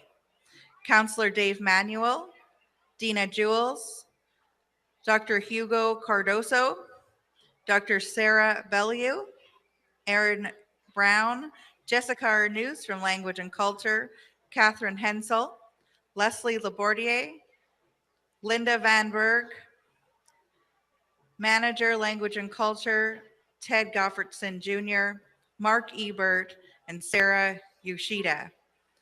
We'd also like to acknowledge some of our knowledge keepers throughout the year who have been there, who've shown up. Jeanette Jules, Frida Jules, Raymond Jensen, or Spook, Sissy Escott Jules, Greg Ferguson, Rod Toma, Kukpi Wayne Christian, Ed Jensen, and Steve Basil. We'd like to thank you for your time and your effort. We rely heavily on our 13 Grassroots Advisory Council. We'll get these ladies' decision right now.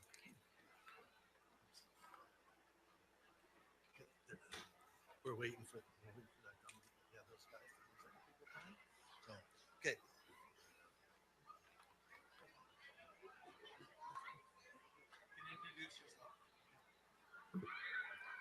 Kitwalapan Chinuknukwa. Acha Shwitlam Kraacha. Bonita Jacob and Satley Mach. Hachalap. I would just like to sing a song that has come to me in the last 3 years. I call it 14 Mile. To remember the ground that our ancestors are laying in, the Mother Earth that cradles them and protects them. To honor Mother Earth, who protects all of the burials across Canada at all these residential schools. This is the reason why we're here. The bodies that are buried that have no names. The ancestors that are buried that we don't know where they come from.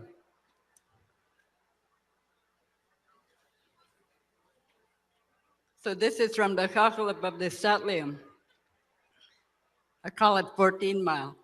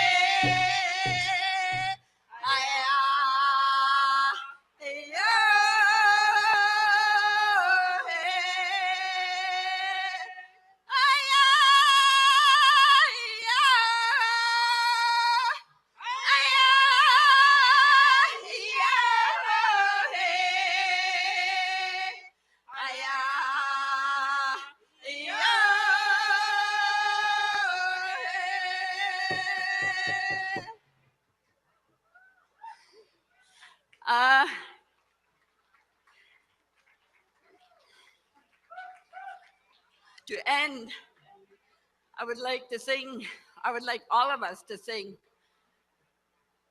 We call it the Unity Song. When the song first came to me, I could see people join in the circle. So as you learn how to sing the song, any song, you start joining the circle and you start making the circle stronger. So take pride in what you do know. Learn more. Take pride in how you learn.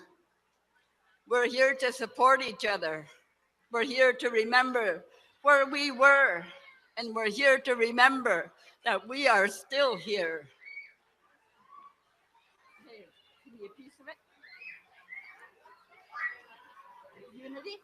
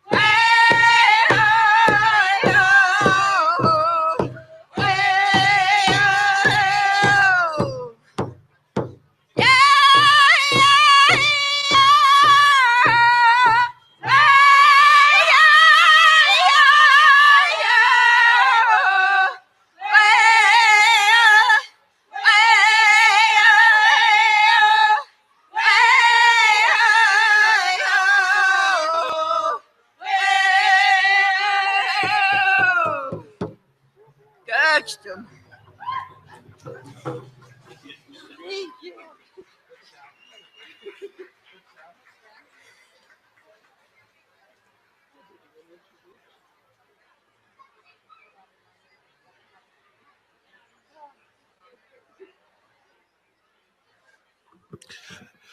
Okay, so we're going to ask the red drum to come forward. First Nations. They're going to explain.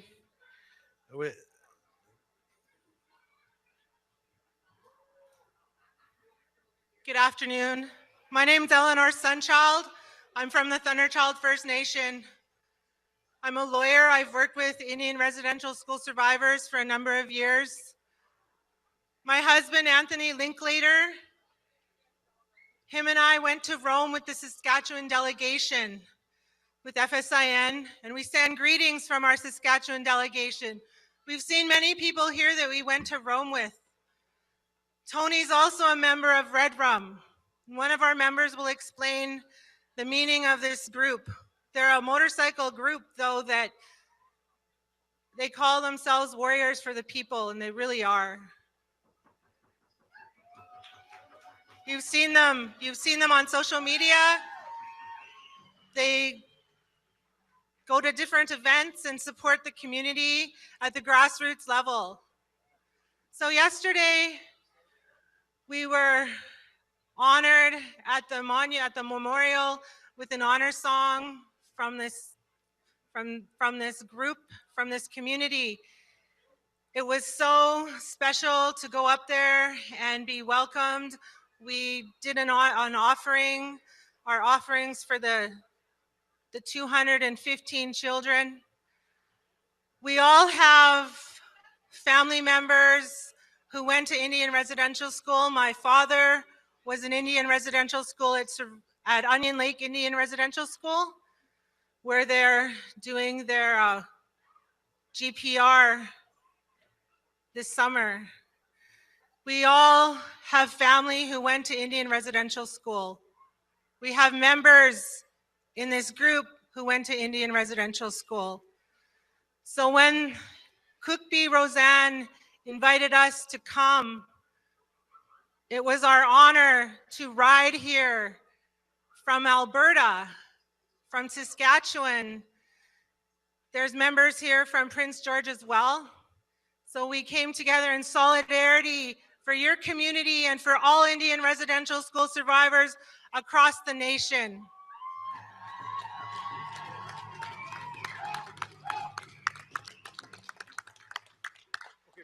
We come with love, and I'll introduce now Brad Spence, who will explain the meaning of the patch.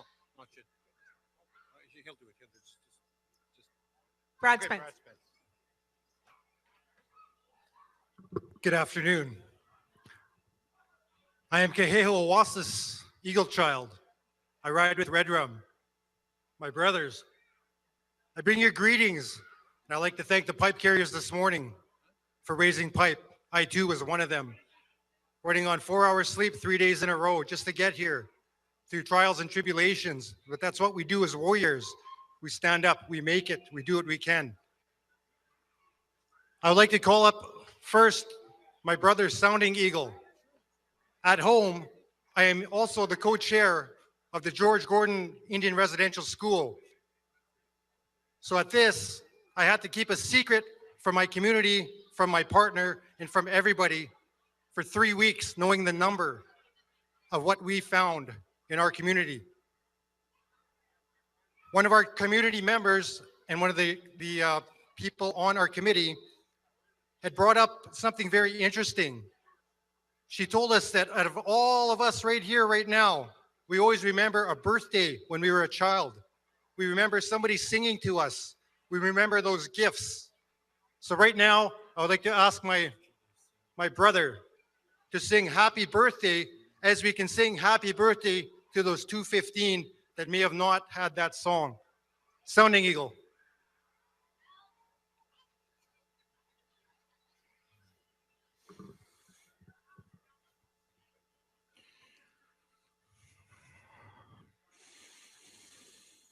Happy birthday to you. Happy birthday to you. Happy birthday,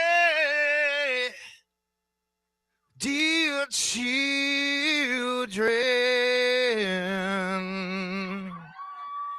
Happy birthday to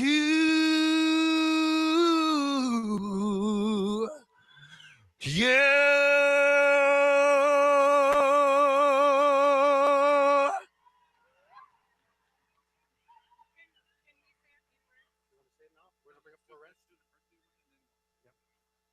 Up next, I got a brother, Laurent. Laurent, too, is a pipe carrier who was with me this morning. We were here at 5 a.m. for you people and for us. We all have something inside. We came here for the children. On behalf of Red Rum and Red Spirit. My brother, Laurent.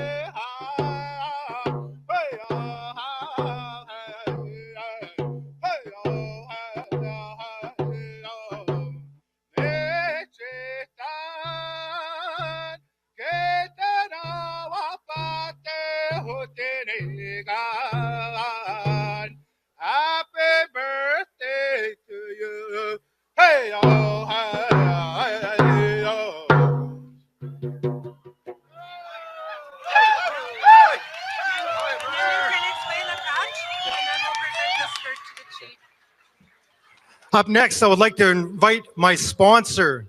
To be in this organization, you can't just join. You have to live your life in a good way. You have to be honorable. You have to be respectful. And when we wear this, we wear it for all our brothers worldwide. We're an international organization. My sponsor, Cowboy. Hi. My name's Victor McGilvery, is my white name. My Cree name is Ukamawa Tk'emlúps. I come from the Satellite Cree Nation, Alberta. And I'm a very proud member of Red Rum. My sponsors are President Sheldon Abraham from the Frog Lake Nation. He asked me a couple of years ago if this be something I'd be interested. He said, "You make a perfect red rum of the way I try to live my life of sobriety and drug and alcohol free for 14 years now." And, thank you.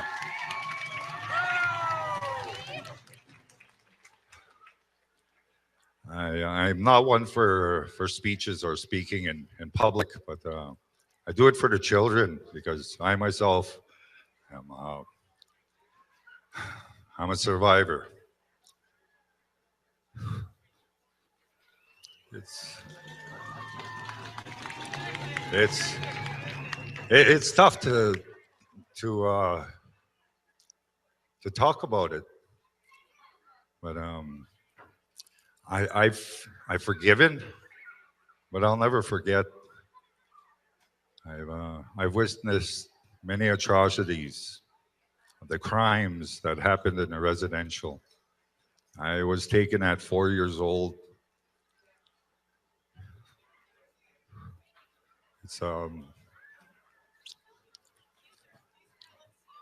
It's something that stays with me every day. I live with it, but I learned one thing. It's okay to live. It's okay to laugh. It's okay to love. And I lost a lot of family, a lot of friends through this. And being a survivor myself, unfortunately, the only memories I have of the residential are the bad ones. But I put those memories away years and years ago. I put them away in a bottle. I put them away in the drugs. But I realized that at 39 years old, I'm 53 now, that wasn't the way. I didn't want to live that way anymore. I needed to heal. I found myself through sobriety, through prayer, and I really found myself through Red Rum. They've made me a better man, and to Red Rum, I'll be forever grateful. We attended the event here last year, and I was very honored to be here, to ride here. It's a grueling ride to here to Kamloops, and we faced troubles. One of the guys had an accident, flat tires, breakdowns, bad weather, and coming out here this year, we had great weather, and what a great turnout today. I thank each and every one of you for inviting us and for being here and joining us. And like I said, it's hard to share my experience with all you folks. Those who have lived through it know what I'm talking about, how I feel. And you had to be there to fully understand what being a survivor is all about. So again, thank you all for being here and for welcoming us with open arms. It's a very big honor. I thank you all, and I hope you all have a safe journey back to your home fires. And hi.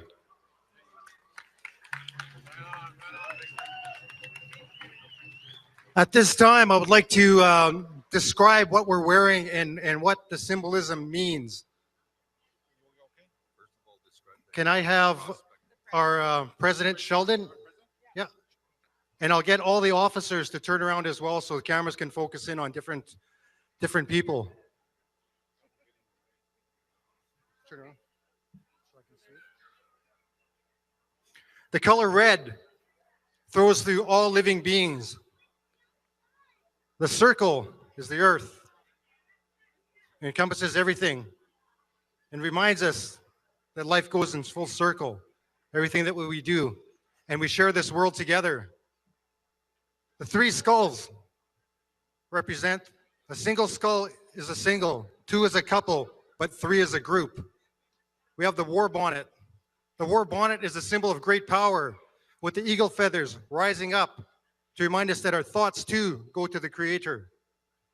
On the eye, we have the four colors for all races of man, the red, the black, the yellow, the white. Also, we have the peace symbols that reminds us that we need to solve everything peacefully at first. We also have four other bandanas. Each of them have 4 stars on them. The 4 stars represent the directions. The other 4 stars represent, help me, the 4 animals, the walk, the crawl, the swim, and they fly. 4 seasons, summer, winter, fall, spring. We did 4 directions. Pardon me? Oh, and what he's missing here, he doesn't have his peace patch. Sheldon has a peace patch here, President. That reminds us that everything that we do peacefully at first. The black bandanas also represent the Zapatistas or the Chipas in Mexico that have been fighting the corrupt government since 1994 and continue to fight to this day. Get all the officers to turn around. In the front, you'll notice a diamond.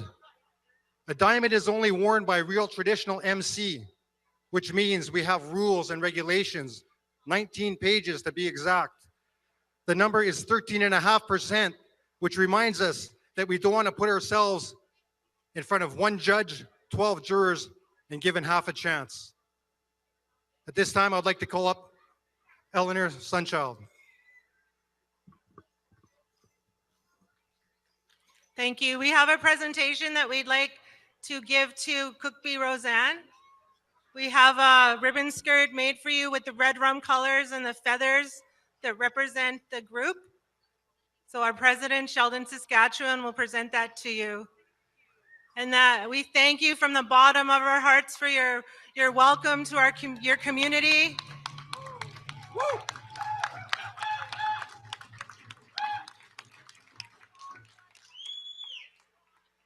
And from my office, Sunchild Law, I'd like to present your committee members with some t-shirts, orange t-shirts. Thank you so much for inviting us. We bonded in Rome. I'm so disappointed that the Pope is not coming here. He should have came here. But we will carry on the good fight for all of those children who are yet to be found. And we remember them all today. Thank you so much. I forgot to mention one thing also is about my beloved Edmonton Oilers. Go Oilers, go. Yeah.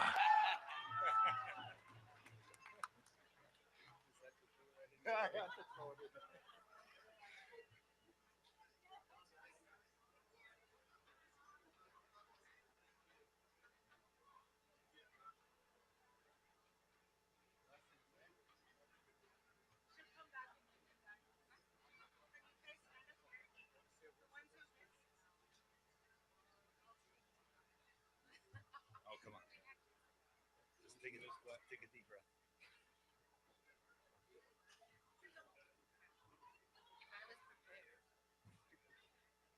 So we also have a sister club called Red Spirit.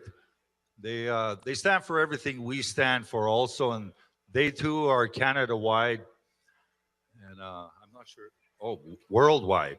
They're international, just like us. And they are our sister club. They ride with us, and we love them. They're great, and they ride hard when they ride those Harleys, I tell you.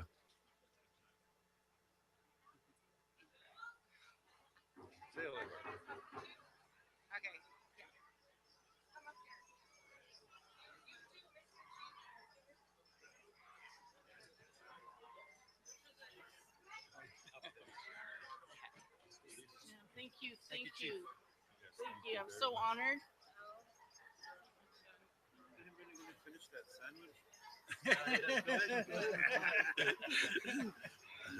Thank you for being here. Okay, thank you for bringing your pipe. Oh, too. yes. Appreciate that. Right? Okay, so we're good? Okay. Thank you. Okay, thank you so much for being here. Thanks for all your support and your love and your respect. Cook's Jam.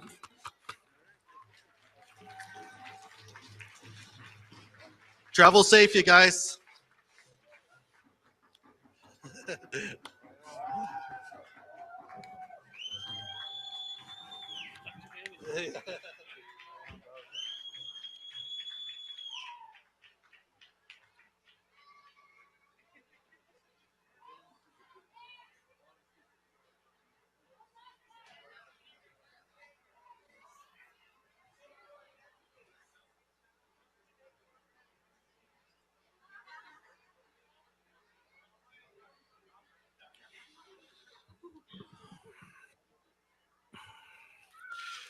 Okay, at this time, we're going to start another part of our agenda. It's really good to see so many people here supporting each other, standing each other up with love, kindness, and honoring the children. Right now, we're going to start with having our elder, Charlotte Manuel, one of the original Paul Creek singers, dancers. Many years ago, when we were working as a community, long before I was even, I guess you could say, a teenager, there's a drum group that showed the culture and language. One of my aunties, my auntie Mildred Gofferson, and some other elders worked together to be able to start the Paul Creek singers and dancers. And here's my older sister, Elder Charlotte Manuel. She'll come and explain the history of the Paul Creek singers and dancers. I'll also ask the Language and Culture Department to come up, please. And any other hand drummers that are here, they can come up and sing too. So please come up, hand drummers. And we're going to do a round dance after, but my sister Charlotte will explain that.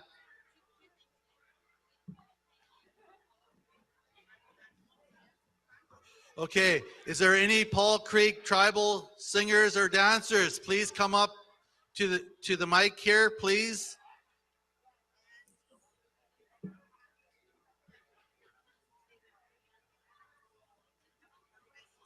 Okay, and please let the children look after the children, but stay away from the giveaway items. They've been all organized already. And also respect the people that are sitting in the stands. If you're not a camera person or anything, please find a seat in the stands so that the people in the stands can see what's happening at the main stage here. Please be respectful.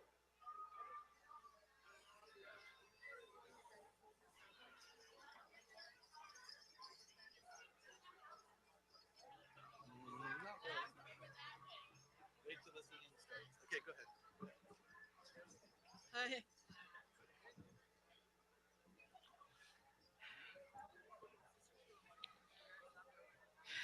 Good day, everyone. The voices have been heard in the four directions. And so with that, we're thankful. The voices have been heard and spoken, and the stories, the songs, and the dances, and the language is coming back to us. And I'm so thankful for that, for our younger people that have carried on the teaching of this traditions and culture and language that we've learned when we were younger. The Paul Creek tribal dancers started before I had children. We traveled around to the different schools and danced. We danced in every school that was in Kamloops. It was started by my Aunt Millie, my mom's sister, Mildred Gottfredson, Auntie Sadie Casimir, Uncle Netch Mitchell, Uncle Dan, and Loretta Seymour, Uncle Joe Fraser, Aunt Susan. There was I'm trying to remember all the Thomases, the Manuels were part of it. So we got to learn from them so that we would know who we come from and so that we would know who we were and that we knew that we had to pass this on to those that were with us and those that yet to come. And we did that. All the Paul Creek tribal dancers did that, and we're still doing that. Like I said, we danced in all the schools. We danced downtown on Victoria Street. We danced and walked in the parades. We went to the jailhouses and danced in there for the inmates. We danced in the old age homes. We were invited to many different powwows. We went to them. We performed at them. And the group also, there was a group of them. I couldn't go at the time, but my daughter went along with them. My oldest daughter, she lives in Sarcee, to Sina Nation. She married into that nation. And she traveled with the Paul Creek tribal dancers right across Canada, all the way across Canada, and stopped at the many powwows along the way, visit many nations, Native nations along the way, danced at that house where the people work in that big house. I don't know what you call it anyhow, but they went there and they danced there. And they made their way back and back from there. And they danced coming back too at different places along the way. They stopped along the way. They came. And each Secwépemc Nation of the 17 bands have their own stories, songs, and dances relating to their part of the territory of the Secwépemc Nation, Quebec. They honor them in that way. In the nation of Secwépemc, Quebec, the reason why the Shuswap people are here, there, in that area, spread out in the territory, is because those Shuswap people look after that part of the Secwépemc territory. And that's where they learned their stories, songs, and dances too. And it is with great honor that I stand here and I look at all of our ones that are still continuing. Jackie, Robin, few others that ain't here yet. A lot of the dancers have passed on from the Paul Creek tribal dancers. And it's been the younger ones that are carrying on.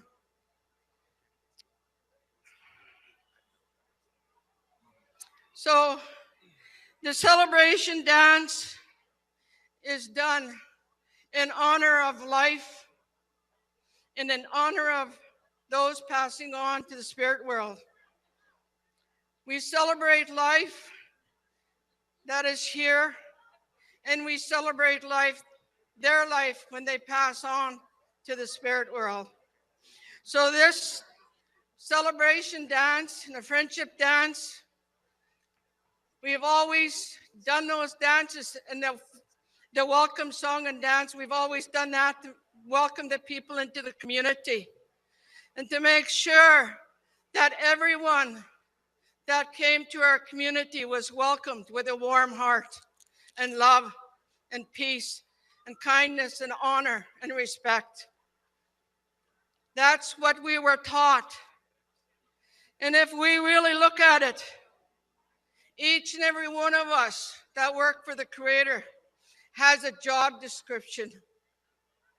You look at that job description that the Creator gave to you and honor it with kindness and love and sincerity and with a sane mind. Not insanity, a sane mind. We've come a long way this past year. We've processed a lot of this over the year. Now it is time to make progress with our healing and to move on with our healing and enjoy the gift of healing. Enjoy the gift that you were blessed with. Use that gift to find your purpose, your intention. Those are gifts. And the best gift that you can give to yourself is forgiveness, because none of this was our fault. But because we left that school, we were confused, we struggled. We didn't know what it was that we had to understand.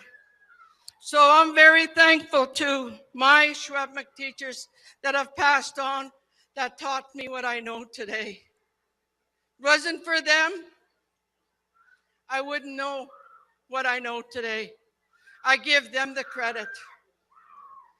So,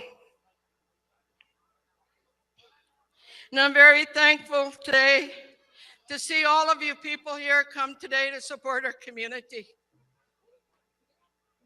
because it is so much needed all across Canada and the US. We need to support each other and we need to stay together. My adopted son from Tsuna came to visit me not too long ago. And the words that he spoke to my family, he said, we need to stay together. And I'm passing that message on, and how we can do it is by starting our own dance groups. And I encourage you to give them a good name, Tk'emlúps name, and get them started. Get your little ones dancing. They'll enjoy it, they'll love it. It'll give them freedom of spirit to know who they come from and to know who they are and to know what they have to do. I have a great granddaughter, 8 years old. She's running around here serving the people. She knows already what her role and her intentions are in the community. So with this, I just want you to enjoy your singing. Lift your hearts up, lift them up to the Creator, and let them cleanse your heart. And let that spirit that's been holding you back go. Please let it go. And enjoy the new spirit that's coming into your heart with the songs, the stories, and the dances. Just enjoy it. It's time that we learn to enjoy who we are. There's anything I've forgotten to pass on to you as a message, I know there's interpreters in the spirit world, and they will. And I thank God that He understands all languages, because we can speak to Him in any language that we want, and He'll understand us, especially if us don't know the languages like me. I only know a few words, but I was told by an elder that the most important word that you can say to the Creator is Kukpi7 Kukpi7. And so with this, I'm going to get the dancers to come out and do the celebration dance and to give thanks, and the friendship dance also. So with this, like I said, if there's anything I've forgotten to say, Creator, please forgive us and please forgive me. La Kukpi7 Kukpi7, La Kukpi7 Kukpi7, La Kukpi7 Kukpi7, La Kukpi7 Kukpi7. Hi, hi, the voices have been heard. Carry on. Thank you, all my relations.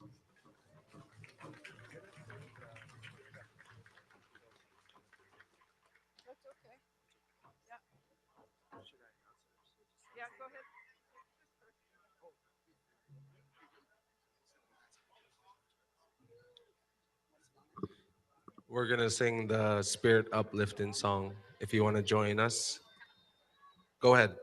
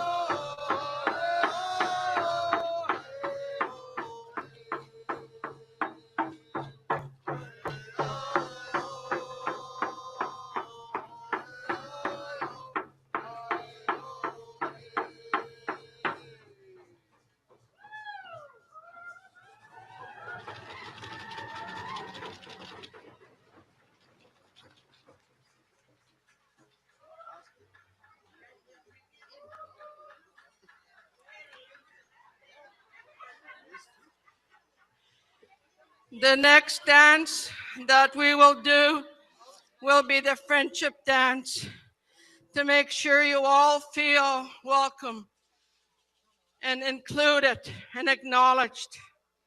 And we give you many thanks for coming to support us again. And we love you. We care about you. And I'd like you to take good care of yourselves. And let everything go down at the sundown. Wake up in the morning with the sun lighting your path again, okay? So enjoy. And if you can pass these dances on with your little ones, that would make my heart soar. So the next dance we're going to do is the friendship dance. Thank you, Fall Creek dancers. Enjoy.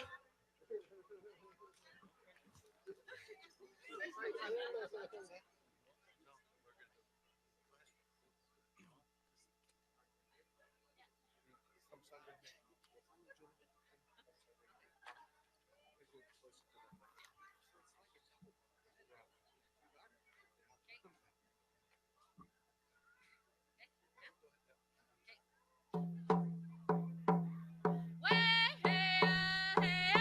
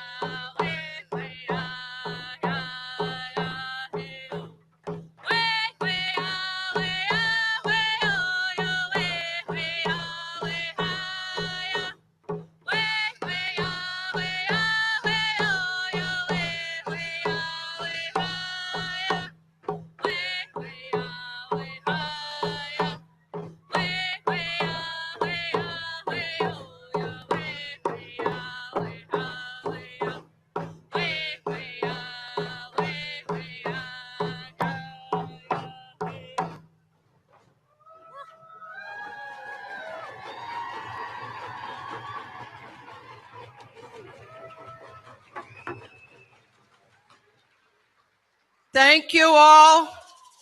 I want you to all remember and never forget, it's all for our children of today and the future. Let's make it a better future for them, okay? Please and thank you, all my relations.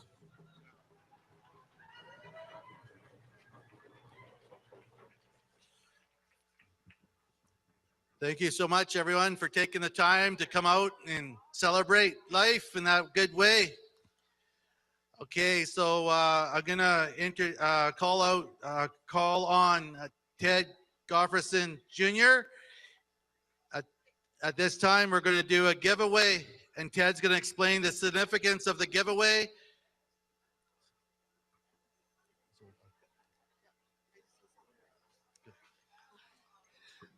All the helpers that we asked to help with the giveaway, can you please come to the center? Thank you.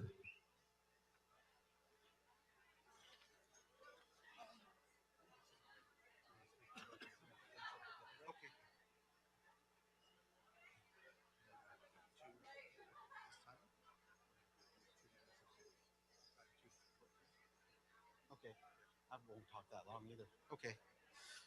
White Kukpi7, just for your information, when we confirmed List Tk'emlúps, as was mentioned before, we have no playbook, we have no protocol surrounding finding 215 missing children. So what our community decided to do was to approach this as we would any funeral and any year of grieving. So for the past year, our community has been grieving the confirmation of the List Tk'emlúps, and as such, after a year, we need to have a memorial giveaway to honor everyone who has come and helped us, everyone who is also mourning, grieving, and is our custom. From this point on, we must move forward in a way that allows those kids to go where they need to go. So we have a giveaway, and this is our way of recognizing, acknowledging, and showing our appreciation for all of the kindness that we got over the year, all of the thoughts, all of the prayers, everyone who showed up. That's what the purpose of this giveaway is. So we have some people at the front who are going to be undertaking this task. Dave, would you like to- Okay. Just right there. Okay. Yeah. At 2:14, we gotta stop, right? So you got to keep time though. Okay. Just before we get into the giveaway, I just wanted to give those jingle dress dancers their first call to go get ready, and to call all the other jingle dress dancers out. We'll be going into the jingle dress dance right after the giveaway. Cook's Jam.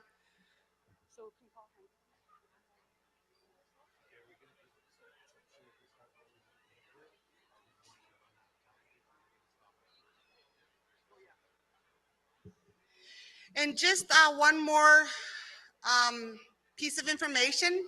We will be starting the giveaway, but at about a moment to 2:15, we're going to stop, because at 2:15, we're going to all stop and have a moment of silence for the children. Cook's Jam. Could the hand drummers come forward, please? Calling on all hand drummers.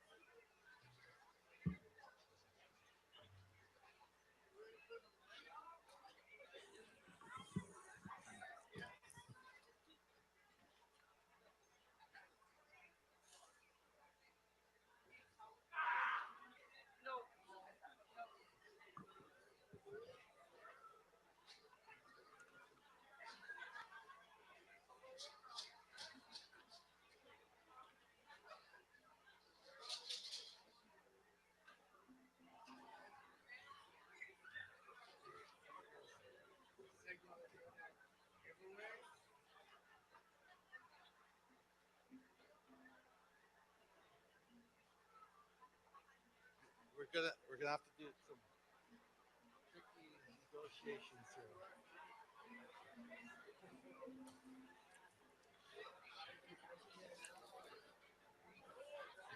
Okay.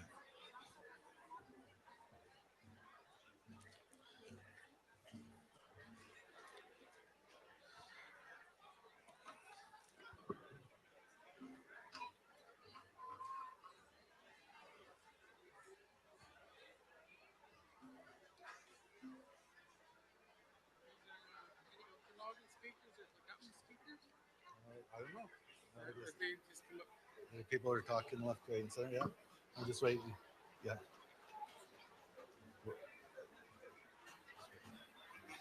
Okay.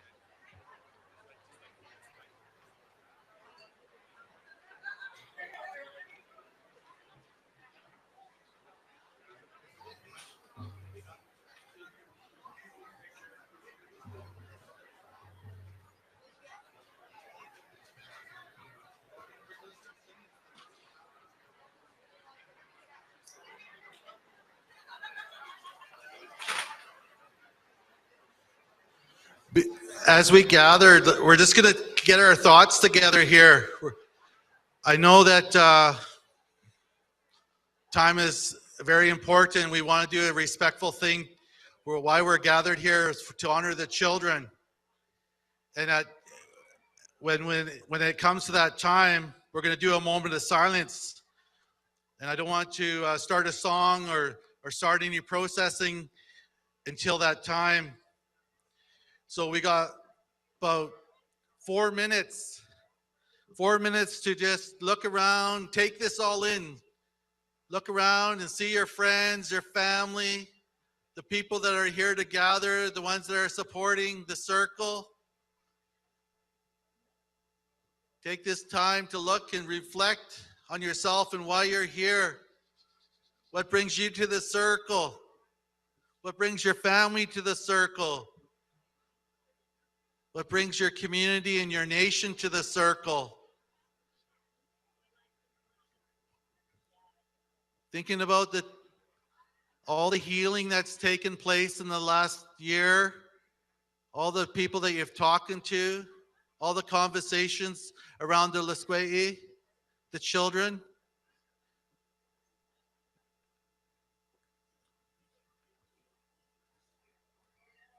Getting that energy, your heart, your mind, showing that respect.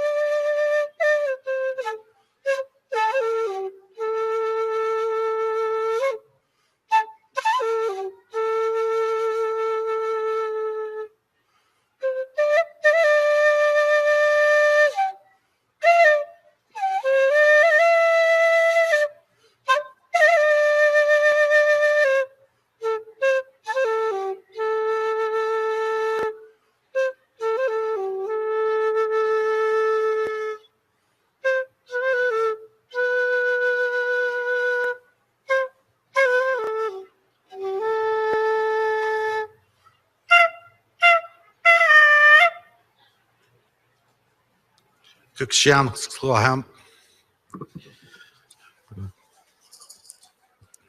Okay, so I'd like everybody to take a moment to stand up and be able to know that we're here in a good way to honor and show our respect and our love to the children. We thank them. We thank them for allowing us to do this work, to be able to move in a good, kind, gentle way, in our healing way, with love and respect, to honor. A moment of silence, 1 minute, please.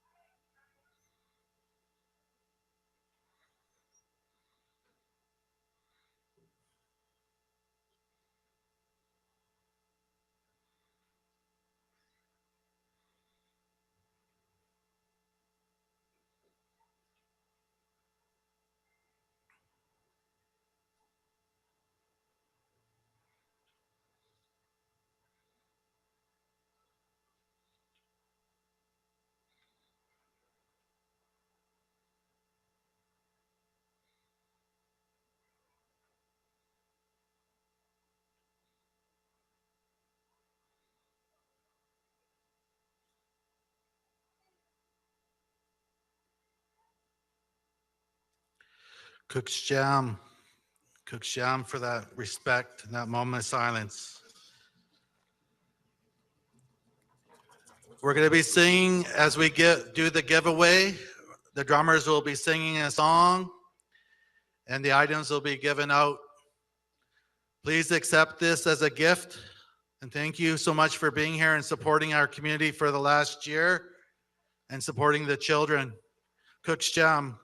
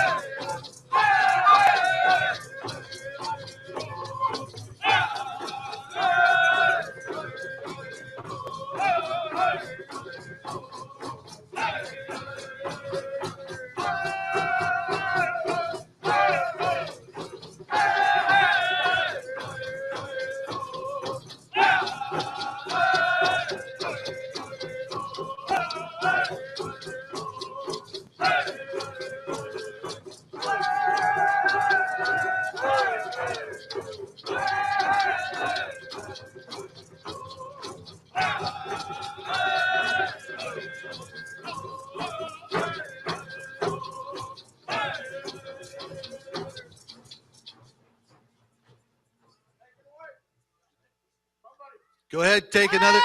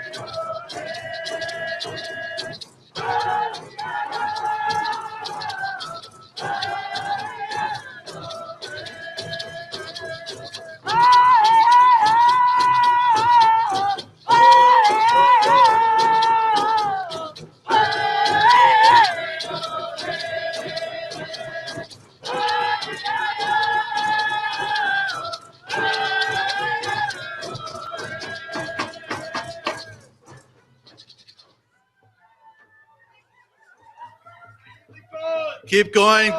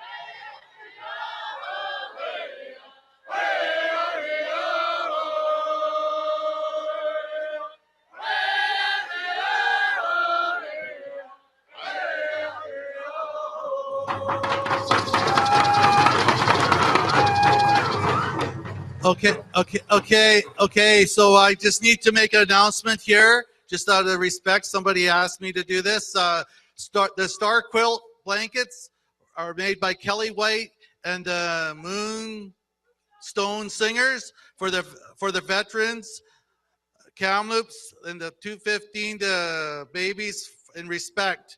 The veterans are Warrant Officer Brenda Morris, Inuit from Labrador. Veteran David Ward, a Cree from the treaty. 3 is a veteran Jamie Thomas, Nanaimo Salish. Veteran Robert Nahaney, Squamish Nation. Veteran Georgia Jules Chase Swepnik. And veteran Elder Joe from Merritt. I'd just like to acknowledge that. Any other Tk'emlúps, can you please come out in the middle and help hand out the giveaway items, please? Okay, next song, please.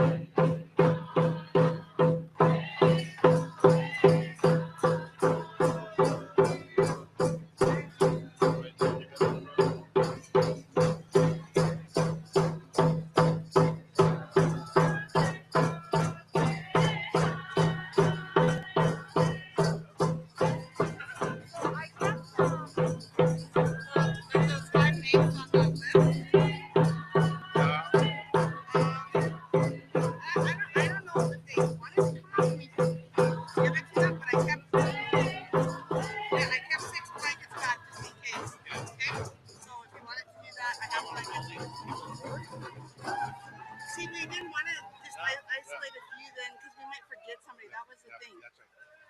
So I'm gonna keep them and then we'll just. And if she, cause yeah, it's hard. Yeah. Okay. Hey, how you doing? Good. Anytime here, you want to like make an announcement, get the jingle dress dancers started getting ready? Yeah. I know a lot of the women aren't dressed yet, but they're here. Okay. Yeah. So, Okay, I will.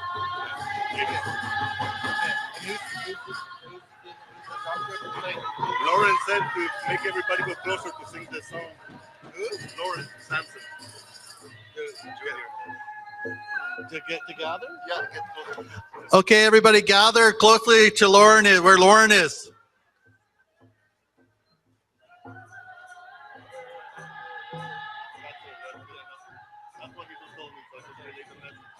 Okay, where's drum group? Okay, where's we? Hey, Bill. Why don't they ride? No, they're not.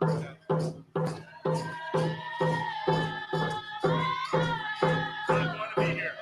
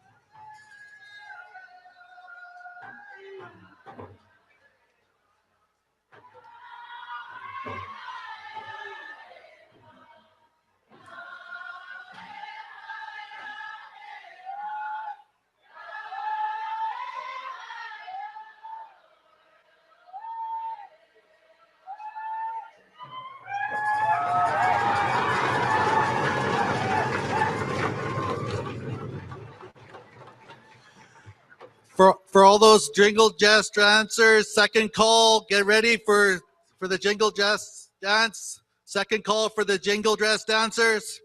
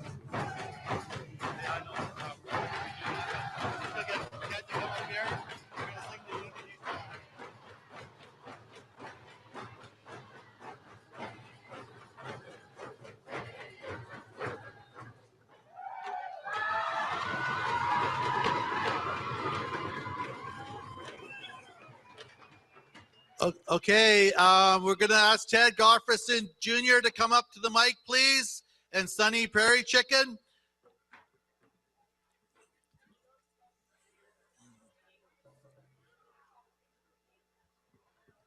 Drummers, stand by. Just hang on, drummers. Don't go anywhere. Ted Garferson Jr. and Sunny Prairie Chicken.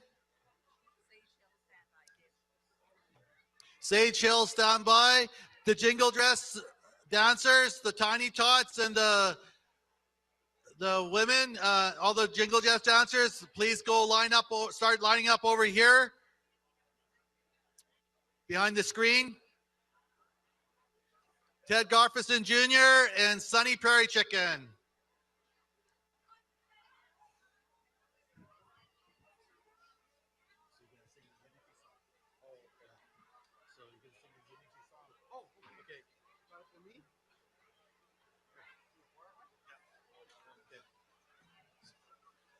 Okay, drummers. I want to. Ted, you wanted to say thank you for the giveaway and stuff like that? No, you go ahead.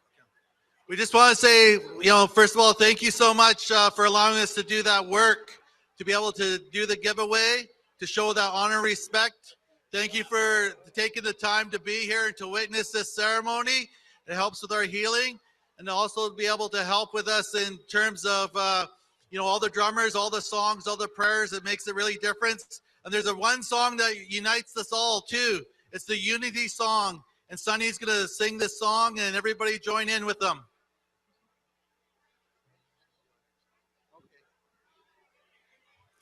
Okay, just real quick.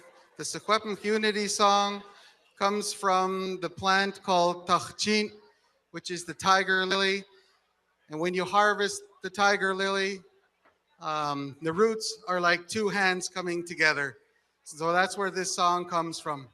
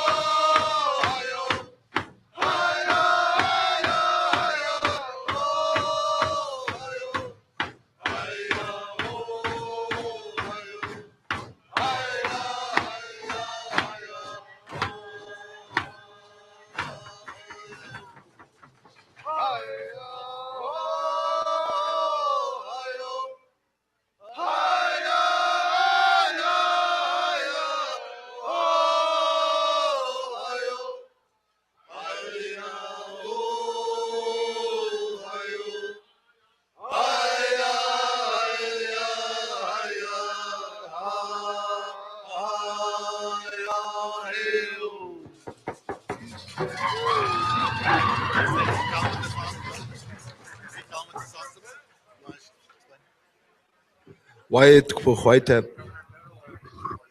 In that song, it has different beats, the way it was explained to me, because it's a unity song. The song has to start off with a rumble beat, and that represents you coming into this world. All of us come into this world the same. And then when you come into this world, you take your first steps. And after you take your first steps, you start to learn how to run. And then as you're running, you get faster and faster and faster. Then you hit like the peak of your existence. And then you start to slow down after that. You come down from the mountain. And then you make that transition back to the spirit world. And then the last verse, there's no drum. And that's how we honor our ancestors. And because of that, that unites us. We all go through that same process. Kukpi7.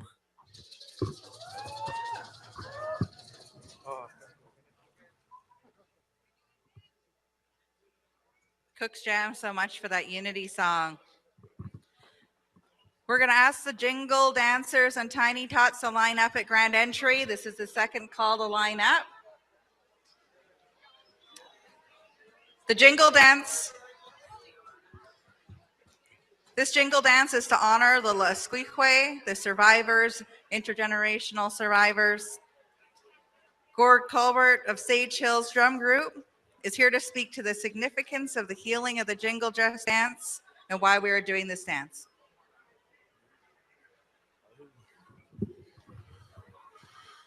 Good afternoon, ladies and gentlemen, dignitaries, guests, honored people, elders, and all my family and friends. At this time, I'd like to speak on Jingle dress. Legends and stories. That's what these 215 plus were. Residential school survivors would speak us stories of these graves. To them, it turned out to be legend. But thankful for today's day and age, with GPR, ground penetrating radar, they were able to discover these unmarked graves. I would like to thank you. This is the significance of the Jingle dress dance. This dance comes to us from the Ojibwe tribe, namely the Whitefish Bay is one of the 3 reserves that had a dream.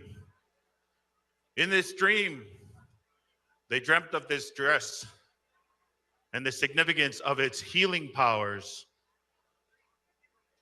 They dreamt that they had 4 women who put on this dress.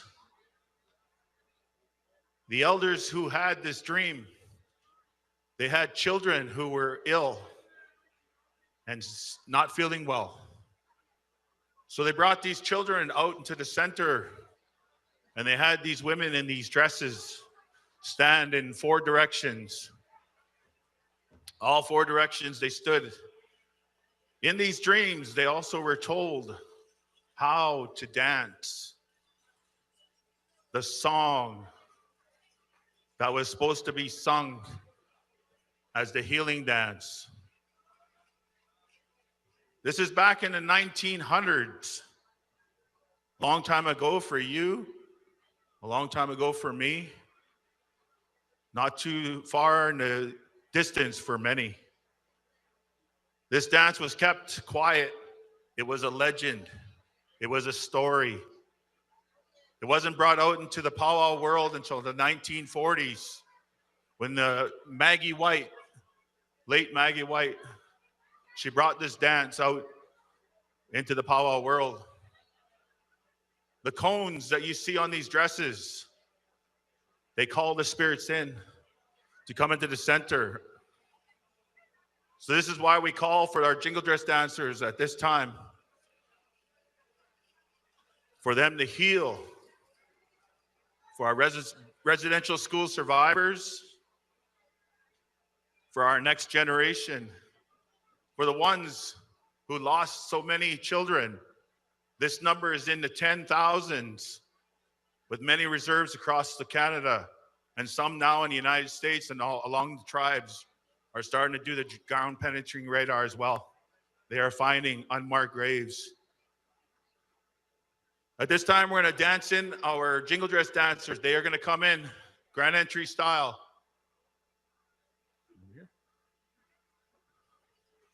So at the grand entrance area beside the eagle, we ask all the jingle dress dancers to please line up in a single file. Tiny tots, any tiny tots. We ask for the tiny tots to please come join in with our jingle dress dancers. You do not need a regalia. For our visitors, those who are uneducated in the regalia, it is not a costume. For some of us, this is our traditional garment that we wear. Our ribbon skirts, our ribbon shirts. This is for our generation. So all jingle dress dancers and tiny tots. Singing for you will be our drum group, Sage Hills. We come from the Tk'emlúps. We live here. Many of us are from all across Canada, United States. Some of us make our home here in the Kamloops area. And we've been singing with the Sage Hills Drum Group for coming next year will be 20 years. Sage Hills Singers has been around. And we've been part of the Kamloops Powwow every year since 2004. Thank you.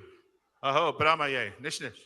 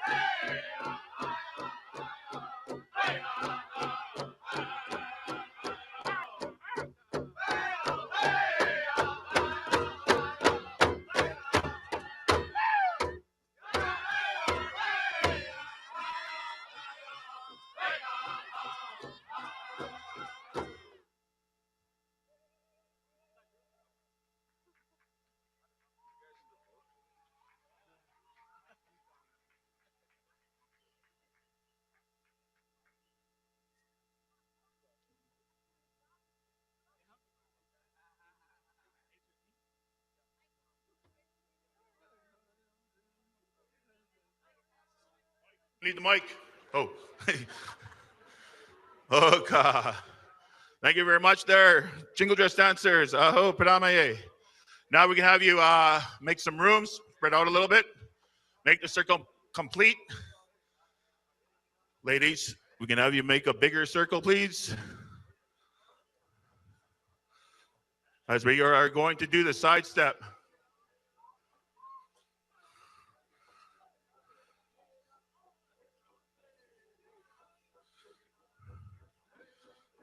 This song, the sidestep song, the origination of the song comes from the Cree tribe. Originally, this song was the thank you song. Whenever they had visitors and they were given gifts, they would sing this song, the sidestep song, as a thank you song. This is a song that was given to the Ojibwe tribe for them to use as the healing dance, the healing song. At this time, we ask for those of you who are out there who are feeling pain, sorrow in your heart, in your spirit. This is the time to offer up your prayers as these women dance. Originally, these women would dance in the 4 directions and they would stay stationary in their original spot. They wouldn't move. You do not cross over each other. You do not pass each other in this dance. That breaks the circle. This is the old way of dancing the sidestep. You do not want to break the circle because you do not want the spirits to leave. You want them to heal. That's why you're calling them. At this time, we're going to sing our sidestep song. Oh, Padamaye.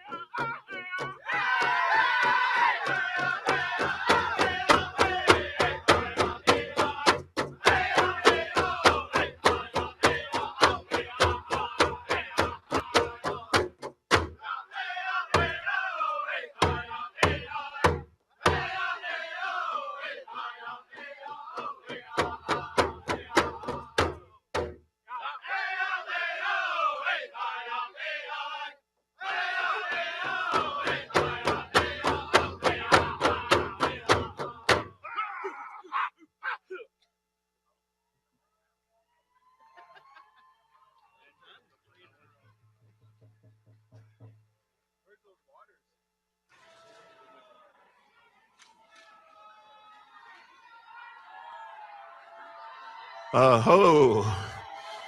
Nish, nish. One more. Everybody. 1, 2, 3. One more. Come back in like 3 weeks. No, just kidding. Jingle dress dancers, do you want one more? I asked the jingle dress dancers. At this time, ladies and gentlemen, I just wanted to give you a little description of the dresses. The dresses themselves were also designed in these dreams.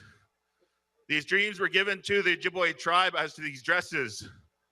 Some of these women have 52 rows of cones. Some women have 365 cones. A lot of these cones were made back in the old day from the top of the snuff can lids, the metal top of snuff can lids. So you can imagine how much chewing snuff these women had to do all winter just to get that dress. But you can see from all these pretty ladies, all their smiles, that they don't chew snuff. Thank goodness to Walmart. They can get these cones anywhere at Walmart or at Target, depending on what side of the 49th parallel you're at. Our drum group is ready.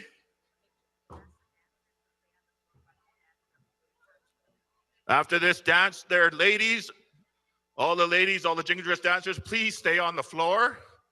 This last song, they do have a gift for you, so please do not go anywhere. At this time, Sage Hills, our final song, dance for these ladies. Oh, hoka.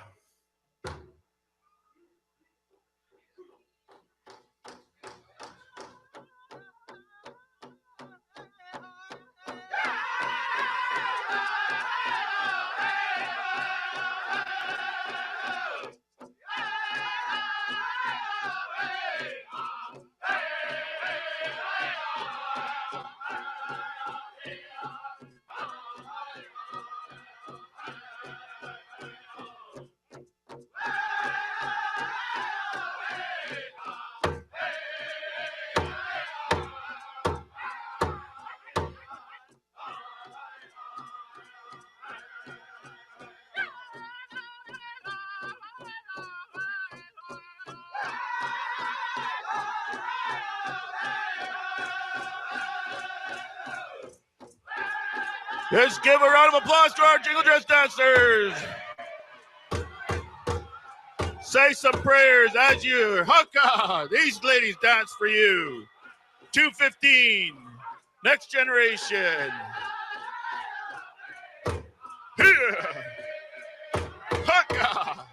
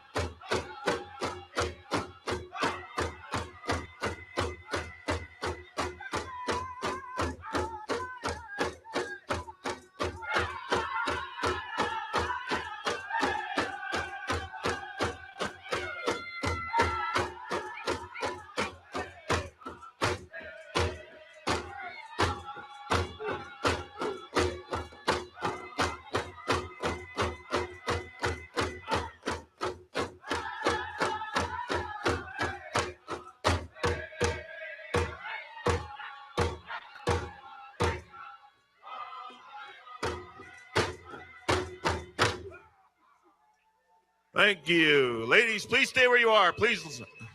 Aho. Thank you, Sage Hills.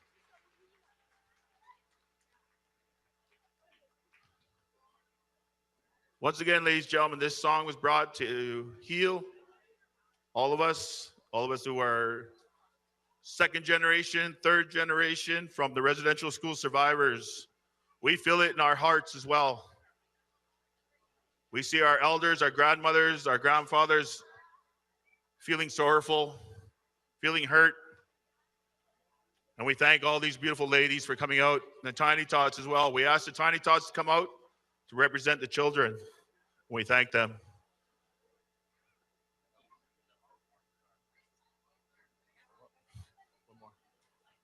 So ladies, once this is complete, you're gifted.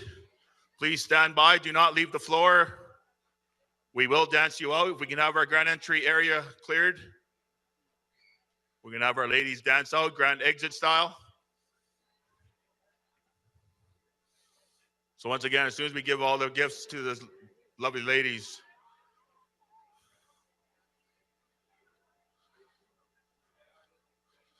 just if I can have a moment to plug a commercial, please don't forget the Tk'emlúps Powwow coming up on July 29th, 30th, and 31st, right here in the Arbor. Come on down. Welcome everybody back after 2-year hiatus thanks to the pandemic. We will be having Kamloops Powwow 2022. Woo! Spread the word, let everyone know.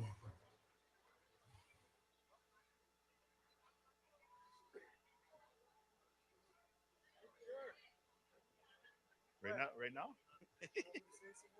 If you want. Oh, yeah. I was gonna make room for him. Please let us know if when the gifts are all completed. Not yet? Okay.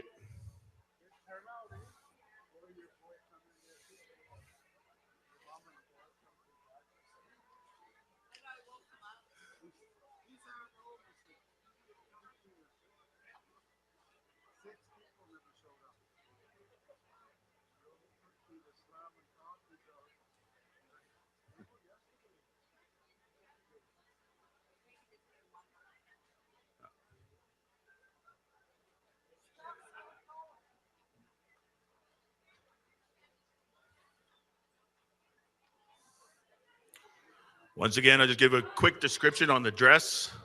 The traditional dress for the jingle dress is not shiny and flashy as you see here with many of these ladies. This is the contemporary way today with the shininess and all the sparkles.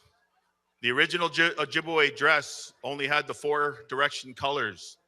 Again, the 4 ladies who would stand in the 4 directions only had the 4 sacred colors on their dresses. They weren't shiny, they were just plain, the 4 direction colors. While we're waiting, Working Together Powwow, July 1st, 2nd, 3rd, and 4th, 2022. Nisconlith Reservation, Chase, British Columbia. They will be having their Working Together Powwow. If you need a contact Lucille Martin, 250-679-8098. That's another plug for another powwow. Once again, this is brought to you by Glad Garbage Bags, sponsoring every child during the winter. When they didn't have a sled, we just put on a Glad Garbage Bag and slide down the hill. Okay. I think our dancers are ready. Sage Hills. At this time, ladies and gentlemen, please rise. Honor our jingle dress dancers as they sang and danced for you. Ladies, please dance us out. Grand entry, grand exit. Hookah.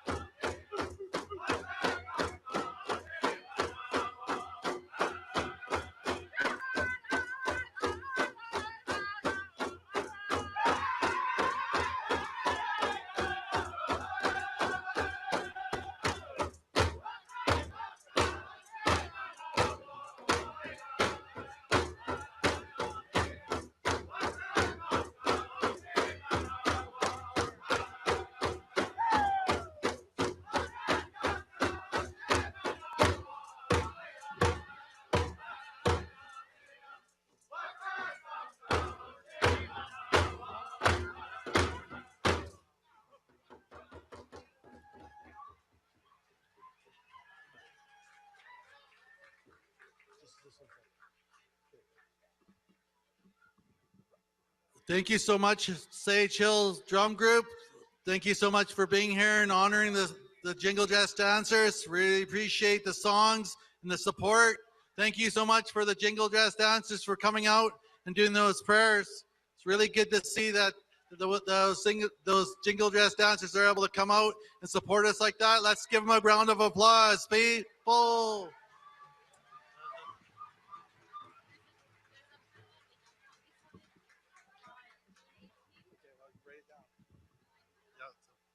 Okay. Okay. I would like to, it's my honor, it's my privilege to be able to announce and ask Chief Shane Gofferson to come forward. Kukpi7. He's done amazing work and he's continuing supporting our community in many ways. And I'd like Shane to take a few minutes to address the crowd here. Kukpi. Wait, Kukpi7 Squash at the Kamloops. First of all, I would like to acknowledge all of our elders that are here today, all of our visiting chiefs, council members, all of the families that came to gather here today. But most of all, I'd like to, honor all of our Indian Residential School survivors that are here today. Let's give it up, everybody.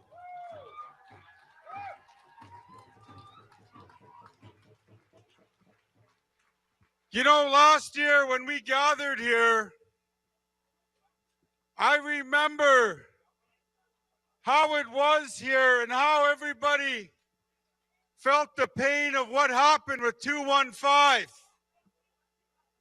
As we move forward as Indian people, as we gather, as we come together, and we celebrate our way of life.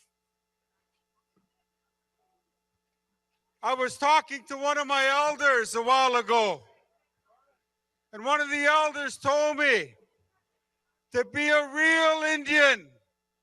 It's hard to be a real Indian, to practice your culture, practice your songs, practice your traditions, practice your customs, because Canada took that away from us.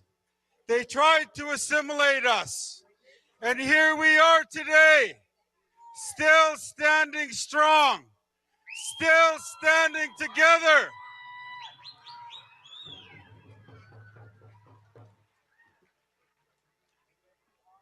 I'm proud to be from Tk'emlúps. I'm proud to be Secwépemc. I'm proud to be an Indian. I'm proud to be from this territory. I just want to say to all the families out there, when you hurt, we all hurt. As Indian people, we got to get back to our ways. Get back to visiting again. Get back to telling those stories. Getting back to telling our legends and our creation stories so our next generation can learn those teachings. So we all continue to be strong and vibrant as First Nations people.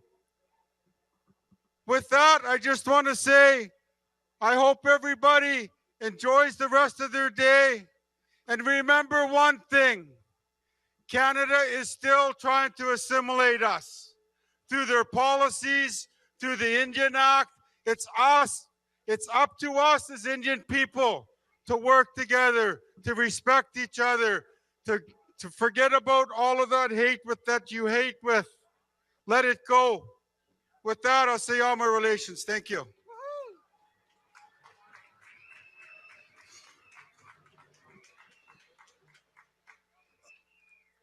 Thank you, Kukpi7, for those words. Always good to hear you speak. Very empowering.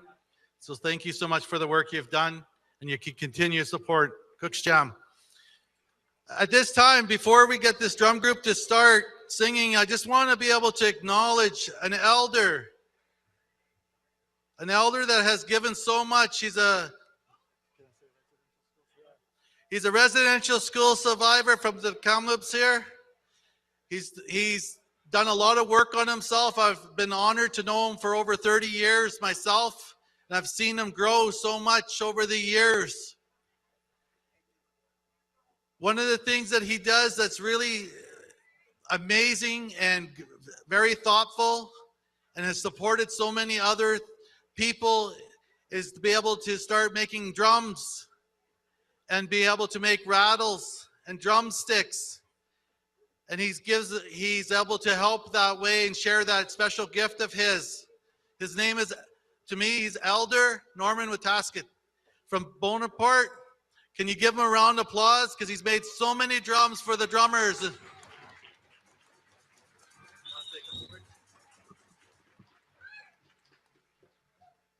I'm very short on words, so I'll just say thank you for acknowledging me. And I'm very happy for all the people that received the drums and the rattles today. I hope I can do it again in the future. Thank you very much. Cook's Jam. Who's the speaker? Who's going to introduce? Go ahead. Somebody speak. Good afternoon. My name's John Sam from Whitehorse, Yukon, Tishoni, Tlingit, Dene from the Wolf Clan, and I'm the drum carrier for Love Medicine, and we'll be sharing a couple songs with you. And I'd just like to give thanks to my family for walking down here from Whitehorse. I met them in Prince George. I walked with them for a bit, and I walked with them when they got here. And I'd just like to say that we have to be strong, and we have to stick together no matter what. Our people have been in a pandemic for over 500 years, and this is nothing new. We have to be strong and be together with everyone, including young people. Oh, home relations. We're going to share a couple songs. Don't be afraid to dance if you want to dance.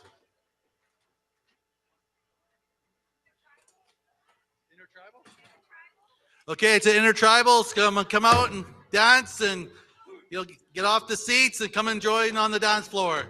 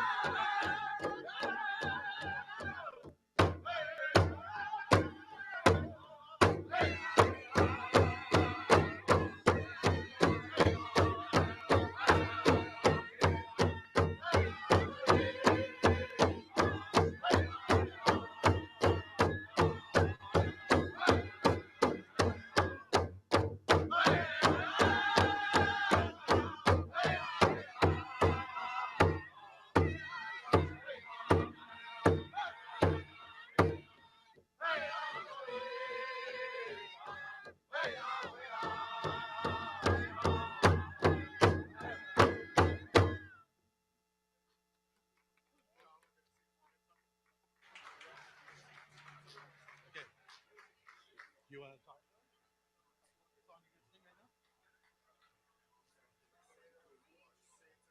Okay, this next song they're going to sing is an honor song.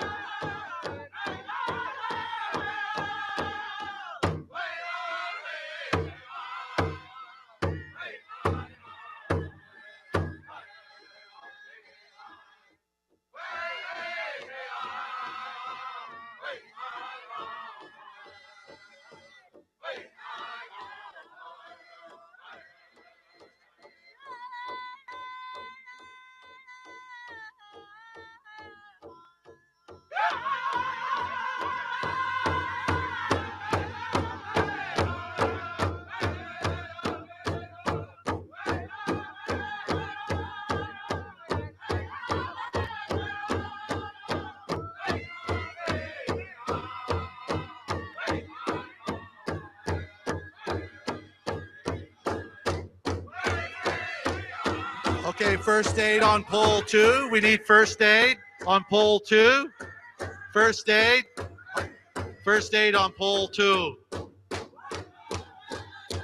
We need a first aid attendant on pole 2.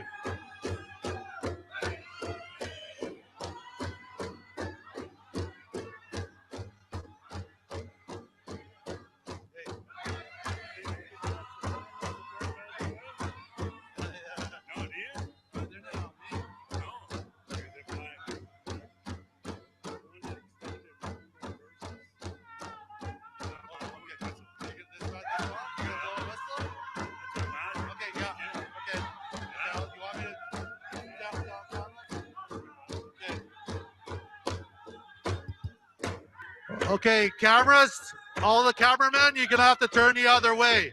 Turn the other way, cameramen. Turn away from the stage, no cameras. Everybody, shut off your cameras, shut off your cameras, shut off your phones. Turn the other way, camera people. Turn away. Move aside, move aside. Move aside.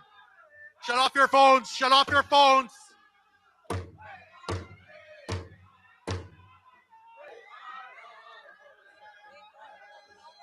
Camera people, turn your cameras around, please.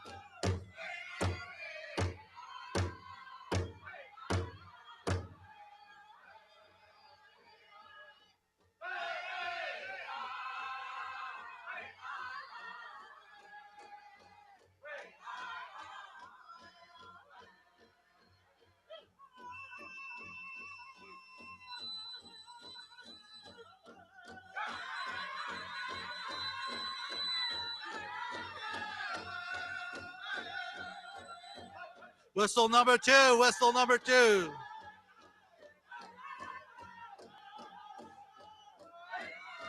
Come out and dance. It's a good time to dance. Dance for the people, dance for the families, dance for the children.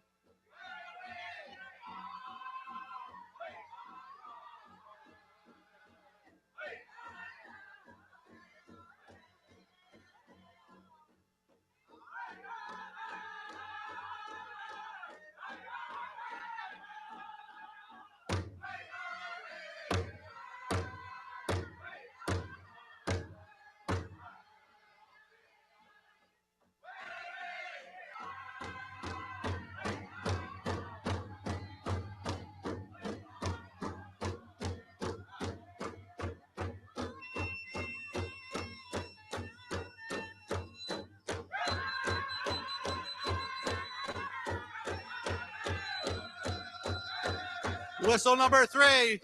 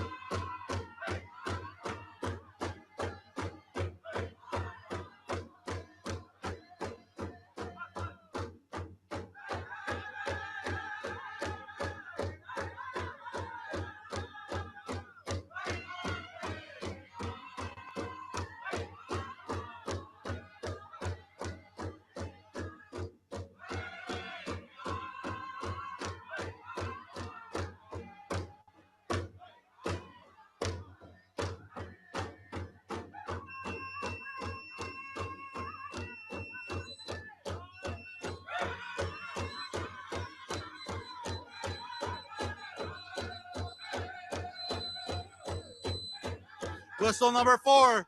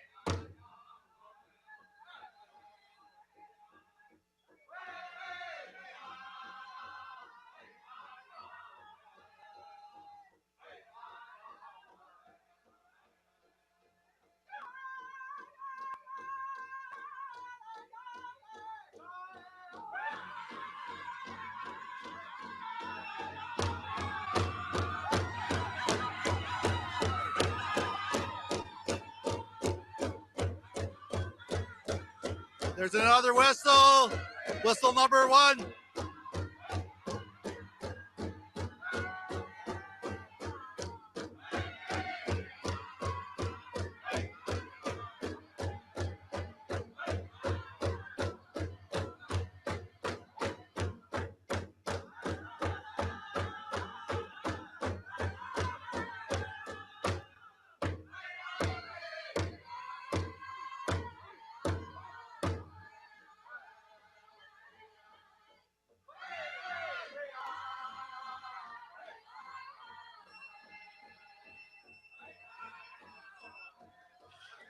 There's the second whistle.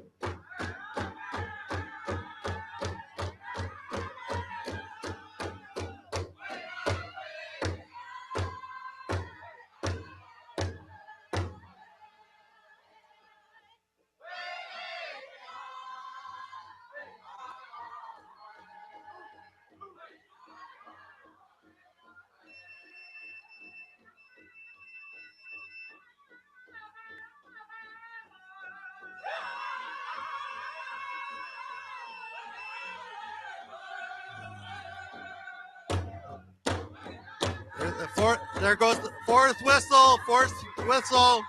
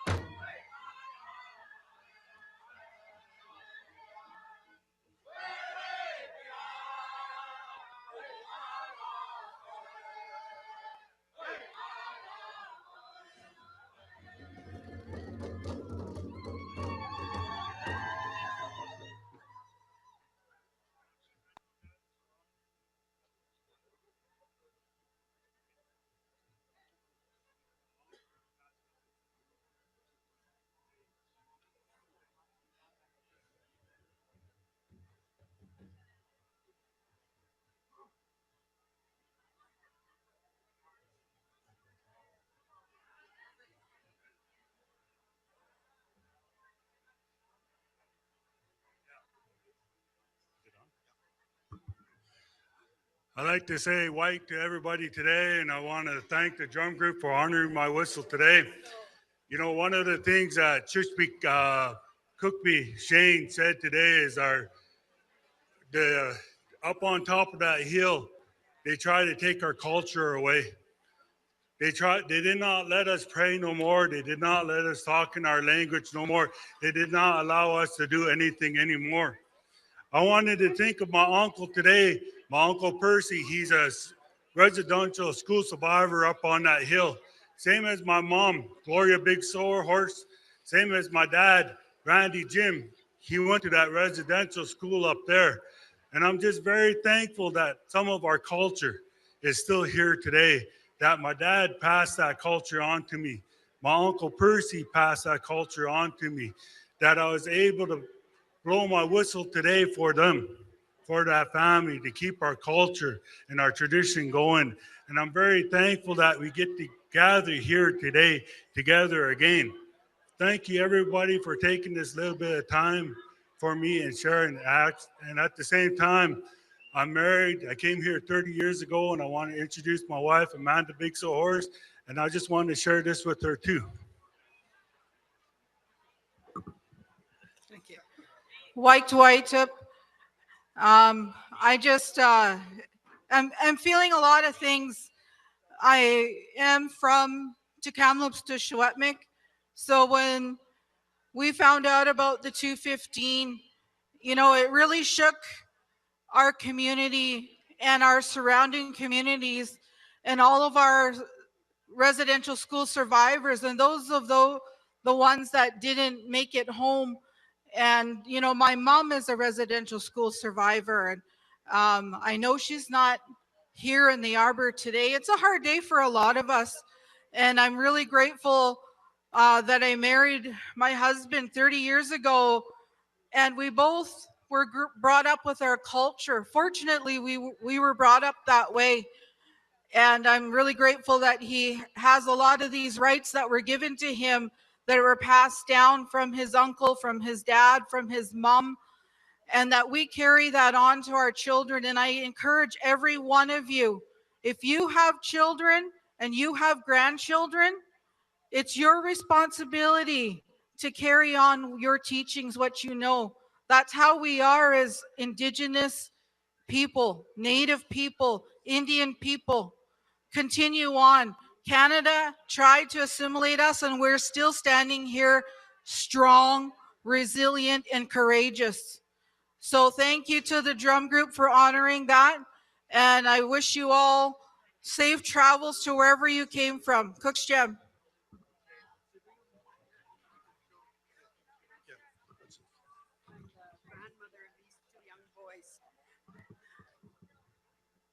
Good afternoon, everyone. My name is Mary.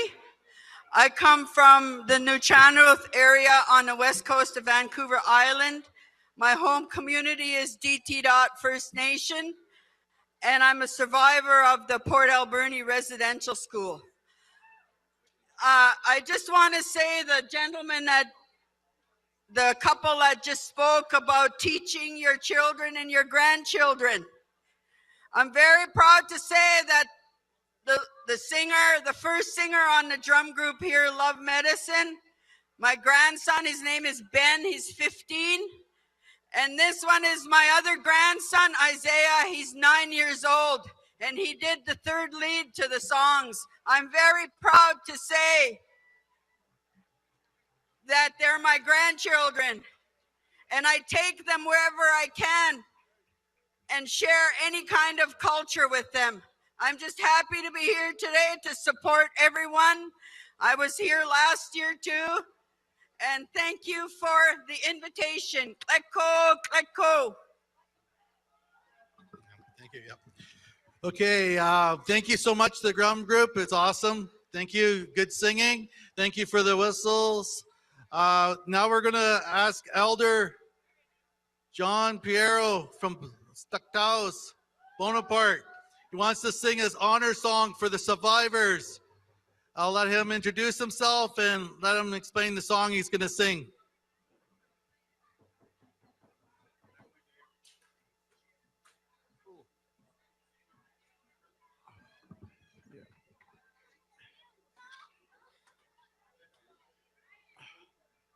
Today I want to say thank you for the community here of Kamloops, Kukpi7. You know, Nanskin through the area at the Kamloops Residential School, and I also went to Williams Lake, and it's nice to see some of my survivors still here yet that are alive. You know, a lot of our people have left us, but one of the good things about it, Some of my elders have taught me what I know today. I know my Shuswap language real well, and I'm really glad that I do. And I'm teaching my little imch how to Tk'emlúps. He's only over a year old and he understands some now. You know, I'm really proud of my family.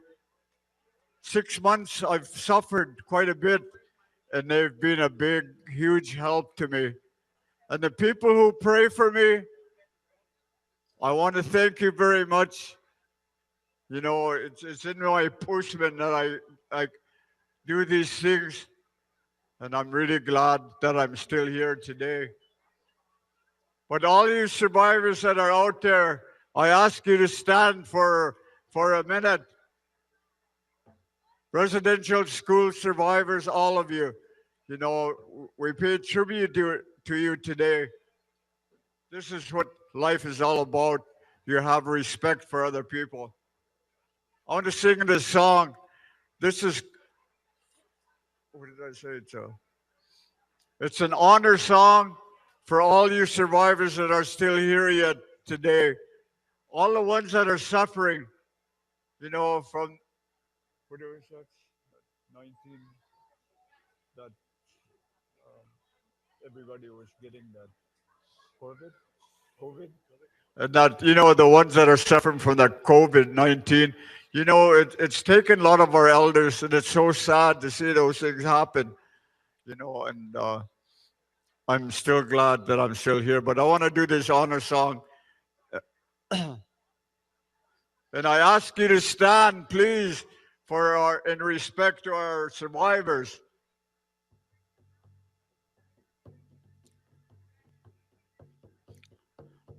Hey, oh, hey, hey, oh, hey, hey, oh, hey, oh, hey, oh, hey, hey, oh, hey, hey, oh, hey, oh, hey, oh, hey. Hey, oh, hey, hey, oh, hey, hey, oh, hey, oh, hey, oh, hey, hey, oh, hey, hey, oh, hey, oh, hey, oh, hey, hey, oh, hey. Hey, oh, hey, hey, oh, hey, oh,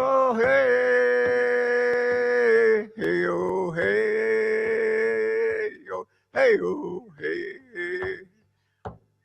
hey, oh, hey,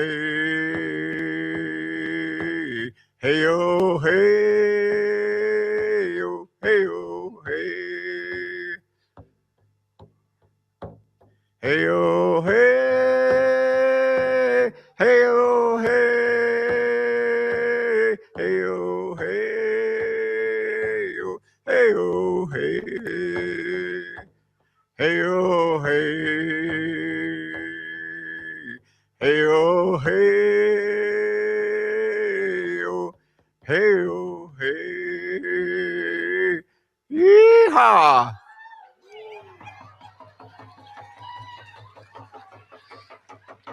You know, one of the funny things that I was just thinking about, I put all these pop and oranges and stuff in my pocket, and I'm glad I put it on my sweatshirt, not in my pants. Otherwise, I'd probably lose my pants. But anyways, there's always nice to have a little bit of humor. You know, humor is a great healing experience. I always tell the parents that are out there today, family is a #1 healing experience in your life.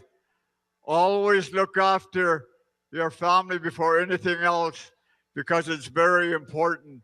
You know, we have to learn how to love each other. We have bad experiences between ourselves. You make sure you heal that, you know, some way or another. There's always somebody around to help you. And today, I'm really glad that I have my daughters, my grandson, They're the ones that are helping me. And of course, my relations, my close relations. You know, yesterday they had a big ceremony in Arizona for me. And I really appreciate what those people are doing. With this time, I want to thank Kamloops for giving me the opportunity to come up here and sing and say a few words. Tk'emlúps, and Kushalton. Thank you. Thank you, Dave. Thank you. Yeah. Thank you for the drum, Dave.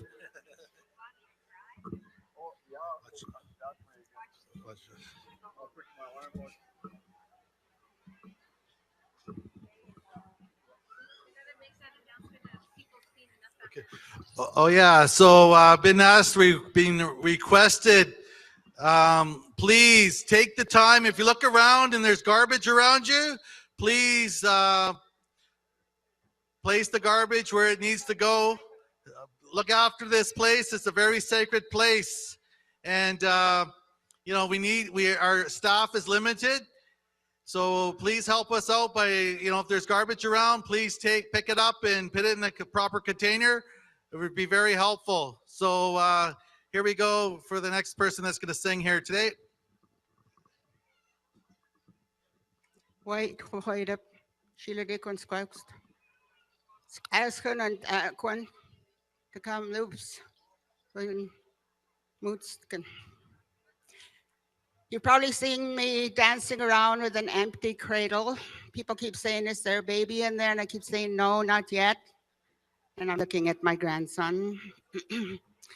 The reason it's empty is because I want us all to imagine one of our ancestors in this cradle, or one of our children, or one of our grandchildren. My grandmother said that discipline starts in the cradle. It doesn't start when you get to school. It doesn't start later on in school. It starts the day you're born. She said the babies were fed, changed, and tied into the cradle. That's where discipline starts. So imagine the 215 children who were born and put into a cradle like this and started to teach their cultural ways right from the day of their birth. And then to come to this place or other places like this, and they started to lose and started to feel badly about themselves. One of our elders said the baby was never abandoned. If you went into one room, you took the baby with you. If you went into another room, you took the baby with you. The baby always saw someone they loved or that loved him. You went berry picking, you took the baby with you. This cradle is probably over 40 years old.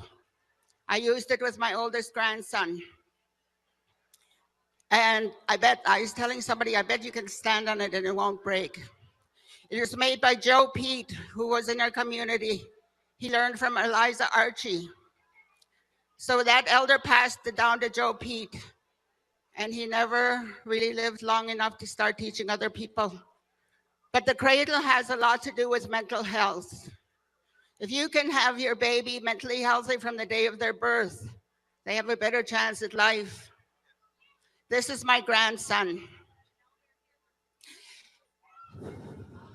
He's never seen me drink a day in his life. And I think that means a lot. I'm gonna sing Jeannie Dick's song. Jeannie is my cousin, my sister. It's called her Jeannie Dick's Healing Song.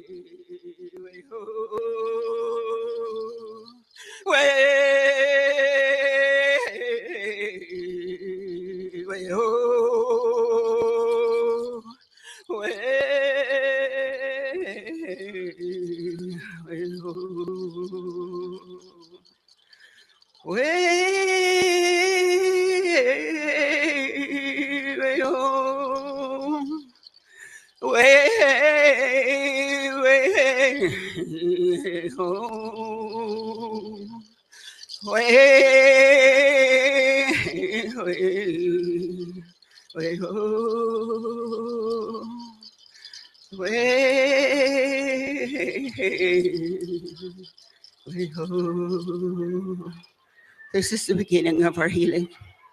Jeannie went to residential school. She's gone, as are a lot of my older self and my older uncles.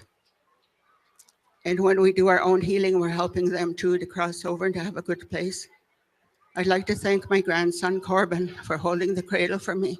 I just figured I couldn't do it with just two hands. And I'm very blessed that my grandchildren have never seen me lift a drink to my mouth in my life. I've been sober for 26 years after a hard road, Tk'emlúps.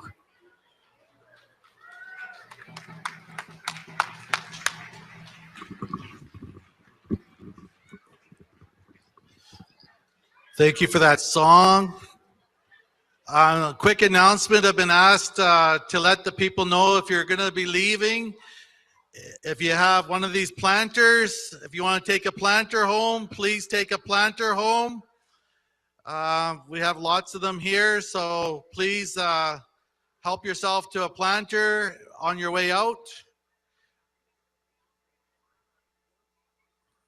There's a birthday in the house, so I've been asked, somebody wants to make an announcement about a birthday.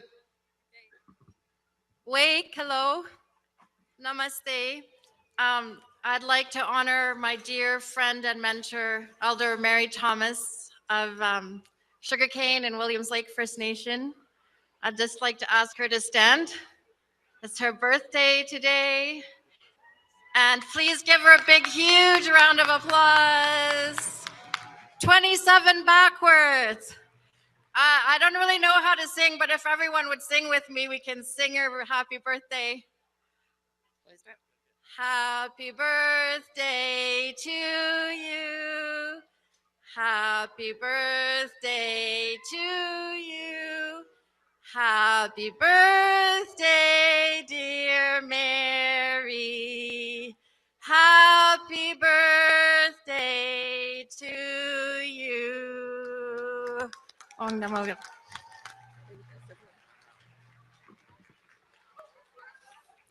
Ted?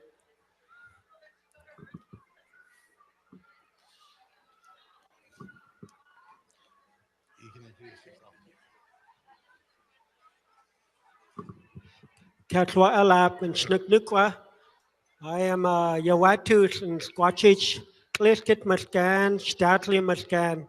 I am here today just to share a song with my son Braden Napoleon. I am Ted Napoleon from Kliskit community from Lillooet. And I attended Kamloops here when I was 5 years old. And after I got transferred to Mission Residential School for 4 years. So I'm just up here to share a song, and I'm just honored here to be with my son, Braden. This song here I composed a number of years ago. It's called a Journey Song.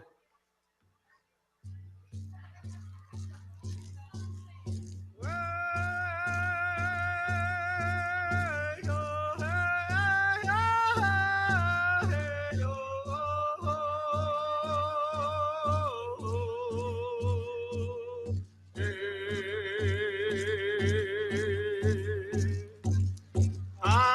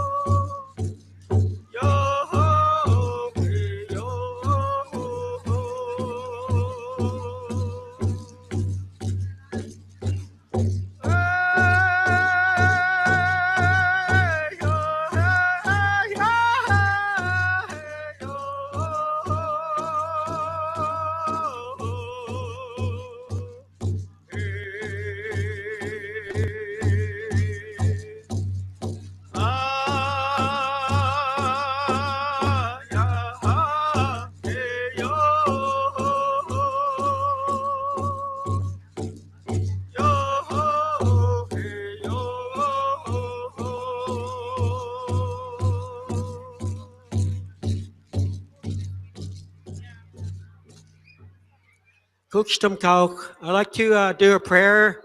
This is a prayer that I learned with my mom, Rose Whitley. She passed years ago. She attended residential school in 1938 to 46 in Mission. Kukpi7 and Kukwa. Kukpi7 and Spapsa. Dash Janam and Joshua. Da and Clarkman's Gatla. Tk'emlúps Gatla. Shakota. Tk'emlúps Gatla. Kukpi7. Thank you, grandmother. Thank you, grandfather, for teaching us our way of life, our songs, our dances, our language. Thank you, all our elders. So thank you for giving this opportunity. I'm honored to be here at this gathering for our people. Kukpi7. Thank you.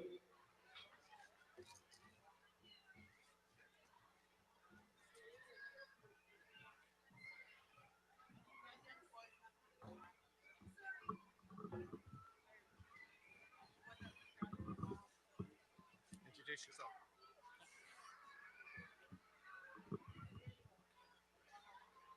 Good afternoon, everybody. It's really I forgot. There's an elder. It's an elder that's in. I forgot. Sorry. I don't mean to be rude or anything. I just got this given to me and I forgot I was holding it in my hand. There's Elder Eileen. We're looking for Sherry Dennis. Sherry Dennis, could you go back here to the back of the stand? Elder Eileen needs you. And she's looking for Sherry Dennis. So Sherry Dennis, please go in the back here because Elder Eileen is waiting for you.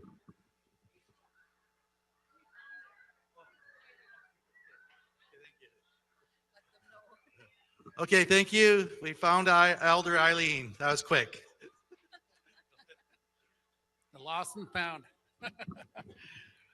So good afternoon. Just to introduce myself, I'm Chief Arnie Lampro from the Shocking Indian Band. I'd just like to hear from all the Secwépemc out there. Woo!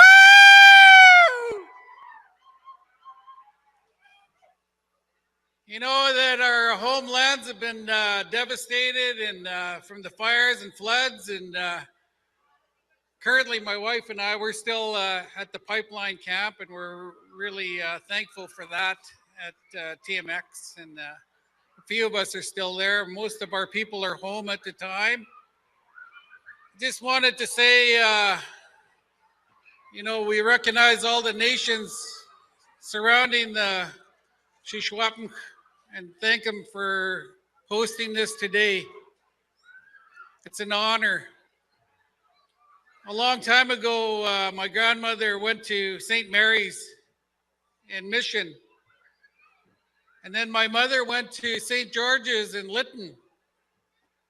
And myself, I went up to this place up here.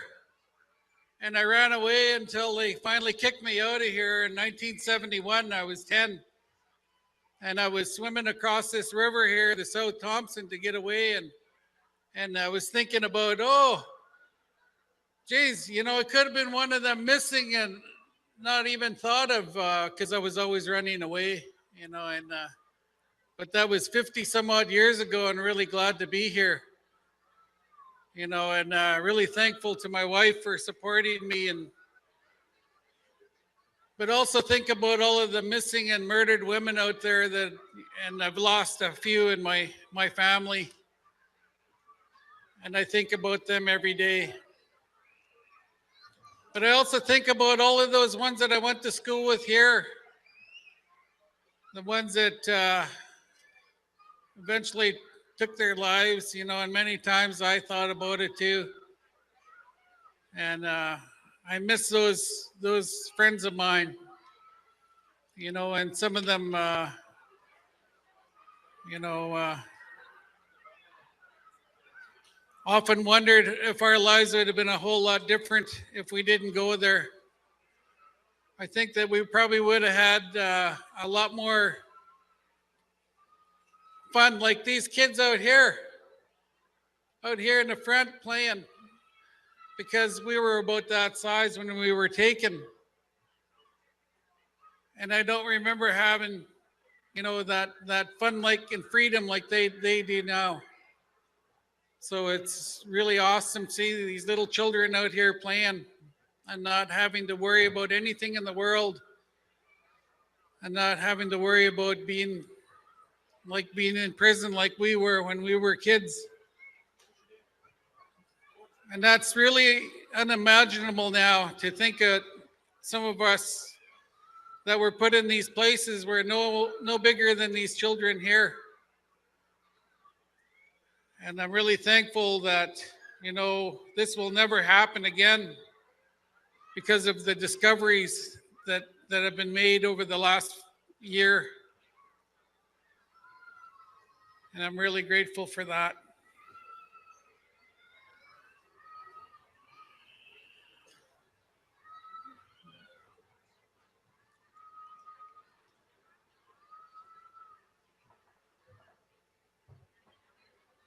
I just remember some of my friends, the Peters, you know, like Cordell and Andy Bob and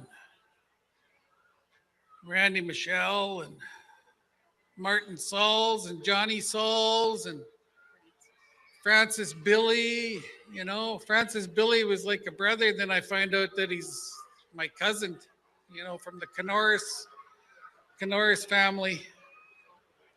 And so many of us that came from all over, we didn't even know that we were even related. And that was the thing. We didn't find out until much later in life. And so, and those ones that have gone now, and all I can remember now is their songs that they sang to me before they left. And I'm thankful for that. But anyways, thank you, everybody. All these children are having so much fun. That's great. And hopefully we don't have any more atmospheric rivers because it sure is hard to deal with. And this, I think it's Mother Nature showing us the power of her wrath of her power. But anyways, thank you very much. And thank you for allowing me to say some words here today. And it's been really an honor. And thanks to my wife and everybody out there. Hamas, Kukpi7.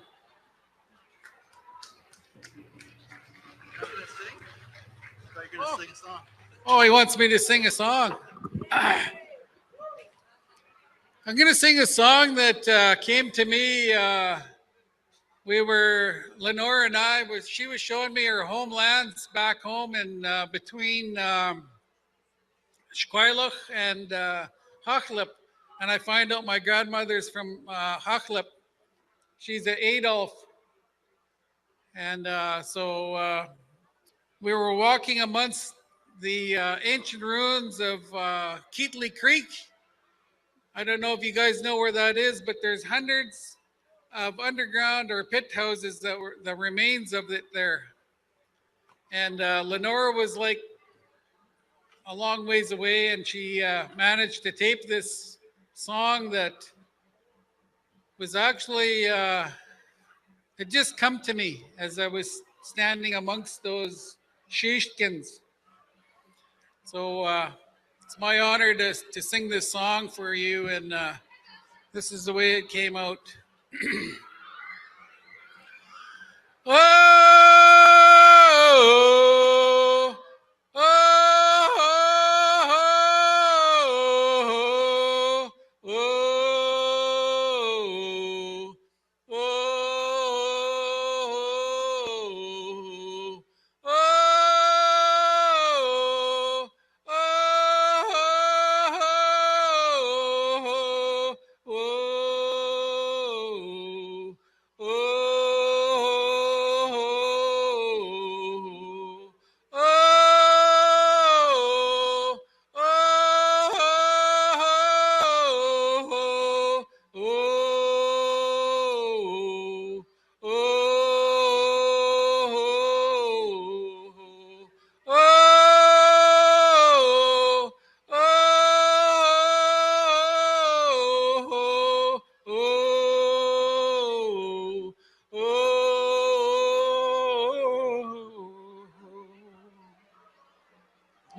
drums. I just like to remember my friend Bucky John because it was the reason why I went to see him over in Squaloch. Anyways, thank you. Thomas. Thank you so much. I was going to say you mentioned Cordell Peters. That's my uncle. When I went to residential school. Clayton Peters is my dad.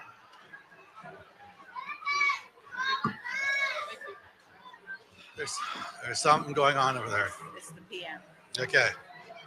Let's Okay. just say, let's give a second. I believe we have a special guest. Okay. Are we sure it's him? Well, we have a special. Yes, I saw him. Hi, everybody. We're just going to give it a few minutes break here at the MC. We have a special guest that has arrived.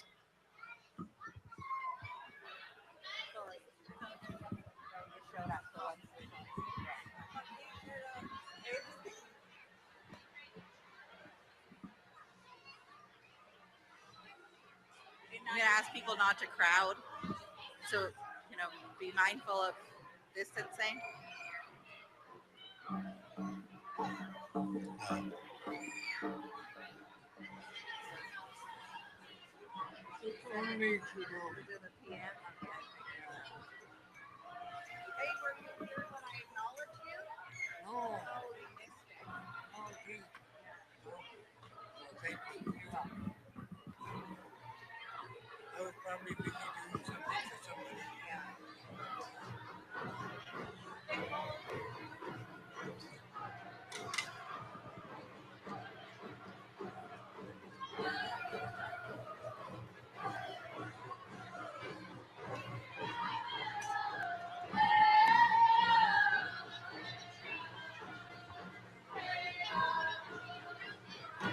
I think we want to contain this a little bit.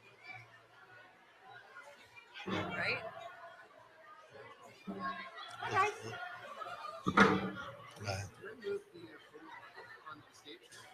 Do you need to? Okay, go ahead.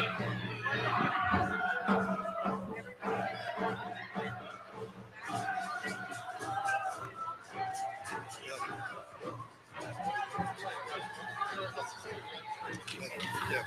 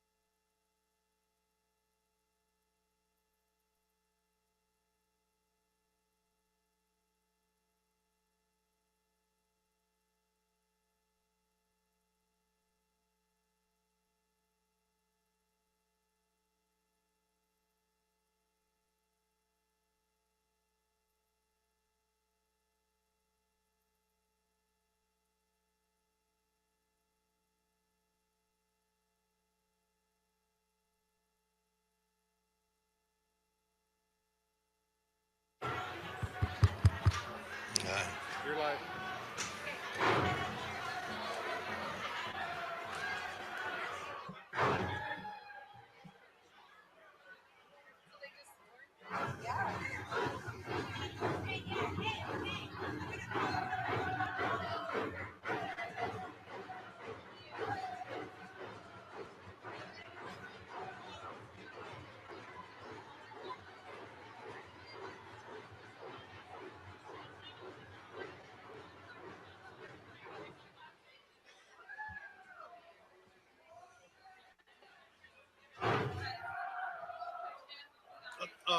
Yeah, I was gonna say you can give it to her. Give me Did what? you find Rosanne? Oh, oh, good. I was just waiting for her to give it to one of the counselors. Okay, okay.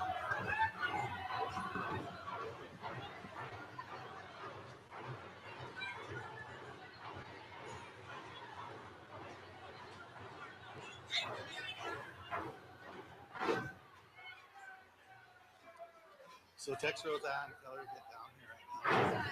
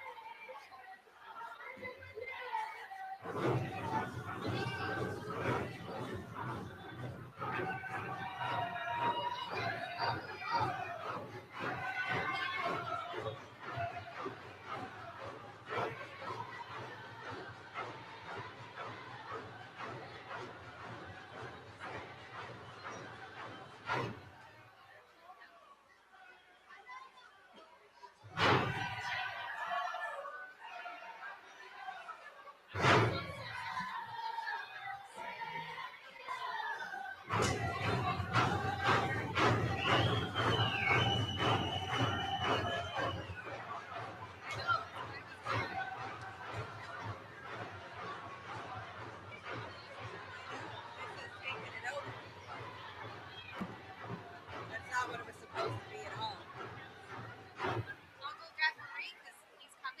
Yeah. Marie. Thomas is right here. Justin should be on his way back. But yeah, it was supposed to be a side entrance, not a big deal.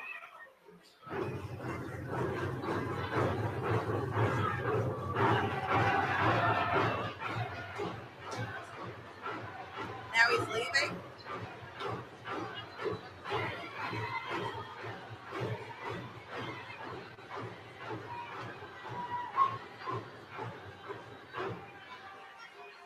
What's on the agenda next?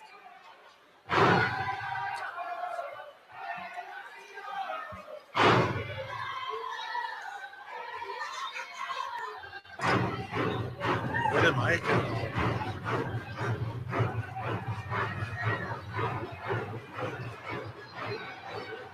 So we're supposed to have a feast, okay? Ted Gofferson.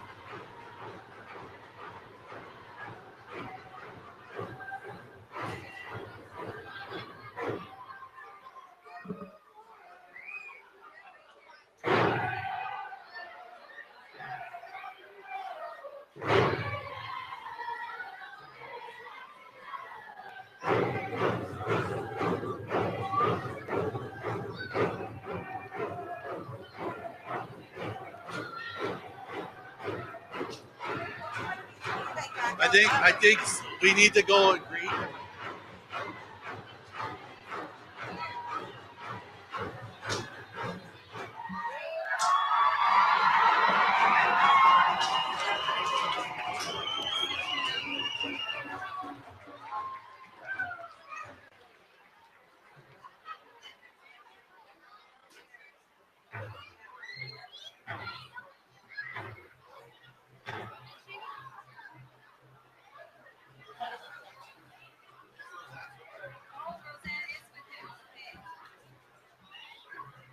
So we need some chairs up here.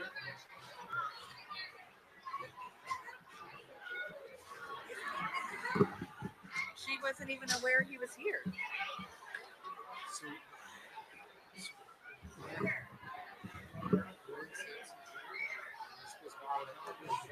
Yeah.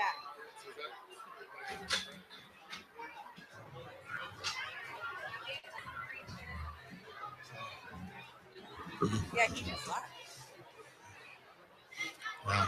Okay. What time is it right now? Where's Ted? Oh, 4:30.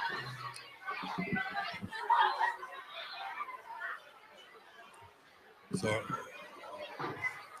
okay. Jonas is getting carried away.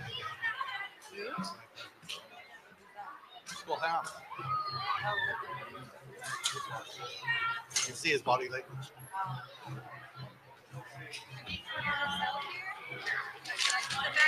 I don't even know if he's coming here. It looks like he just Going left. this way. He's trying to get away. He's going this way.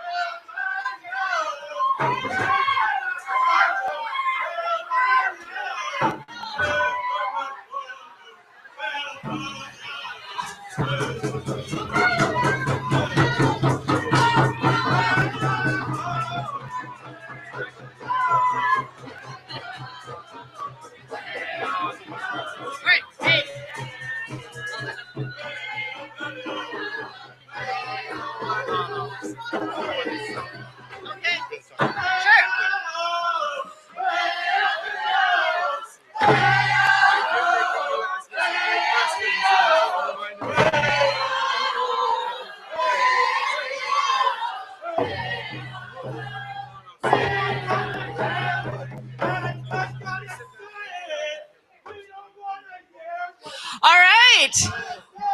I just wanted to say Cook's Jam for the amazing voices and the songs that you have been singing for all of us. You guys. Please. This is about our children. I kindly ask that you honor the children. We're here to honor the 215. We are here to make change. We're here to support healing. We're here to support healing. We're here to support healing. We're here to honor the children. We are here to support and these amazing and meaningful steps forward to honor the children and to honor reconciliation. They can't They can't reconcile for us. We need to be a part of that conversation. We need to have our voices at that table. We need to have real meaningful steps. We need to have these conversations. Our elders and our survivors have been so impacted. The children in the unmarked graves have been impacted. And today, this was about to honor.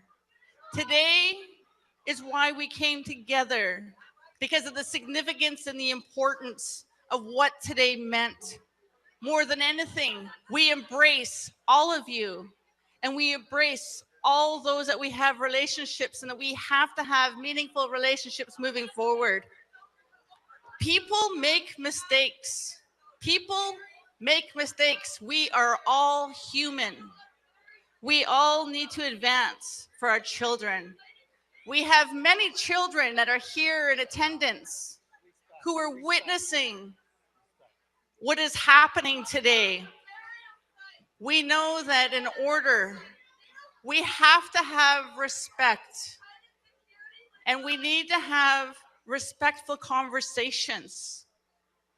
We need to have these for our children and for all our future generations. And more than anything, I'm going to continue advocating and advancing the importance of those relationships. Woo!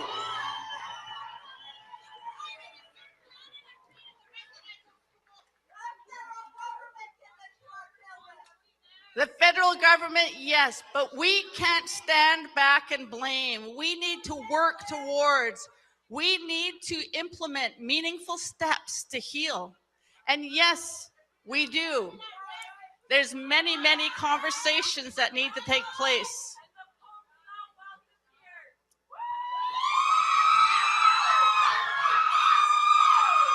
This here is Tk'emlúps to Secwépemc, and we are very proud of the advances in relationships at all levels to make meaningful discussions happen, to make change for our children.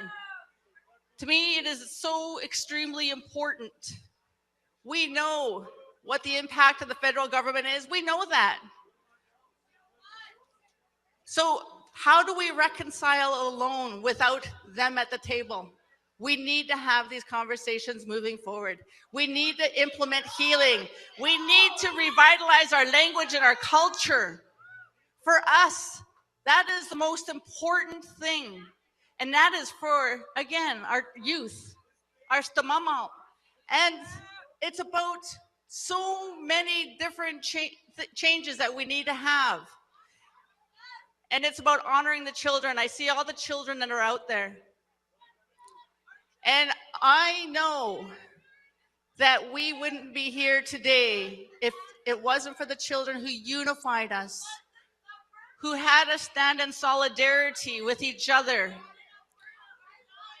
We want to have these conversations, and we need to move forward. That residential school not only affected the Kamloops to Secwépemc, but it affected our whole nation. Throughout Secwépemc. This is not just about the Kamloops to Secwépemc. And I'm also very proud to say that I'm also the nation chief for Secwépemc. And it's so important to have true government-to-government relationships, true government-to-government dialogue, true government-to-government conversations, and to have our input on what reconciliation is. For me, I want to be able to carry our people's voices. I want to be able to carry the voices, and we are carrying those voices to every single level to support our people. We honor all those that have been impacted. We also honor that everybody is at different stages of their healing journey. We also ask that you please remain respectful of those that are here and why we're here today. And I know that within our policies in our office and throughout our reserve, we may have to ask, anyone to leave if they're harming others, but knowing that tomorrow, more than anything, we're more than happy to move forward in such a good way. For us, we have shared in a lot of songs and traditional. We are resilient. We are amazing, strong pillars of strength. We're here because our ancestors have brought us to this pivotal point in time. We are here because we have to be a part of that change, not to create harm, not to discriminate. We need to end racism and discrimination together. We need to be setting that example for our children, to be true examples of what it means to be Tk'emlúps. As Tk'emlúps, we're a forgiving people. We're also a people that welcome people to the campfire. We're also people who welcome people to the campfire to own their mistakes. Our families aren't perfect. It's at every single level. Reconciliation is every single level, starting from our own, with ourselves, our own personal house, to our homes, within our schools. It's like racism and discrimination. We have to heal at every single level. And I truly honor every one of you for being here. I truly honor each and every single one of you standing in solidarity. I honor all the leaders that are here looking for that hope for their communities and for the survivors, that they have their steps towards reconciliation.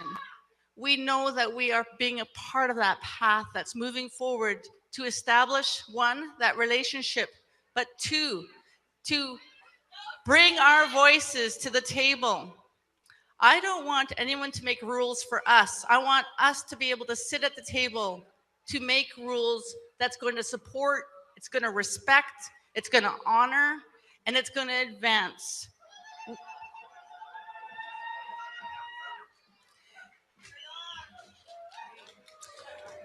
We are under one roof, and that is right. Every child matters. It means you too. It means me. It means Trudeau.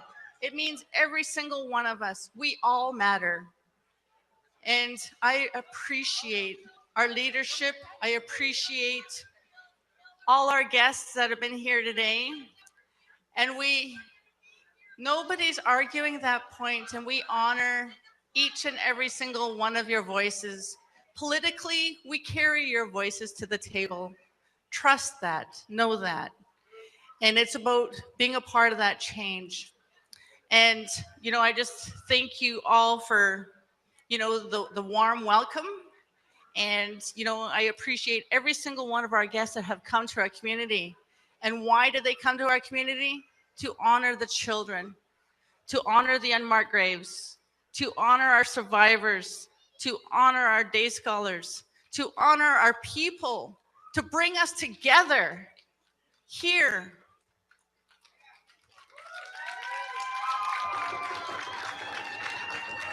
Thank you. It hurts when I see how much our people are still hurting today. It really does hurt. And it really does make me want to cry, because it's the pain and the trauma we see firsthand, intergenerationally, that has impacted us. We know that we have a long path ahead of us. We know that. But we have to take one day at a time, one step at a time, but continually moving forward. And yes, none of us created what happened back in the very beginning era, the creation of residential school system, but we are all here today, up here as leadership, making sure that we walk and correct that path that has impacted every single one of us. It hurts each and every single one of us and our families. So I know that today it is with such great honor and respect and dignity that we honor the missing, the unmarked graves, our survivors, our day scholars, our guests who've been here. They're here to walk with us. They're not here to dictate to us. They're here to make impactful steps.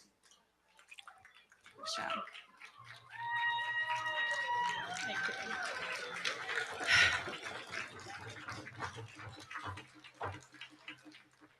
I can't say enough as to how meaningful it was that we had so much of our cultural singers and dancers today. That was the resilience. Those are steps forward. That's being proud of who we are. We need our children to be proud. We need their children and their children to be proud and to continue walking on that journey. Yes, they're painful steps, but most importantly, they're steps that we can do and have to do it together. We can't do it alone, and we can't make them do it alone. We got to do it together. And I commend the leadership. I commend the steps and the path that we need to take. And yes, some of them, they're hard conversations to have. I know that firsthand. I know when I met with so many and carried the voices of the pain all the way to the Vatican. There is so many steps, but we can't sit here and leave that for our kids. We have a responsibility for our children today. We have that.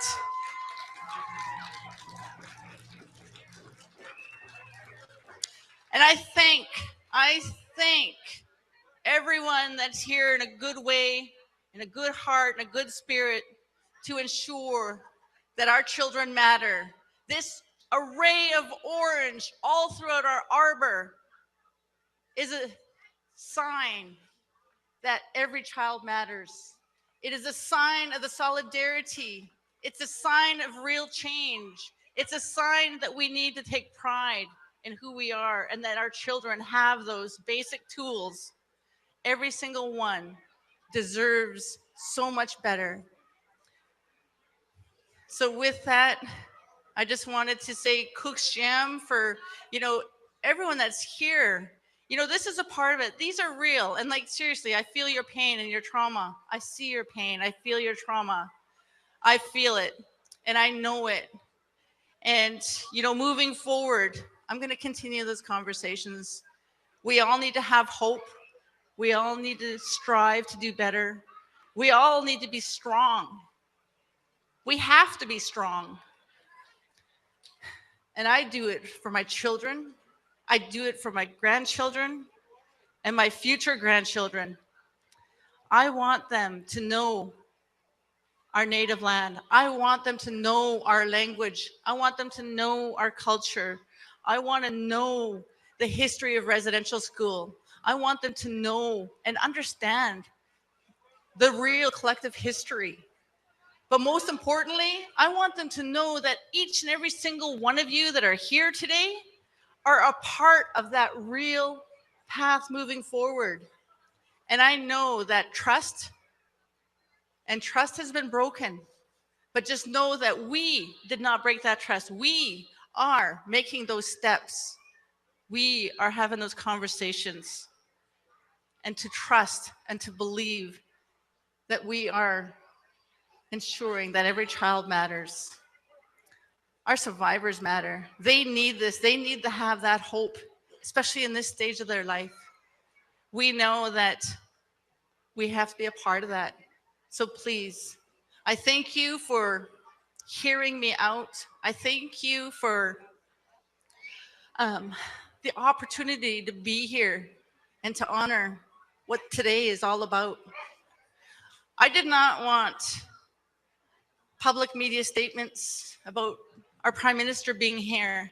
I wanted him to come here and to be able to stop and meet and be with our survivors, to see the children that are here and to honor them and to truly reflect why we're here today. So I know that, moving forward, I know that we've got a long journey ahead of us. But the good thing is we have something worth fighting for. And as one of our amazing elders has stated, is that we have more than 215 reasons to be united, to be walking together, to be making change, and to be supporting the nurturing and revitalization of who we are. And that is up to us. That is our responsibility. But it is also the responsibility to walk with all those that are going to support and advance at every single level. This is something that has affected the world. This is something that shaken the whole world. This is why the United Nations have declared 2022 to 2020 or 33 the decade of the revitalization of language and culture. Cook's Jam, we so honor that.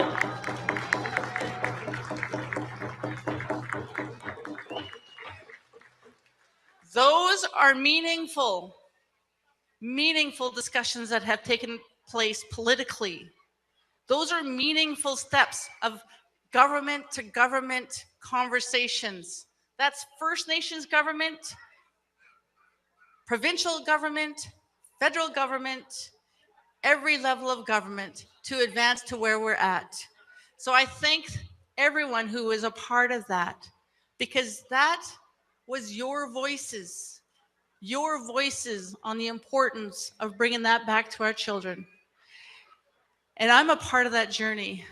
My language, I'm still learning. I'm learning, and I know minimal. And that's because, yes, the residential school, but you know what? I'm not going to keep blaming the residential school. I don't have my parents, my grandparents, but I draw on the strengths of our survivors. I draw on the strengths of the leadership to make change.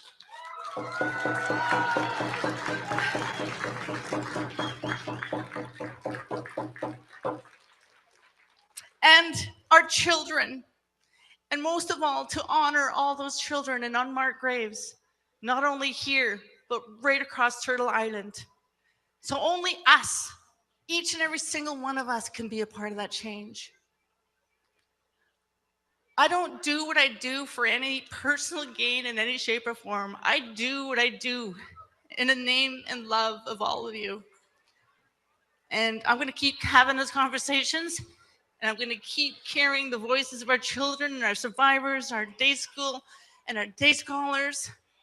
I'm going to keep moving that forward because we have so much to offer. We have so much to be a part of that change. And I appreciate, and I know that no matter what, I don't take anything personally, because I know this isn't about me. I know that this here is about all of you.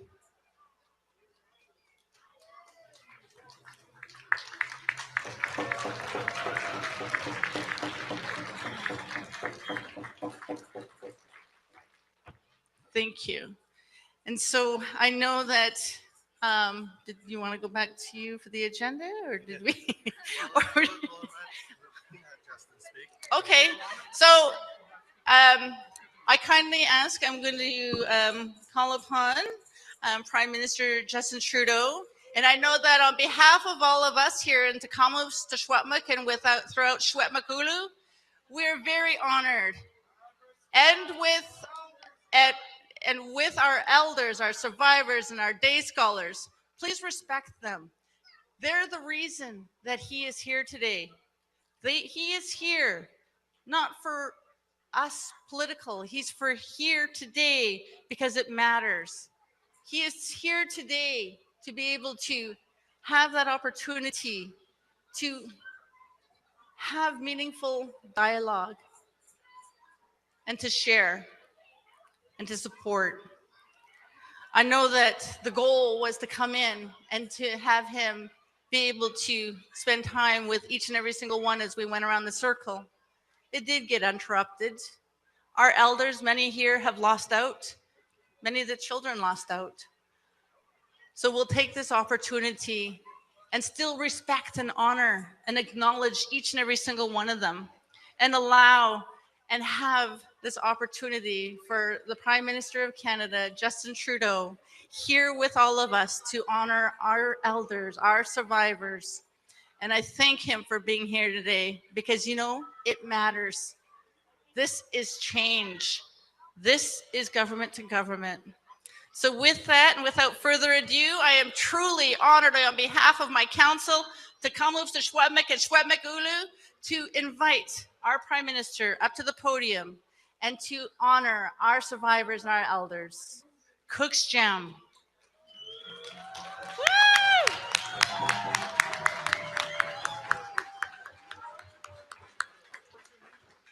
And this is exactly what this is about. This is about our elders and our survivors and that healing journey.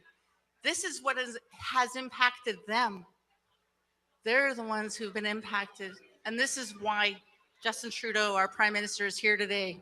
Cook's Jam. Am I still going to say a few words later as well, or is this the opportunity? Sorry, I just wanted to say thank you to all the elders like Bernadette who came forward and said hi to me, to welcome me. I hear you. This is about remembering those we lost. This is about gathering and reflecting on where we are and mostly where we need to go all together. To all the elders who took moments to give me wonderful warm hugs and welcome me, thank you.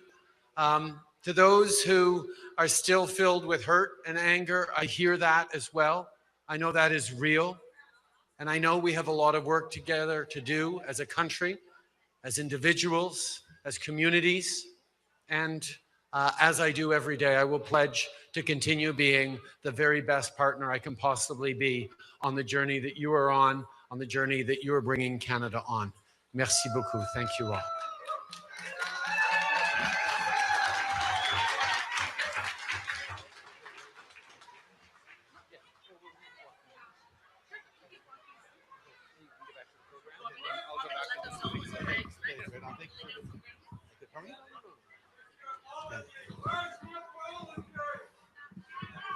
Good.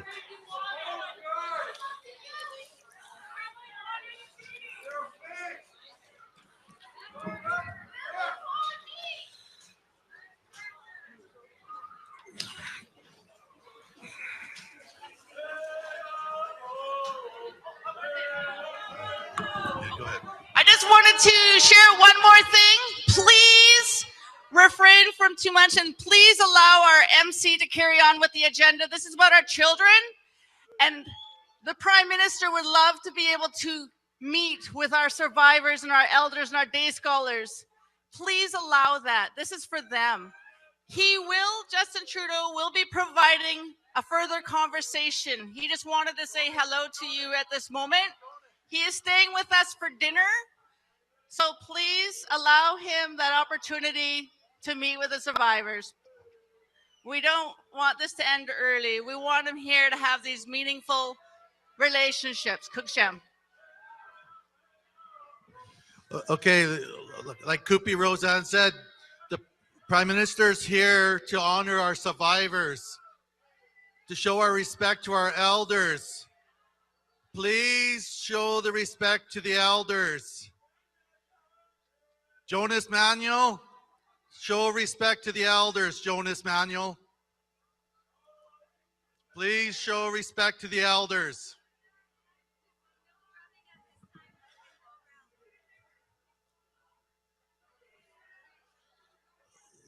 Let him walk through the crowd and let him meet the elders, the survivors. We want to honor him by honoring the survivors. Let him take that time. He's here to be able to honor the survivors. Show that respect to our survivors.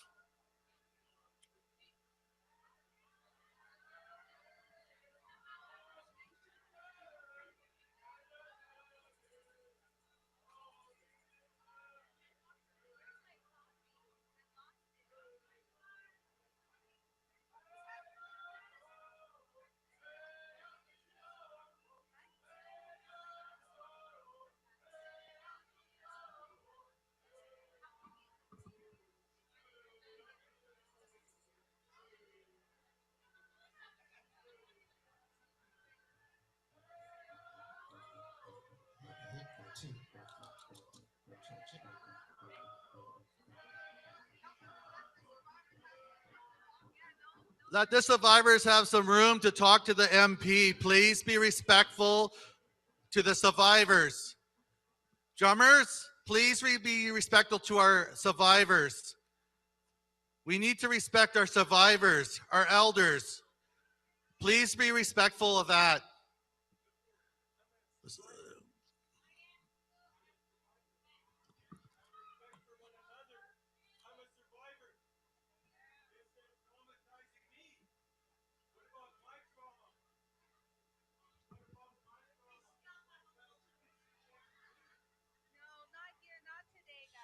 We're here to honor the children, honor the survivors, the ones that actually went to the residential school, the elders.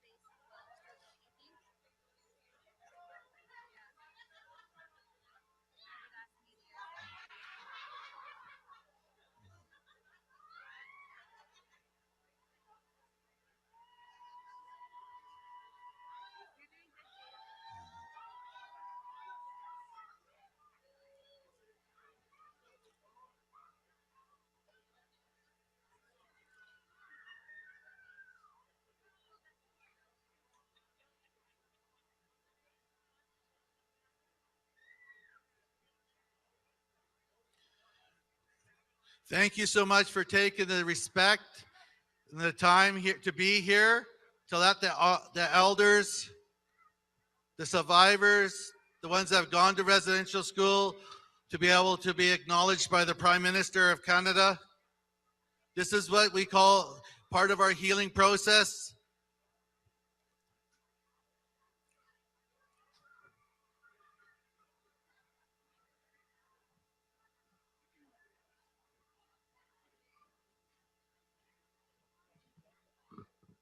Okay, guys, let's create some space. We have elders with walkers who are trying to come in to meet the Prime Minister. Please create some space for our elders and survivors. Media, can we give them some space? People with phone and their cameras, give some space to the elders, please. And thank you, Kukpi7.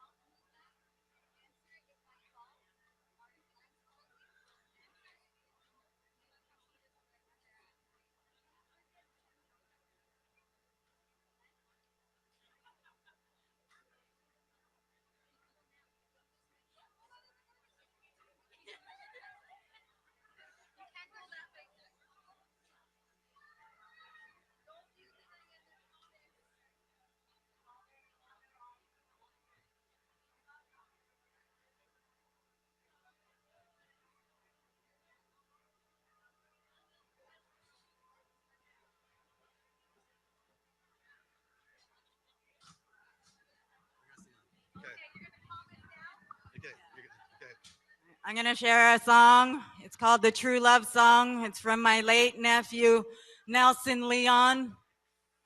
I am Secwépemc Powwow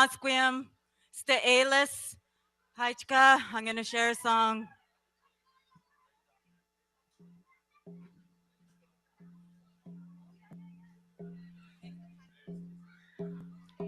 Oh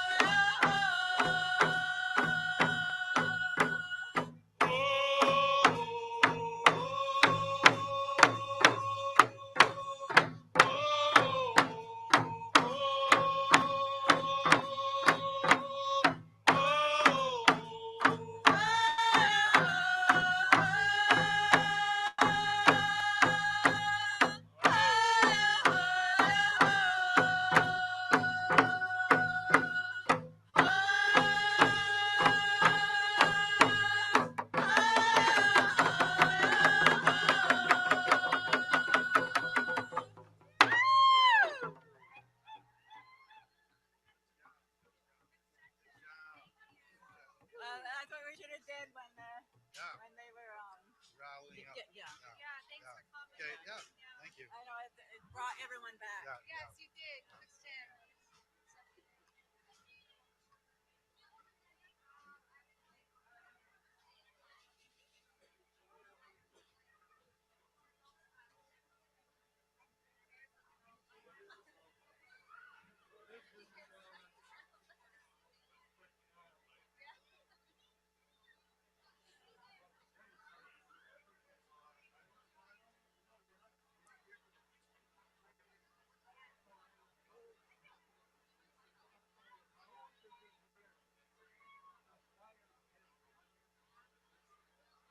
We have an agenda date.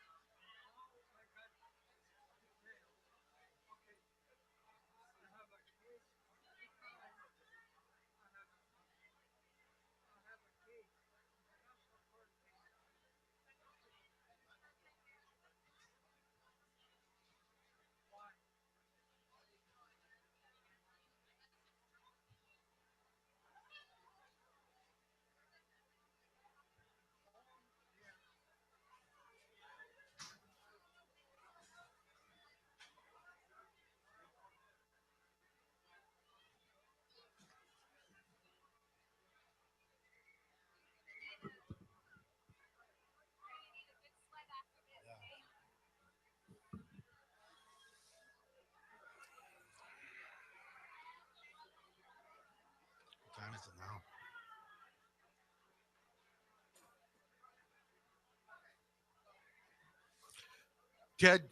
Ted Jr., Ted Gofferson Jr.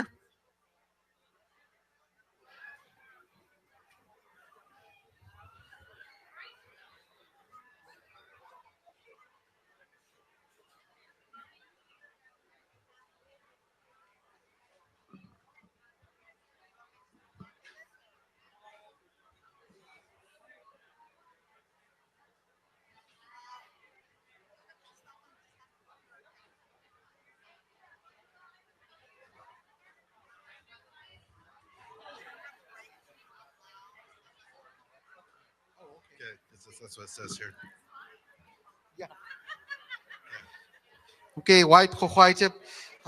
Next on the agenda is it next? Is the feast, and the feast is in honor of Les Twichwe. So we ask that when you get the food, you eat what you have. If you can't finish it, to bring it home with you. In our way, it's very disrespectful to toss away food that's given at a feast. So please take the food that you or eat the food that you take. If you can't finish it, please do not throw it in the garbage. You can take care of it if you'd like. You can bring it home. You can make an offering with it. But please do not throw your food in the garbage. And if you're a parent, please ensure that your children do not throw the food on the ground as well.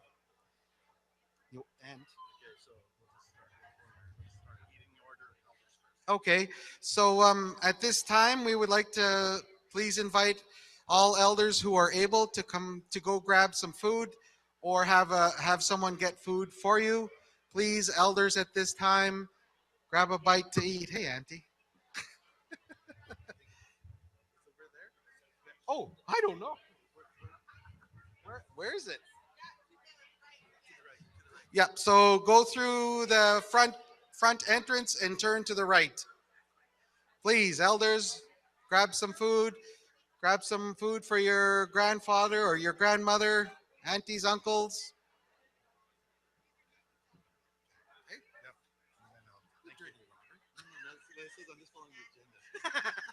You're doing good. Okay.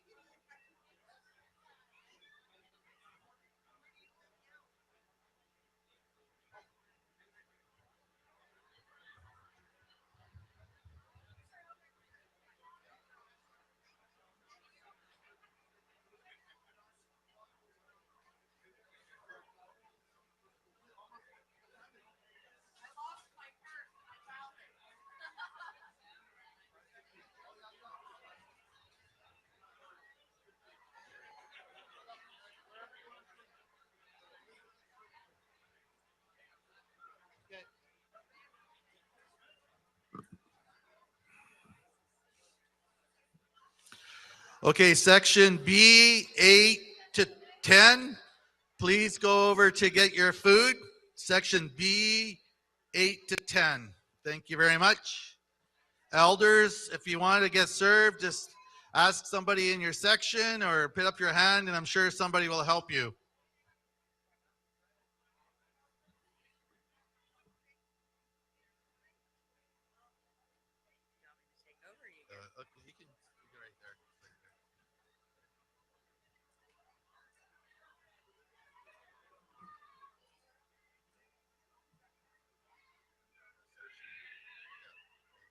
A1 to 2 is next.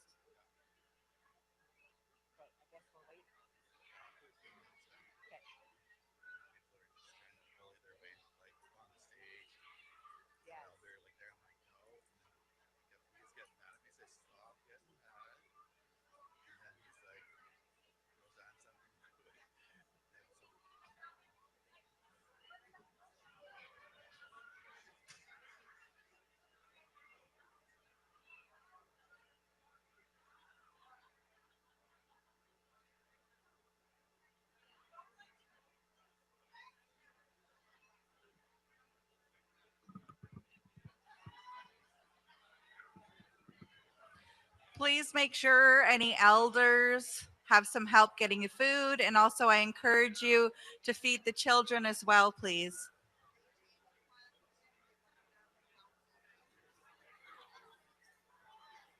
Any children and elders are welcome to go up at any time.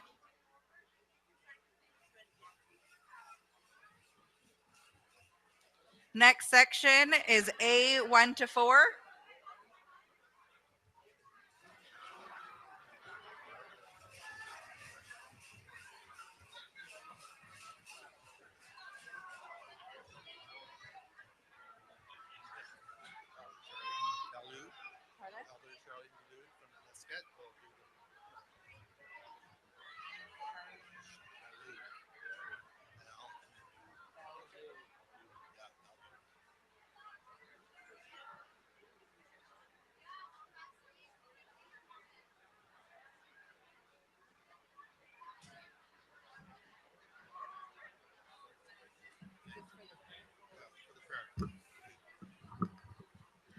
Wait, quiet. Spio A, Sikusin Nauchan, Charlene Bellew and Skrext. I'm from Muskegon First Nation from Alkali Lake. I want you to just take a minute here to say prayer for the meal. So take time to acknowledge the cooks and everyone that took time to prepare a meal for us. Great grandfather, creator of all good things, I pray to you and I thank you for this beautiful day. Thank you for Father Sky, Mother Earth, great grandfather, for all the beautiful gifts that you provide for us, great grandfather. Great grandfather, we pray to you and we thank you for our children. We pray to you and we thank you for our grandchildren, our Tk'emlúps. Great grandfather, we pray to you and we thank you for the survivors that are here, the former students that attended Kamloops Indian Residential School, and any other students that attended other residential schools in BC or across the country, great grandfather. We pray to you to bring them healing. Great grandfather, bless their families, bless their loved ones, bless their children. Great grandfather, we pray to you for all the organizers of this event, making this a special day for all of our children and for the children that never came home. Great grandfather, we pray to you to bless the Kamloops, the Secwépemc, Chief and Council, and all of their technical team for such a day to honor our children. Great grandfather, again, we just pray to you and thank you for the cooks. Thank you for the food. We pray to you for the rest of the evening to sit among one another, to be able to talk, support one another, continue to hold one another up, great grandfather. we pray to you and we thank you for this precious time together. All my relations. Kukpi7.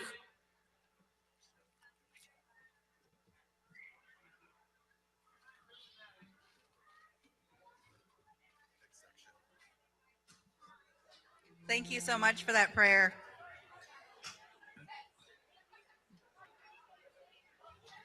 Next section is going to be C 14 to 16.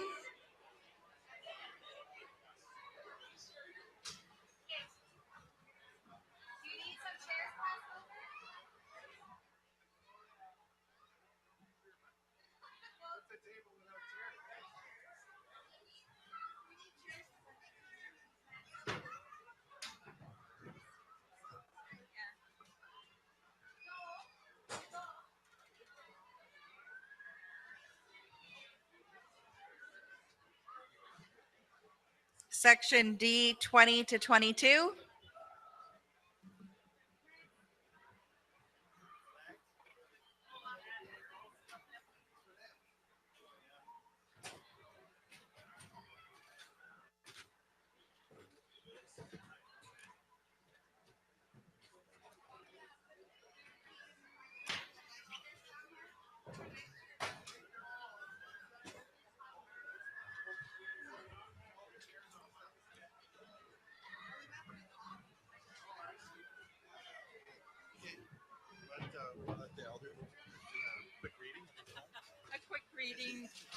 A quick reading. Introduce yourself. Good afternoon, everybody. My name is Doreen Canoris. My father, Nels Leon Canoris. My mother, Catherine Calhoun Canoris. My mother went to school here many years ago, and she talked about the white building behind a red brick many years ago. She told us of some of the hardship there. My mother had 12 children. 10 of us went to the school here. This year, I was asked to put something in a Knowledge Makers. It's a magazine at Thompson River University. And this is what I put in a magazine. I call it Awakened. I heard your cry too long, my child. Awake. For you are my witness long waited for, of untold stories of parallel grief. Come, let's join, is now echoed throughout. For now as one we will be heard for justice to ease our unrested souls. I wrote that to be published in the Knowledge Makers. And I've waited till someone said, come read it. Thank you. Thank you.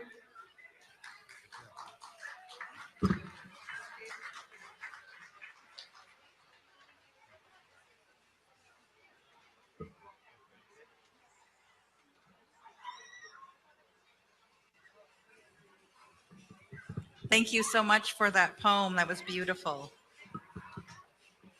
Section B 5 to 7. And let's also do section D 17 to 19. And again, any children and elders, please feel free to go up at any time.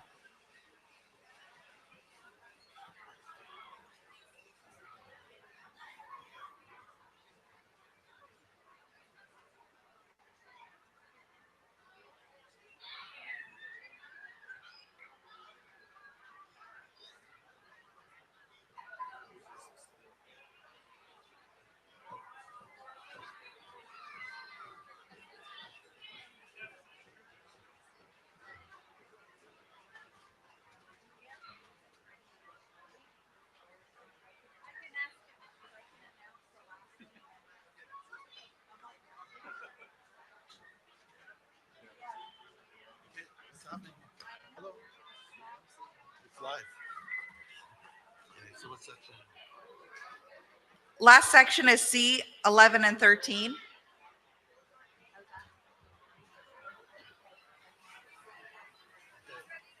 Okay. So we need Kukpi Fred Seymour, can you come to the mic, please?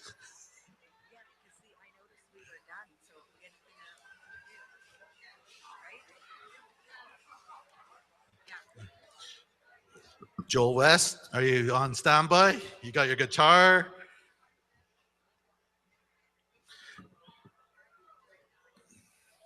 Well, while you guys are eating dinner, I'm going to get Kukpi Fred Seymour to introduce this young singer. This guy will be able to entertain you while you're eating your meal.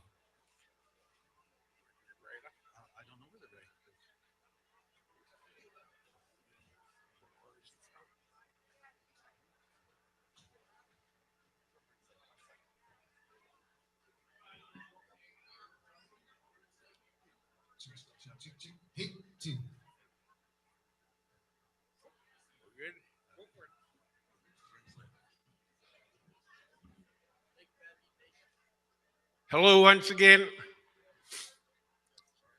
Grab your plate, grab a number, sit down, relax, enjoy the supper.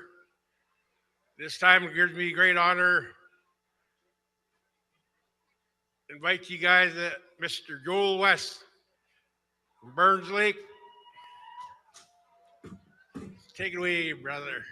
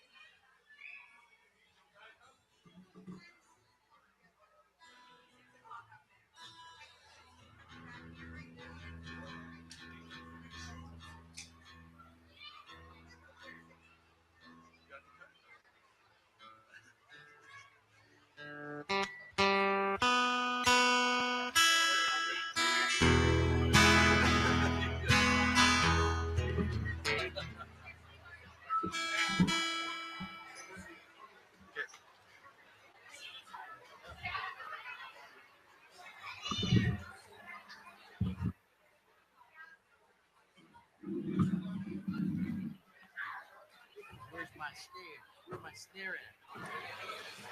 Where's my snare?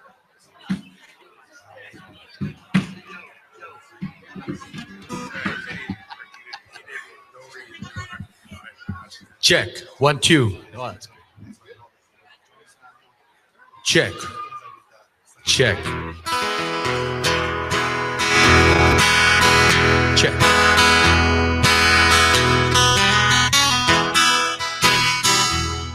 Hello, check. Perfect. Perfect.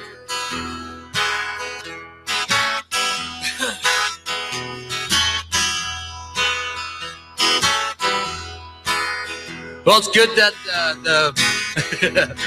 good that the sun came out today.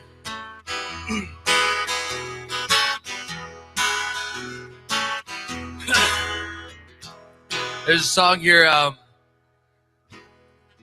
remember my grandma. My name is Joel West. My parents are Georgina Erickson and Alec West Sr. From Burns Lake. I got my grandparents on my mom's side is Frank Erickson and Lena Joe from Takla, and my dad's side is Mary West and John West from Lake Babby Nation, born and raised. Yeah.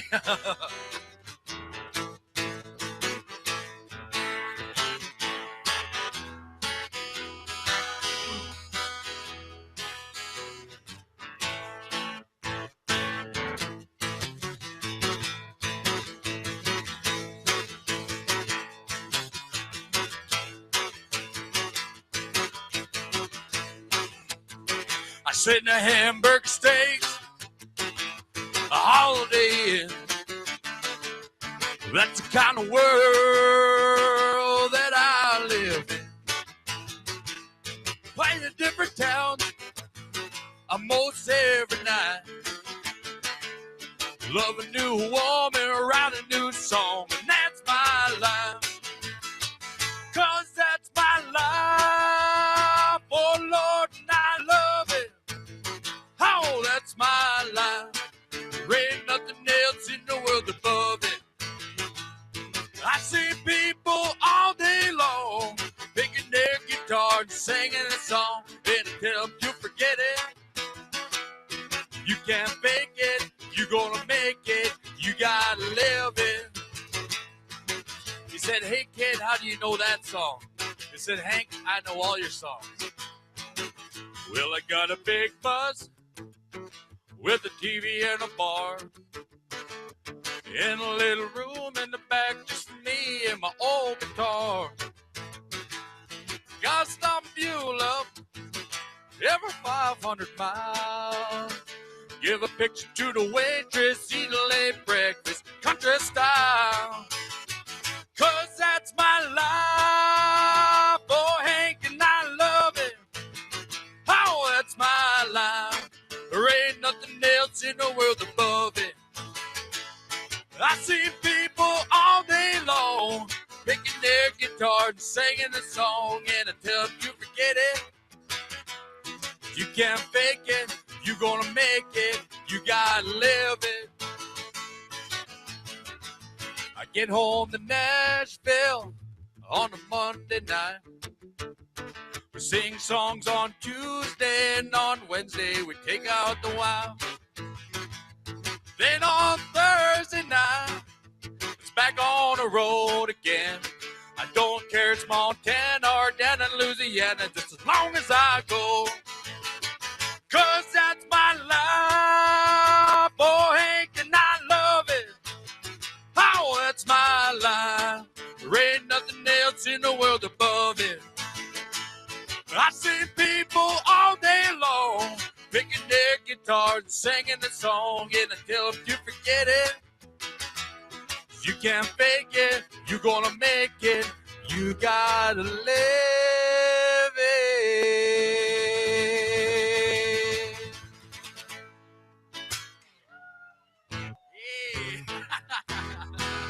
Give Joel a big hand. Come on. Yeah. Yeah.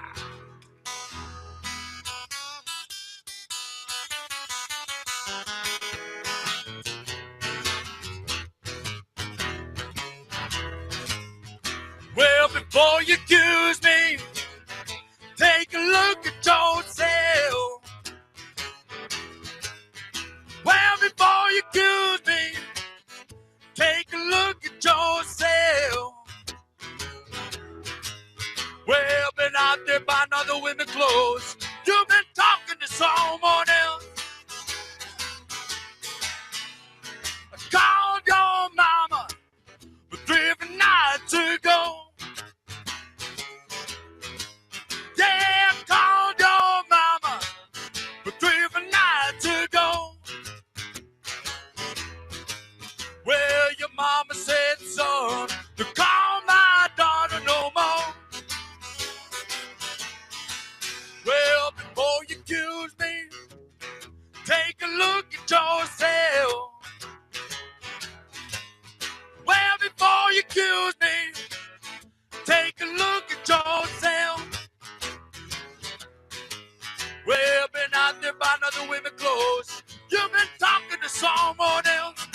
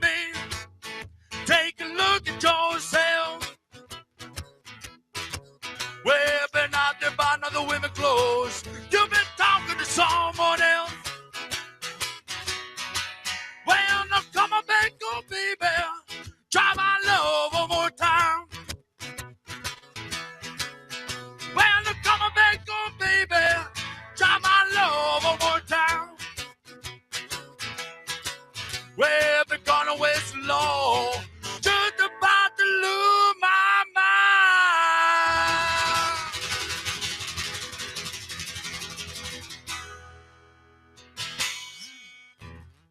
Woo-wee.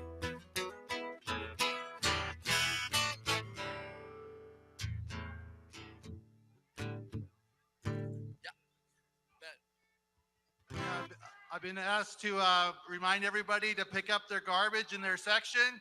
Our staff, and we're short-handed and stuff, and we want to leave the arbor clean. So please do that.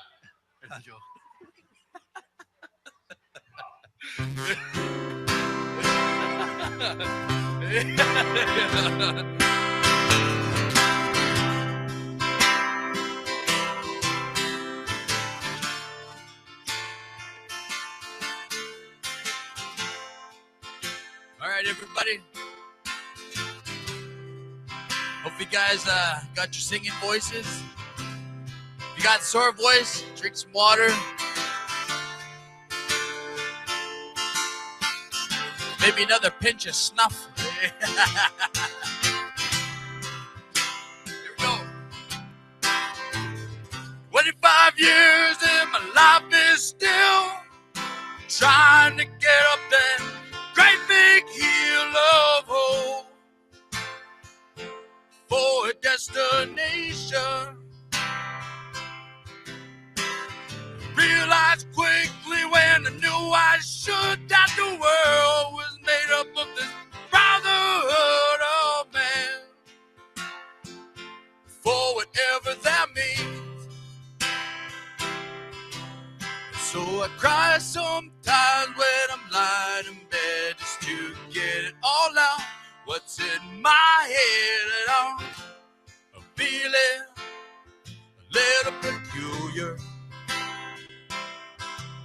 So I wake in the morning and I step outside and I take a deep breath and I get real high and I scream at the top of my lungs, what's going on?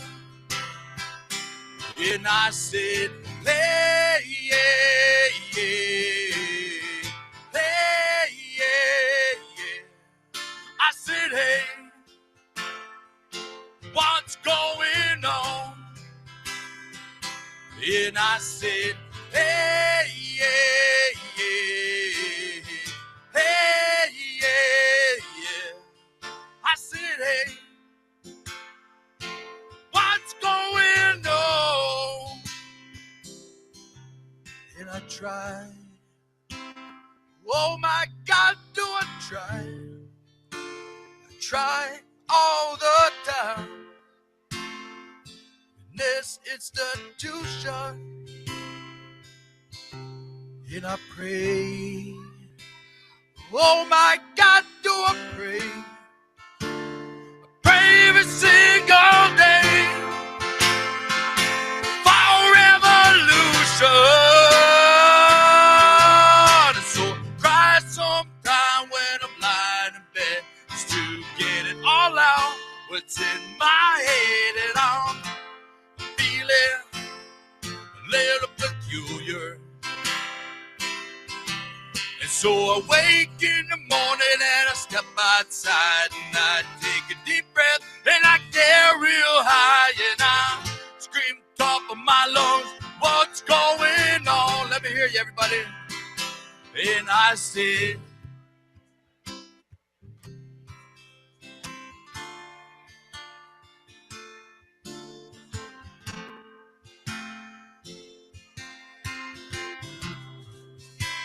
go one more time. Said, hey.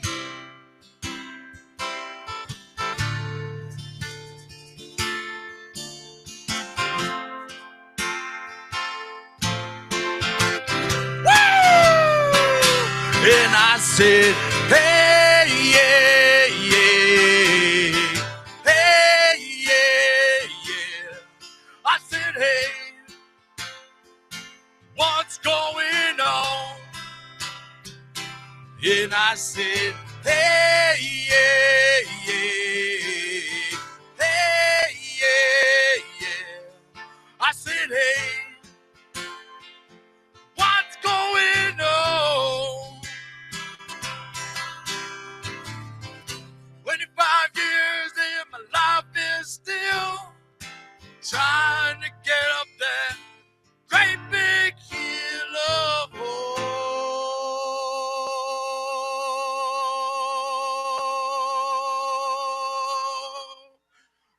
a destination.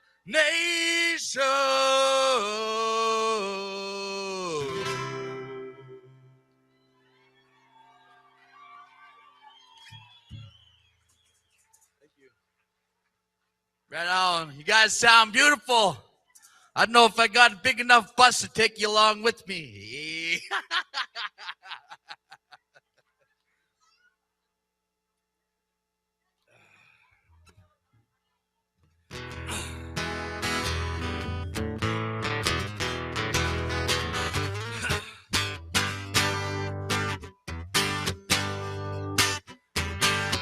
Where's all the honky-tonk women in here? All right. I met a gin-soaked barroom queen in Memphis. She tried to take me upstairs for a ride. She had to heave me right across her shoulder. I couldn't seem to drink her off my mind. She's a hoe, talk with me. Well, now give me the honky-tonk blues. Well, I met a divorcee in New York City. I had to put up some kind of a fight. The lady, then she covered me with roses. I couldn't seem to drink her off my mind. She get down with me. Well, now give me the honky-tonk blues.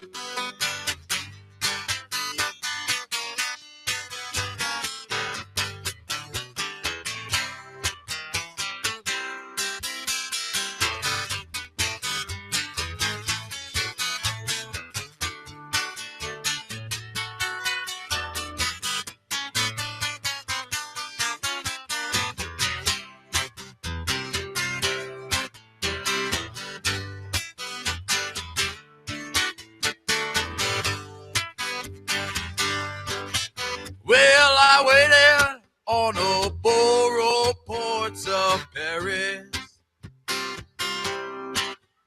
as naked as the day that I will die. The ladies, they're all so charming out in Paris, 'cause I couldn't save the drink them off my mind. Come on, help me out. She's a hoe, get down with me. Give me. Yeah, one more time. She's a hoe.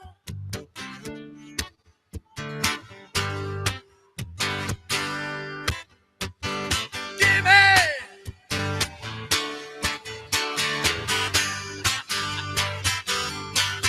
She's a hoe, get down with me.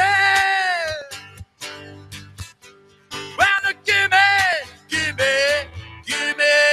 the honky-tonk blues.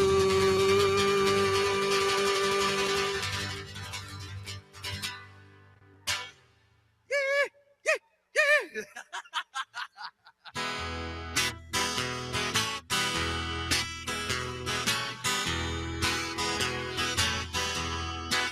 Just as long as I can keep a lot of friends around me, Lord, it helps to keep a worried mind occupied. pie. I do all right till dark of night surrounds me. And then I think of her, and then I cry. 'Cause there's a chord gone and I'm stoned at the jukebox. But I can't help it if I'm still in love with you. 'Cause that's the kind of song it takes to get on the soul hurting now. 'Cause I love that hurting music. 'Cause I am a hurting too. Lord knows I've been running up and down this old Interstate 65. I love this Nashville, Tennessee, highfalutin woman I've tried. Now I'm busted stone flat down in Spring Hill. I've got nothing but time and bottles to kill, and I thought I could ever feel like that. Lord, there's a chord gone and I'm stoned at the jukebox. And I can't help it if I'm still in love with you. 'Cause that's the kind of song it takes to get on the soul hurting now. 'Cause I love that hurting music. 'Cause I am a hurting too.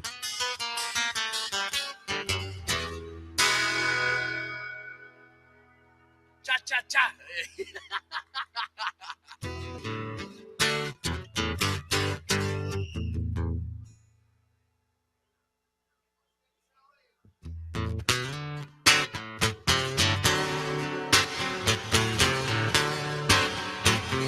All right, before I start here, everybody, do we have anybody in the house by the name of Sally up in here? If your name is Sally, you can put your hands up, make your way to the middle of the arbor here, probably preferably in front of one of these cameras.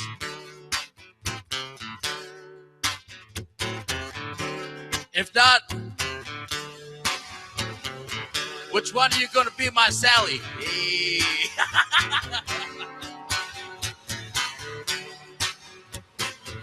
I say no Mustang Sally.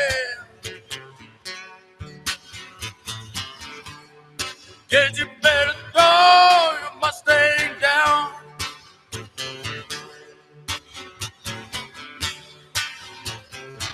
I see no Mustang Sally now, baby. Kid, you better throw your Mustang down. Oh, yeah. One of these early mornings, I'm gonna be wiping your weeping eye. Your weeping eye. I said I bought you a brand new Mustang. It was a 1965. Now you come around, seeing a fine woman with your weeping eye. Mustang Sally now, baby. Guess you better slow your Mustang down. Oh, yeah. One of these early mornings, I'm gonna be wiping your weeping eye. All right, this part, you're gonna help me out. I said, no, all you want to do is ride around, Sally. Yeah. All you want to do is ride around, Sally. I said, no, all you want to do is ride around, Sally, ride. I said, no, all you want to do is ride around, Sally, ride. One of these early mornings, I'm gonna be wiping your weeping eyes. Those weeping eyes. I said I bought you a brand new Mustang. It was in 1965. Now you come around and sit if I want. Don't weep in eyes, Mustang Sally now, baby. Guess you better slow your Mustang down. Oh yeah. One of these early mornings, I'm gonna be wiping your weeping eyes. All right, here we go. All the Sallys out there. You ready? I said, no, all you want to do is ride around, Sally. All you want to do is ride around, Sally. I said, no, all you want to do is ride around, Sally, ride. I said, no, all you want to do is ride around, Sally, ride. One of these early mornings, I'm gonna be wiping your weeping eyes.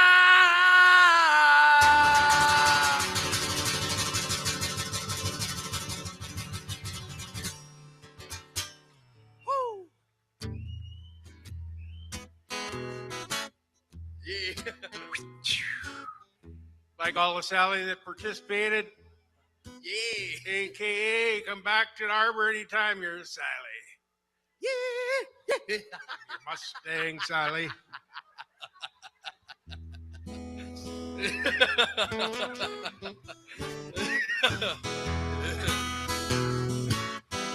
Ready to go. We got Lauren Sampson in the house. Where's Uncle? There he is. All right. This is about a rated PG song. Going out to Uncle Lauren. Have you ever had one of those days when nothing goes right? Your wife starts about whatever it was she was about last night. So you escape into the bathroom just to sit there on your throne. 'Cause after you're finished your business, the toilet paper's gone. Well, it's a great day for me to whoop somebody's. It's a bad day, so you better get off my back. You might get cold cocked if you cross my path. Well, it's a great day for me to whoop somebody's. Well, I was running late for work, so I poured me some coffee to go. Just before I had a flat tire, spilled it all over my clothes. When the highway patrolman pulled up, I thought that help was on the way. But when he saw the tie tool in my hand, he shot me with pepper spray. Well, it's a great day for me to whoop somebody's. It's a bad day, so you better get off my back. You might get cold cocked if you cross my path. Well, it's a great day for me to whoop somebody's. Well, I finally made it to work, and I was 15 minutes late. Told my boss about the flat tire, but he fired me anyway. So here I am out in the parking lot, just waiting by his Corvette. I'm gonna give him a goodbye present that he never will forget. Well, it's a great day for me to whoop somebody. It's a bad day, so you better get off my back. You might get cold if you cross my path. Well, it's a great day for me to whoop somebody's.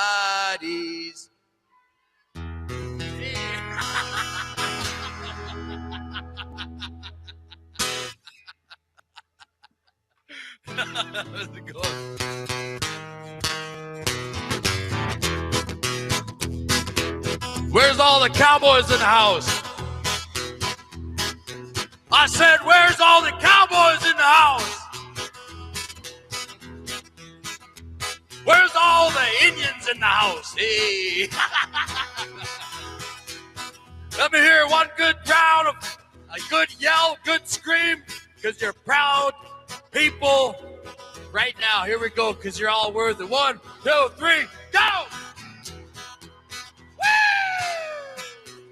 All right, here we go. Well, I hear the train a-coming, it's rolling around the bend, and I ain't seen the sunshine since I don't know when. Well, I'm stuck in Folsom Prison, that time keeps dragging on.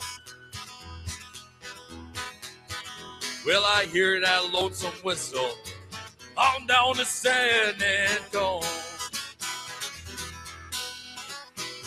When I was just a baby, my mama told me, son, always be a good boy, don't you ever play with guns.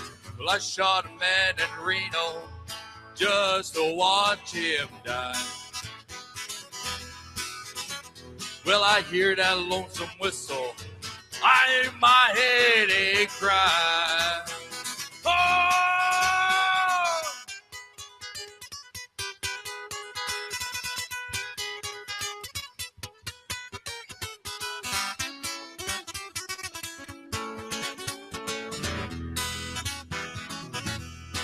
Do it!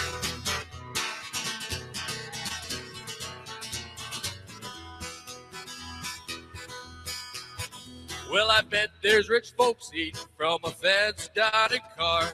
They're probably drinking coffee and smoking big cigars. Well, I know I had it coming.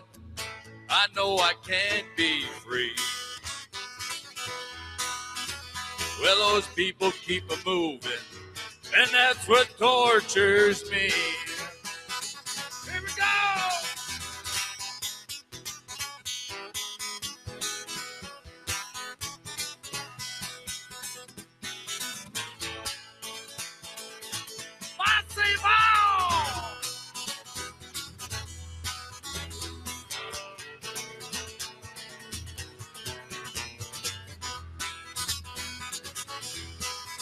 Well, if they free me from this prison, if that railroad train was mine, I'd bet I'd move it on a little farther down the line, far from Folsom Prison.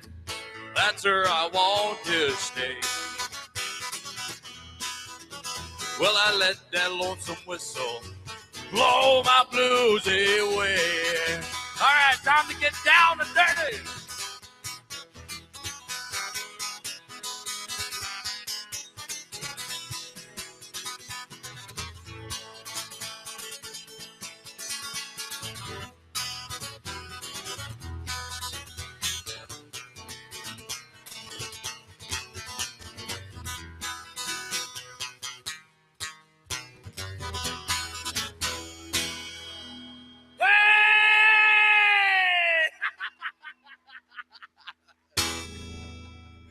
You guys did awesome. Awesome.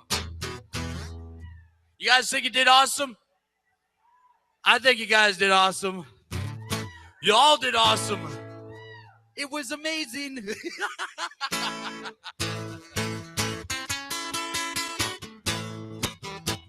All right, I think you guys might know this one.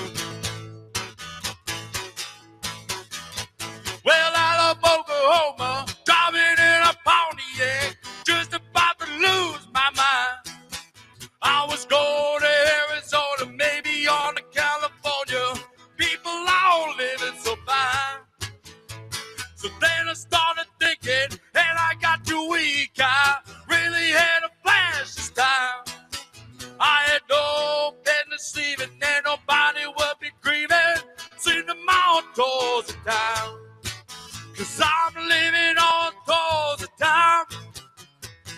Living on toes of time. Gonna say by what that do it, 'cause you know me, I've been doing. Living on toes of time. Well, so there I was in Hollywood, thinking I was doing good. Talking on the telephone line. They don't want me in the movies, ain't nobody sing my song.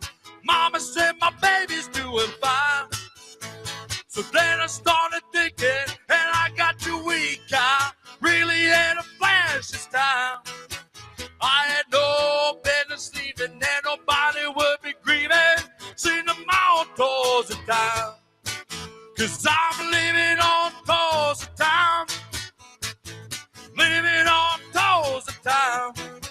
Gonna say by what that do it, 'cause you know me, I've been through it. Living on toes of time. Well, no, there I was in Hollywood, thinking I was doing good. Talking on the telephone line. They don't want me in the movies, ain't nobody sing my song. Mama said my baby's doing fine. Then I started thinking, and I got too weak. I really had a flash this time. I had no business leaving, and nobody would be grieving. Seen the mountains of time. 'Cause I'm living on Indian time. Living on Indian time. Gonna say by what that do it, 'cause you know me, I've been through it. Let me hear it. Woo! 'Cause I'm living on toes of time. Living on toes of time. Gonna say by what that do it, 'cause you know me, I've been through it. Living on Indian time. Woo! Hola. Singing all these pretty songs, might walk away with a hickey or two. Eh?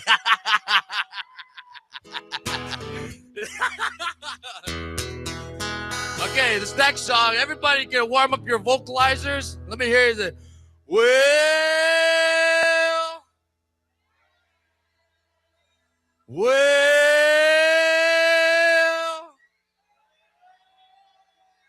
Well, sounding good. Here we go. Well, you wake up in the morning, you hear the working bell ring. march up to the table. You see the same old thing. There ain't no food up on the table. There ain't no fork up in the pan. But you better not complain, boy. You get in trouble with the man. Let the midnight special shine the light on me. Let the midnight special shine the light on me. Let the midnight special shine the light on me. Let the midnight special shine the light on me. Yonder comes Rosanne. How in the world did you know? By the way she wears the apron and the clothes she wore. Umbrella on the shoulder, piece of paper in her hand. She come to see the governor. She wanna free her man. Well, let the midnight special shine a light on me. Let the midnight special shine a light on me. Let the midnight special shine a light on me. Let the midnight special shine the light on me. All right, let me hear you sing it. Let the midnight.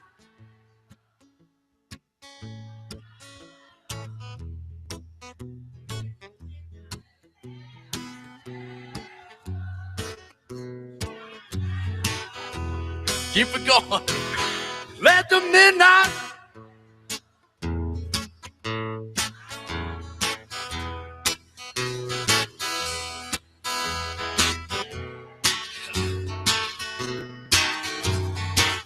Yeah! Let the midnight special shine the light on me. Let the midnight special shine the light on me. So let the midnight special shine the light on me. Let the midnight special shine the light on me. All right, y'all gotta help me finish one. Let the midnight special shine the light on me. Let the midnight special shine the light on me. Let the midnight shine the light on me. Let the midnight shine the heaven loving light. Oh, man.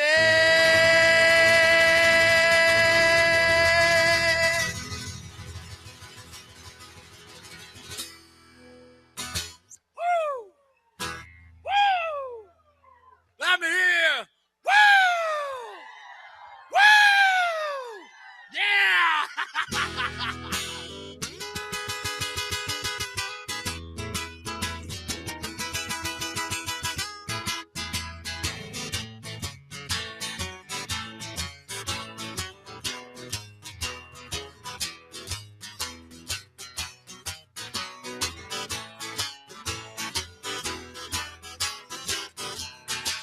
Well, come on, baby, don't you wanna go?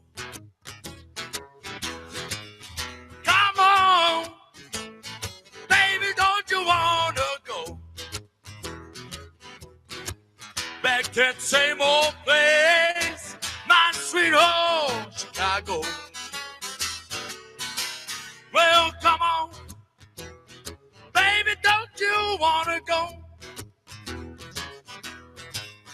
Come on, baby, don't you wanna go back to that same old place, my sweet home, Chicago?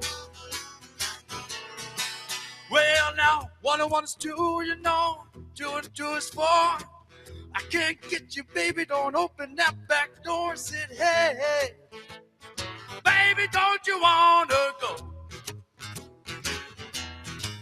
back to that same old place, my sweet home, Chicago?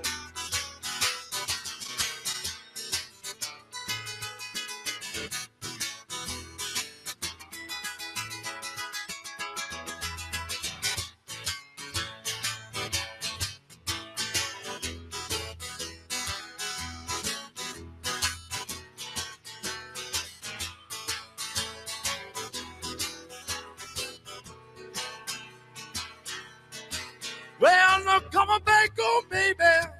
Try my love one more time. Come on back home, baby. Try my love one more time. Been gone away so long, just about to lose my mind. Well, come on, baby, don't you wanna go? Come on, baby, don't you wanna go back to that same old place, my sweet home, Chicago? Well, now tell me, woman, what's wrong with you? Don't treat me, woman, like I used to do. Look over here on the woman and say, I don't call no man.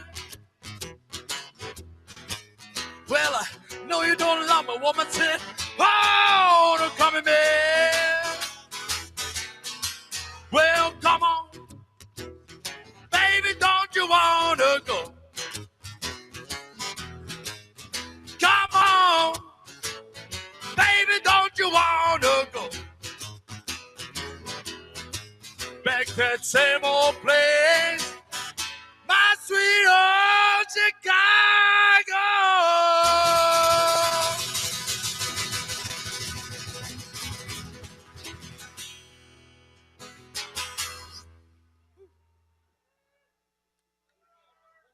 What?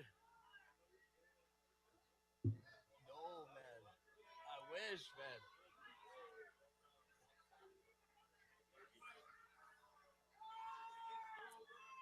I don't know if I know all the lyrics. I'll give it a try. Hello. Yeah, Joel will be here till 7. We got our closing remarks ending at 7 o'clock. Just people are wandering. Again, double check. Mini garbage bottles, collectible, dispose of them, keep your ear clean. And again, take it away, brother. Yeah, next one, try it. I'll see if I can find it.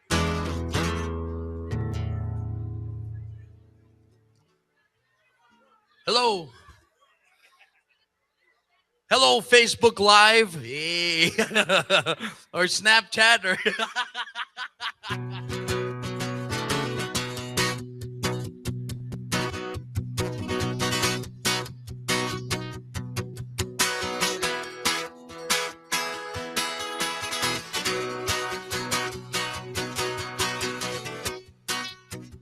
oh, my life is changing every day, every possible way. And all my dreams, it's never quite as it seems. It's never quite as it seems. I know I felt like this before, but now I'm feeling it even more, 'cause it came from you. Then I open up and see the person falling here is me. Different way to be. Hey, hey, yeah.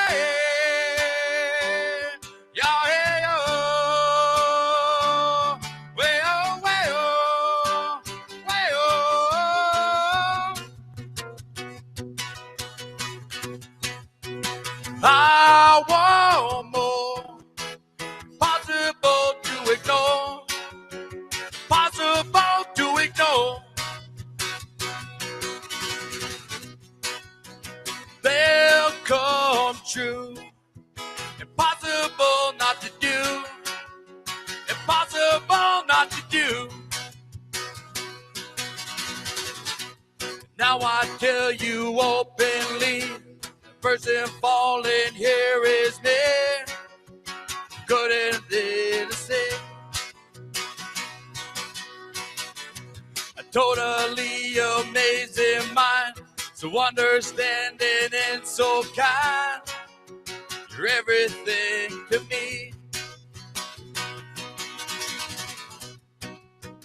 Oh, my life is changing every day, every possible way. And all my dreams never quite as it seems. It's your dream to me, dream to me.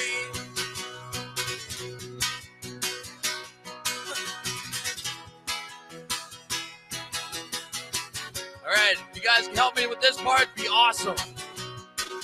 This is a perfect place to sing it. Way oh, way oh, yo, hey oh, hey oh, way oh, yo, way oh, yo, hey. Yeah. Way oh, yo, hey oh, hey oh, way oh, yo, way oh, yo, hey.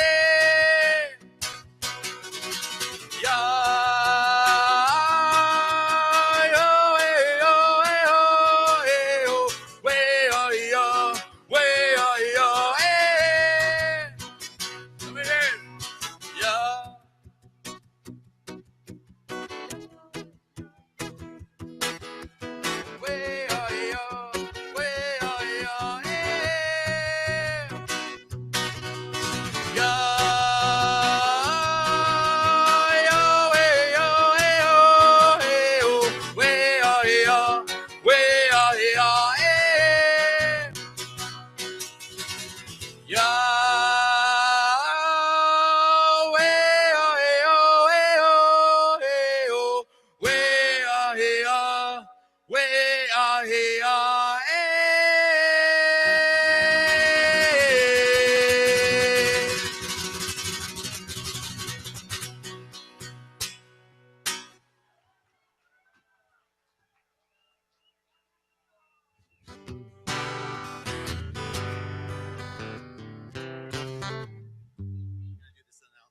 You bet.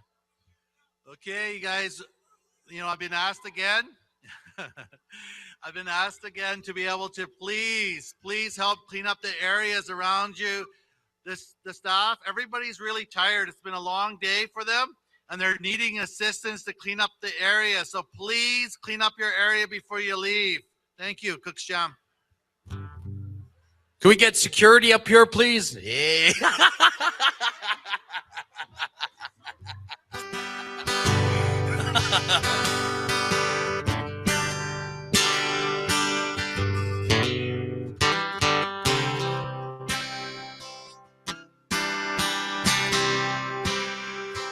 No matter which way the wind blows, it's always cold when you're alone.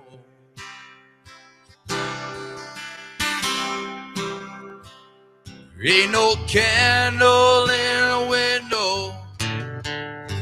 You gotta find your own way home.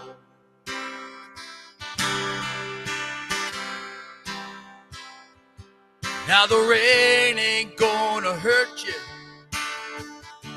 It's come to wash away your blues. It's all up to you.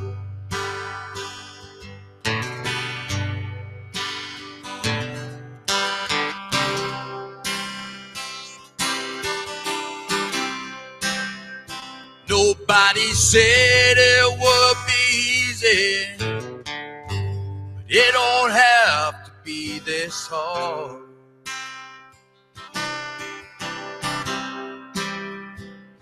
If you're looking for a reason, just stay right where you are.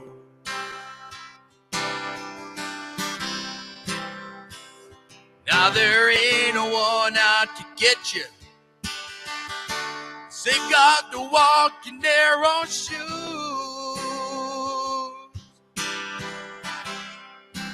It's all up to you. It's all up to you. No one else will get you through. Right or wrong, win or lose.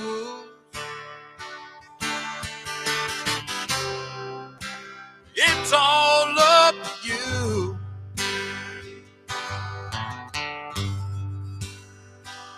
You could stand out on the highway and look as far as you can see.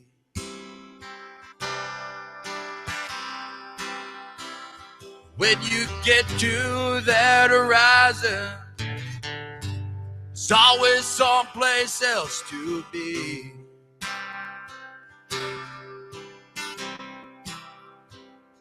Don't you stop to look behind you. You've got some traveling left to do.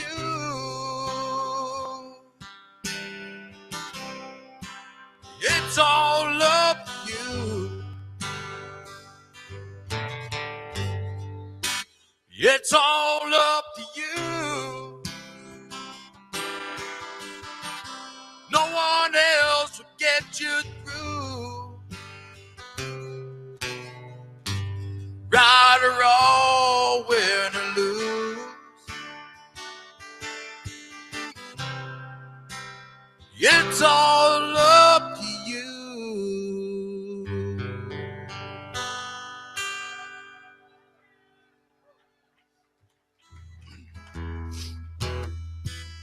There's another nice slow one here. Reminds me of my grandma on my mom's side. Always had music playing. Mom always had music playing, like on the radio and stuff. Sang while she did the dishes. Sang while she mopped and swept. Wiped our snotty noses, changed our dirty diapers and stuff like that. Always was singing, and it's a beautiful, and I never thought how powerful music was. You know what I mean? We're all here. There's a lot of beautiful music that comes out of here. That big drum that was here just earlier on today, hats off to the drummers. And that drummer, all that big drum helps me reset my heart, helps me get back on track. I was a little off, you know what I mean? But it's good to be here. It's good to be around all the power here as everybody's coming together. All races, all nationalities, everybody's here working together. We're all doing our best to work together. We come into this world, we'll try to leave it in a better place than we found it. Hard times are going to come, but they're not come to stay. They come to pass because we're powerful and we're strong, smart people here. If trauma can be passed down to the next generation, well, so can healing. You know what I mean? I love you all very much. I love you all, each and every one of you. And, it's beautiful to be here and beautiful to see everybody out here. And, if you guys ever need any kind of musical stuff, go see my brother here, Mike Miltmore. Wave your hands, Mike. Put your glasses on.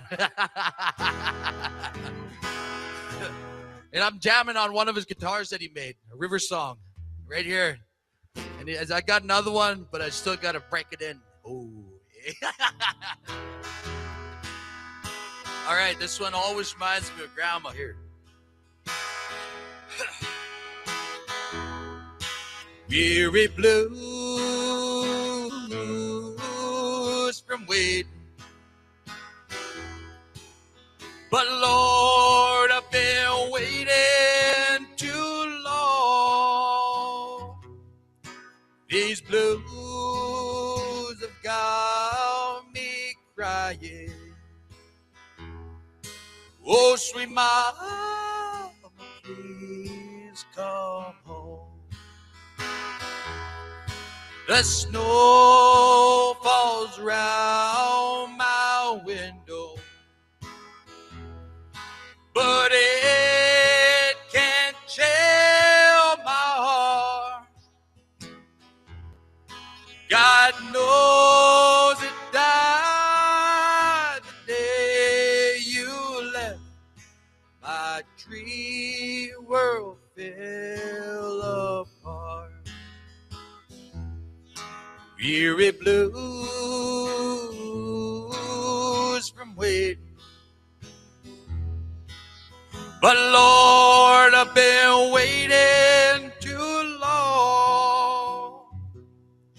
These blues have got me crying. Oh, sweet mama, please come home. Through tears I've watched young lovers as they go strolling by.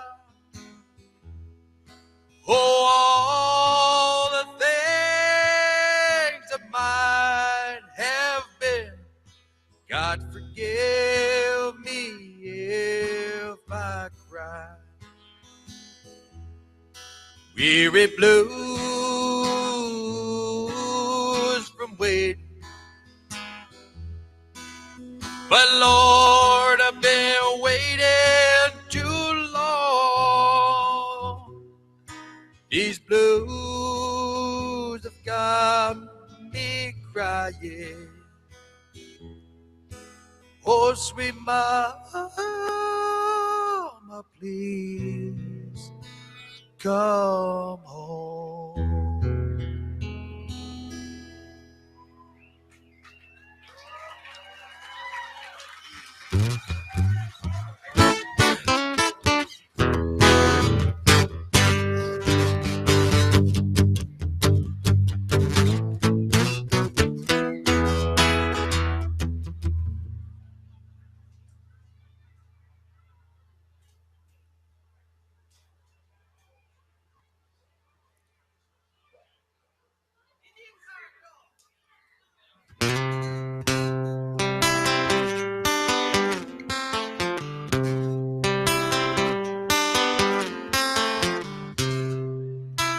This song's out to anybody who had never had a song put out to them ever before.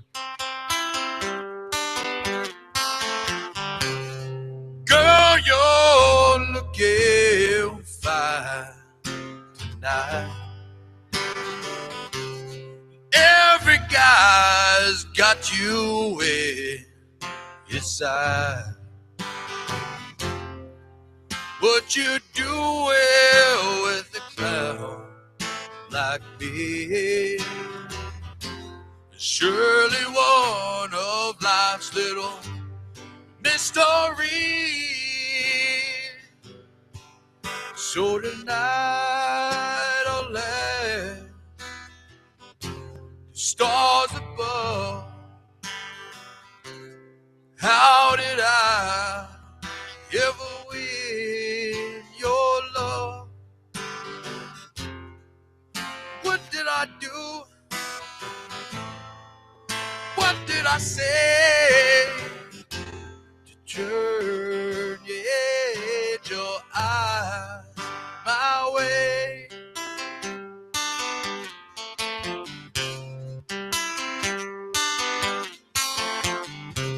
Now, I'm the guy who never learned to dance, never even got but second glance. Across a crowded room was close enough. I could look, but I could never touch. So tonight I'll let the stars above. How did I ever win your love?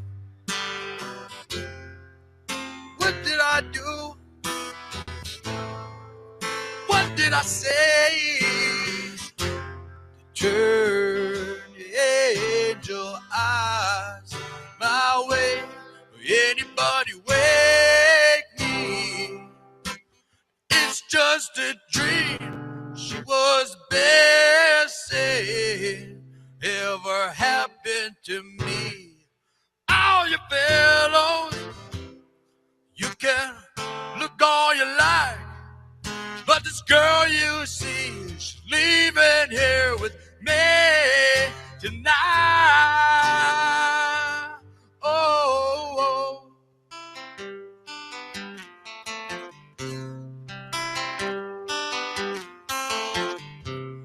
there's one thing I need to know. If this is love, why does it scare me so? Must be something only you could see. 'Cause girl, I feel it when you look at me. So tonight I'll let the stars above. How did I ever win your love? What did I do? What did I say to turn your angel eyes my way?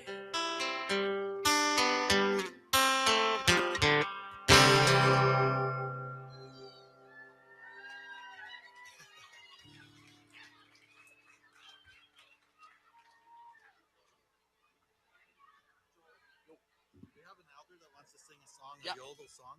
Yeah. You gonna play?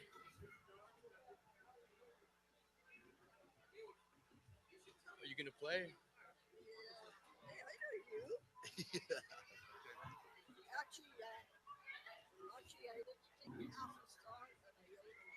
Okay.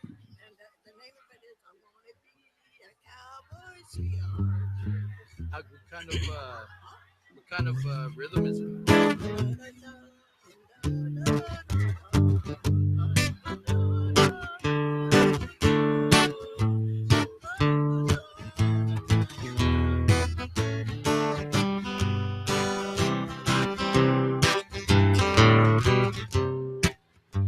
Could you sing it? Maybe I'll catch on when you start singing it.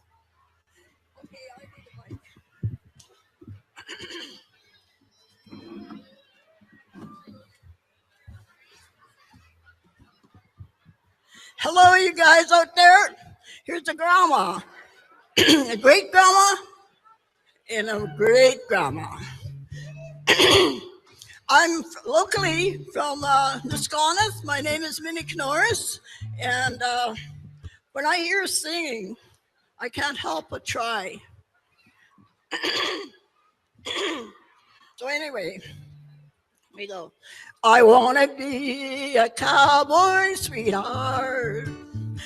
I want to learn to rope and ride. I want to ride over the desert and hear those coyotes howl. I want to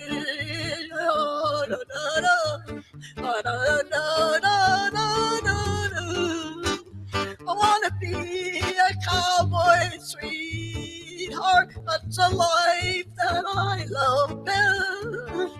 Yodel-o, little, little,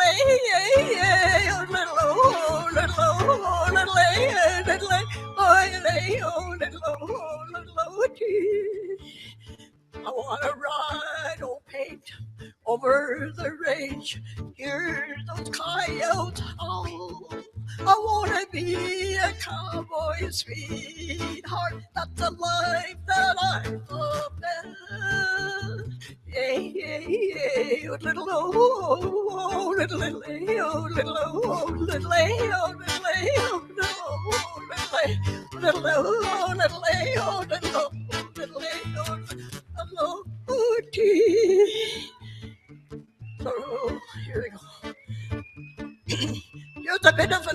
song and sing here. Oh, just sing to get it in my mind here.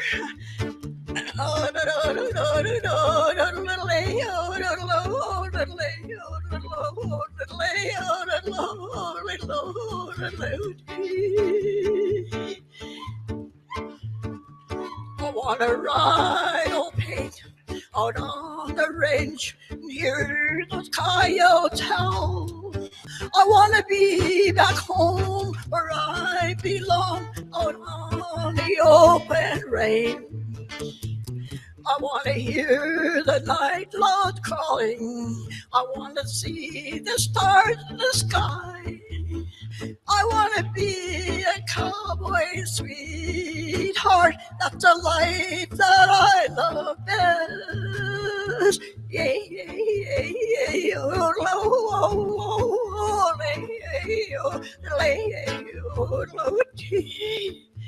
so ride along the mountain tops above the mountains high. I can hear your yodeling of the sweet moon lullaby. Yeah, yeah, yeah, yeah, yeah,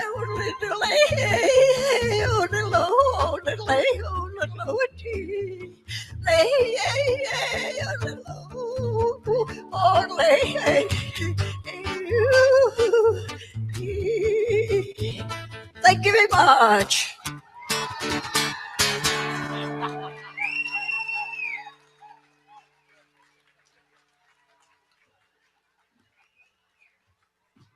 Another round of applause, everybody. How can I follow that?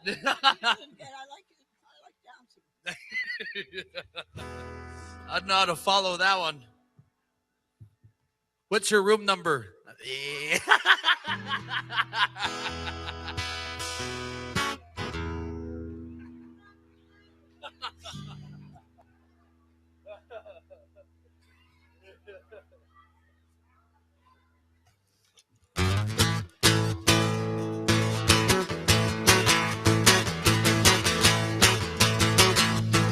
Marie, play guitar on the back porch, sit in my car. Why sing so sad, Marie?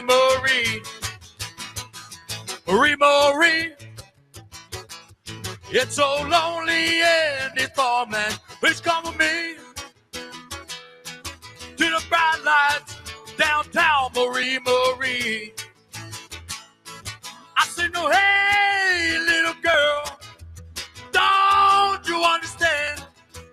I just wanna be your loving man, Marie. Sun is down on the cornfields, the evening is dark, and it sings so sad, Marie.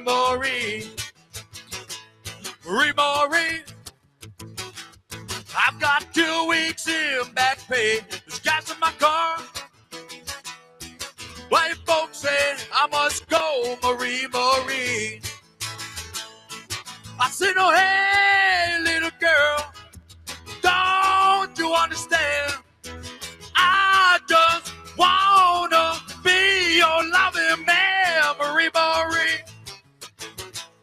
Play guitar on the back porch, even in the dark. Why sing so sad, Marie? Why sing so sad, Marie? Why sing so sad, Marie?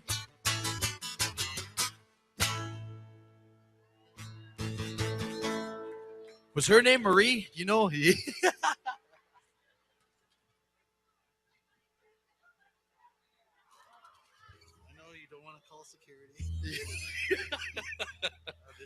One of the guys want to come and sing a song, a couple songs. Yeah. I wonder if you're able to let us get the guitar and give yourself a rest for 2 seconds. Yeah. Okay. Yeah.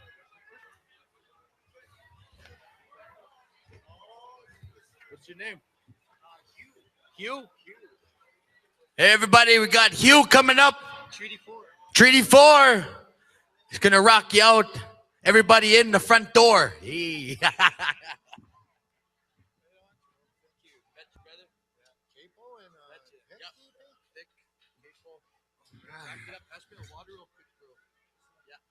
Good singing. Want a sip? I'm good, brother.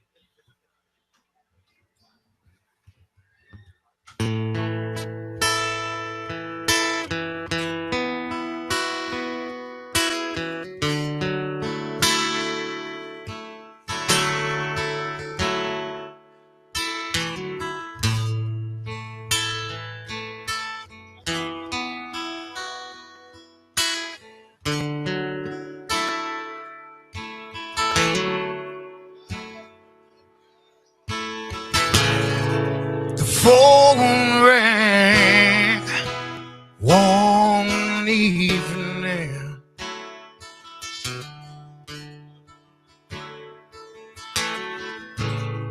Your southern voice on the other side.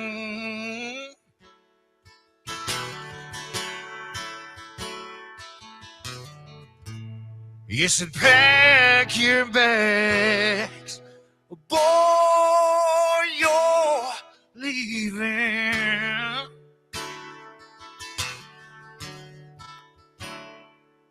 But on that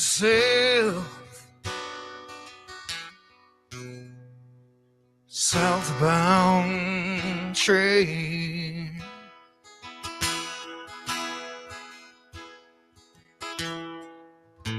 I hung up the phone and I hit the floor. It's what I worked my whole life for.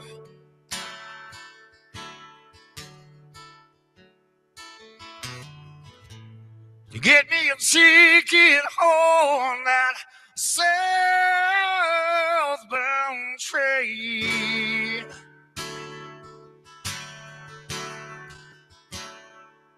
Oh, the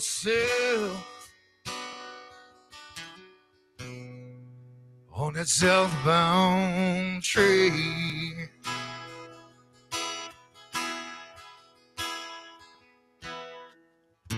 Hung up the phone and I hit the floor. It's what I worked my whole life for. To get me a ticket on that myself. On a southbound train.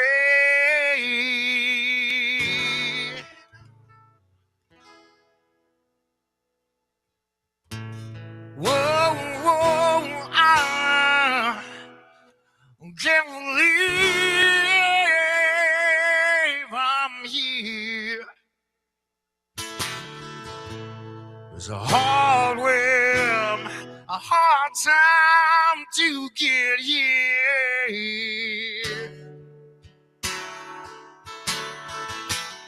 Oh, that's a two-wheel thunder.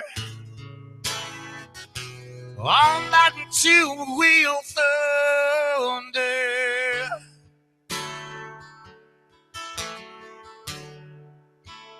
Two-wheel thunder.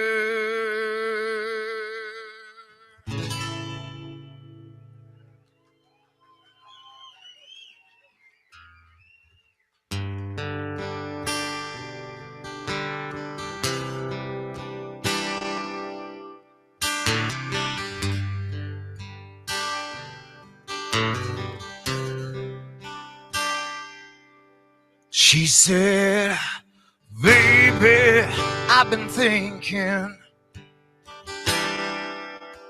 but some of the things you do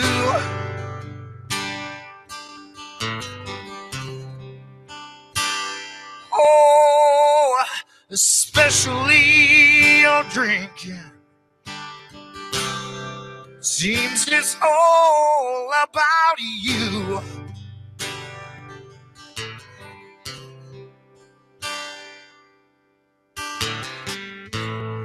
said you're gonna have to choose. Is it me or the booze?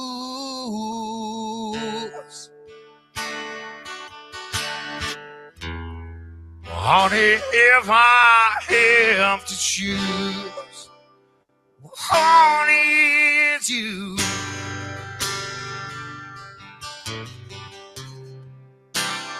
Honey, it's you.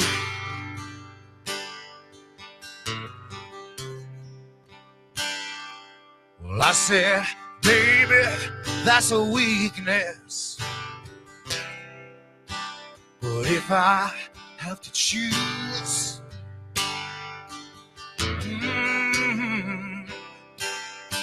oh, I would fight off that demon before losing you.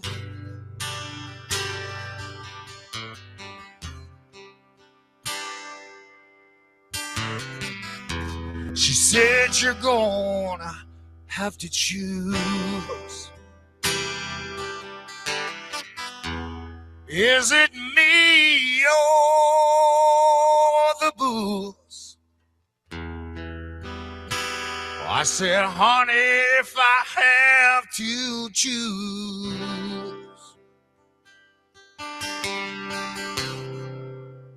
well, honey, it's you.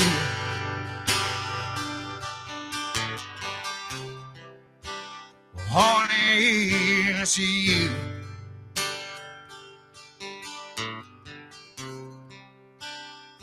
Honey, it's you.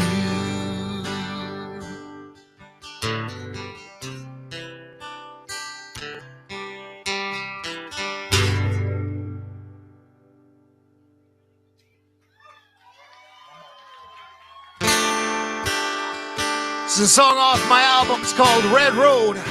It's about when times get tough, you can always turn to that red road. It's never gonna leave you wrong.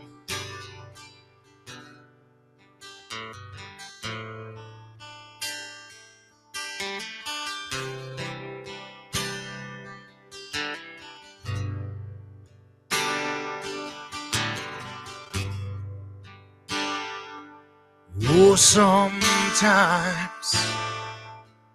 this world could get real crazy. Oh, and sometimes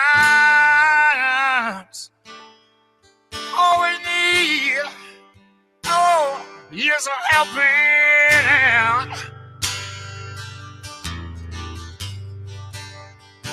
Oh, and sometimes all we need is to find the right road.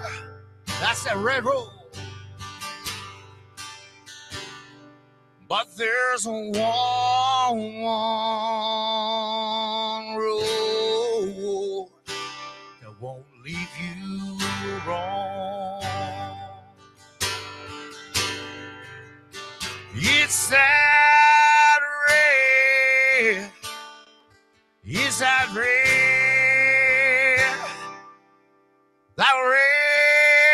road.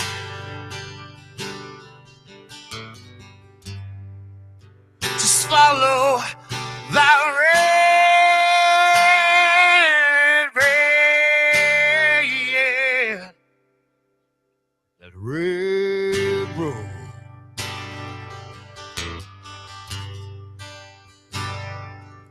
In this world that we call life, can lead you down that wrong, hard road.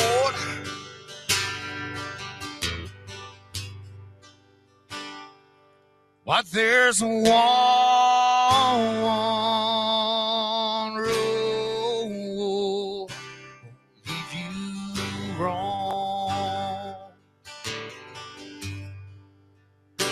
It's that red, that red road. Just follow that red, that red road. Yeah. Just follow that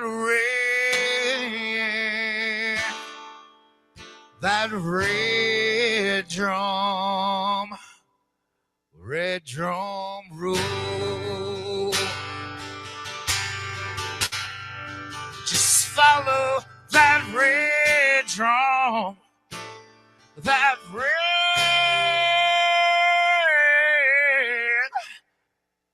red drum.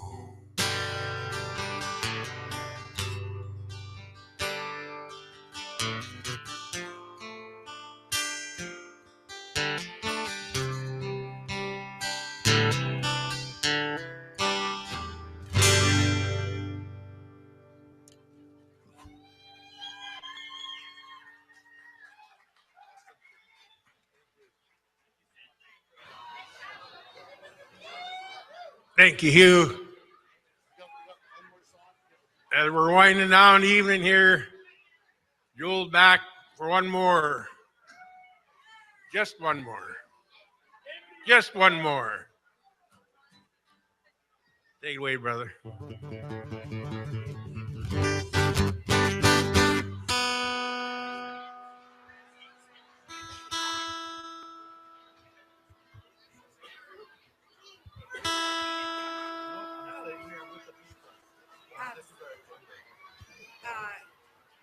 The introducing Kukpi, that's for you. Because my agenda's up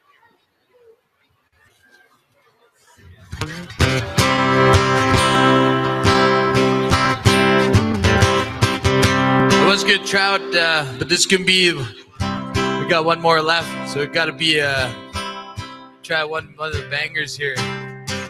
But prayers going up to Greg Thomas.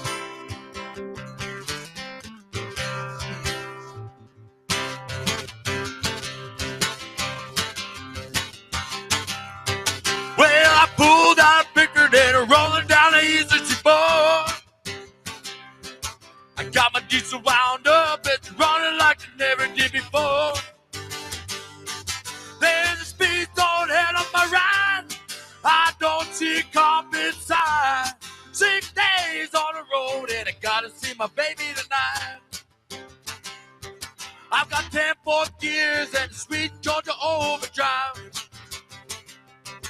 Taking little white pills and my eyes are open wide.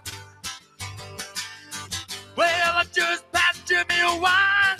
I've been passing everything inside. 6 days on the road and I gotta see my baby tonight. Well, it seems like a year since I kissed my baby bye-bye. Could have a lot of women, but I'm not like some of the guys.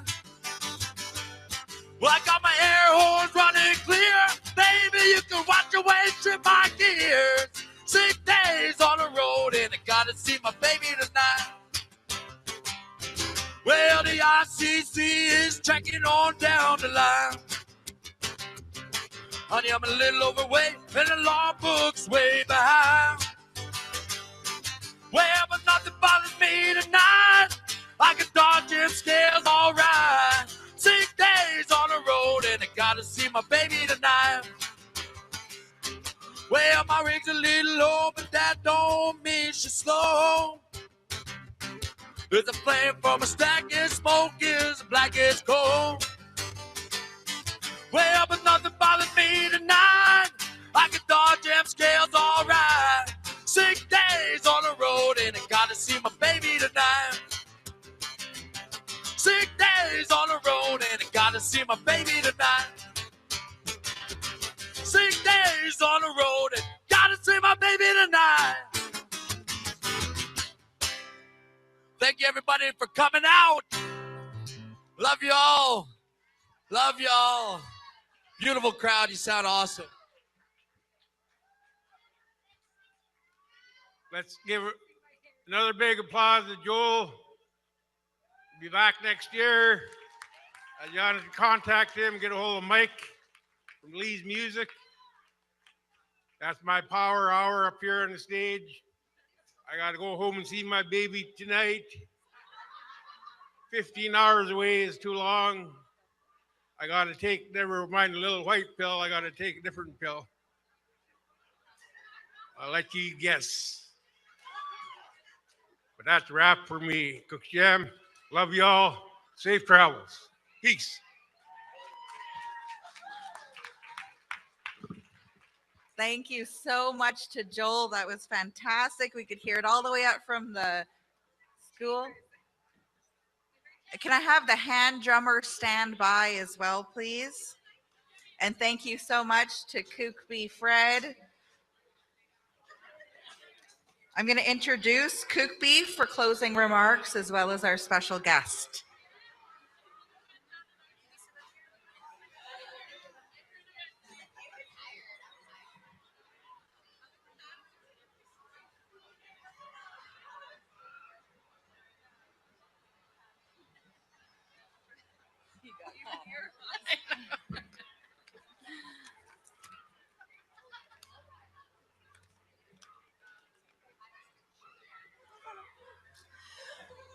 All right. So again, I'm very, very honored. You know, today we were all here together for the memorial, and truly a truly historical and a very special day. And I know that is something that we're all going to remember. We were all a part of what today was about and the true meaning of what it is and that path forward. Today, we mark that 1-year anniversary of the confirmation of the finding of the unmarked graves. So here at the Kamloops Indian Residential School, we call those unmarked graves the Secwépemc. And on behalf of our TTS, Tk'emlúps, our council, our membership, our survivors, our day scholars, our grassroots, and all our Kukupis and our chiefs and members from our Secwépemc Nation, we again welcome each and every single one who came to support and be a part of today. We thank you for being here. We extend our appreciation to all of the delegates and the guests and those that are here today to share this special day. And we thank you for really being here in attendance. The deep impacts are very deep and heavy for all of us. But going forward, our community, our nation, this is something that is bigger than our Secwépemc Nation, but our whole nation across Turtle Island. And it is also international. So really what we're doing here today and commemorating is one historical day that we're all a part of and on this healing journey and steps forward together. We thank you and Kukpi7, you know, and reflect that this is the first anniversary. And I mentioned in my welcoming address earlier that we continue to seek support as we move forward. And on this journey, it's about real actions. It's also about those steps, those baby steps towards reconciliation. It will take a lot of work, but there are examples of progress and goodwill and strong leadership to carry on those mandates that we have from our people. Our nations as collectives, we have been damaged by the attack on our language and our culture arising from the forced removal of our children. We know those harms, but we also know what we're doing to revitalize that. We know that the world is standing behind us and supporting that. And that is because leadership and governments are listening to our people, to your voices, and making those real changes. Last year, you know, we just had our day scholar settlement, and the parties entered into a settlement regarding, you know, the claims of day scholars and our children. And we know that the band class, you know, is still addressing the language and culture. all good progress. And we know that we can continue doing this for our nations, for our Kukpi7, our people. And that's a part of our journey towards truth. But it's also about meaningful steps for our elders and our survivors and all those that have been impacted from the residential school. So we thank everyone also behind the scenes to truly honor today and to make today possible and to run as smoothly as it did and as it has. And everything that took place here today was important. It was crucial. It was about witnessing and knowing true deep impacts. So we all know that earlier this year, I will say it, we all know that earlier this year, that Prime Minister Justin Trudeau, he apologized, missing the first National Day of Truth and Reconciliation.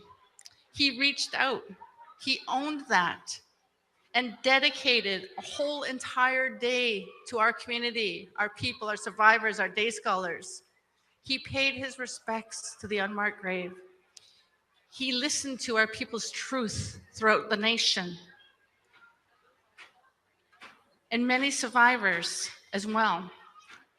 That's our reality as we all have to move forward. And I recognize that as a good start. I know that it takes strong leadership to work towards a better future for all of us.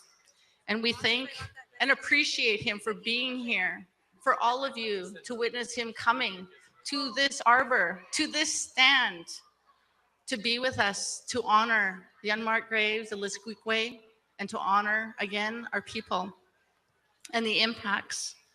So today we can all choose to learn and to support each other and continue working together to shape the future, one that has to be inclusive, one that has to be in honor of our children that are here with us today, and honor our elders, our Kukpi7. We must embrace life. It is so important to be able to shape the future for our children.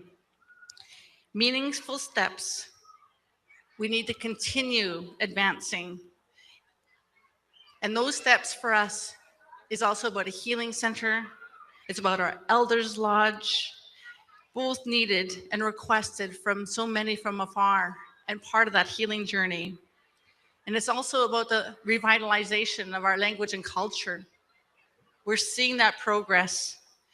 And each of us will be directly and have a responsibility to contribute to the current and future well-being of our community members, ourselves, and our homes. Each of those aspects we will share with the federal government, the provincial government, our neighbors, to have a lot of those implementation of the steps of UNDRIP. We will be progressing towards that.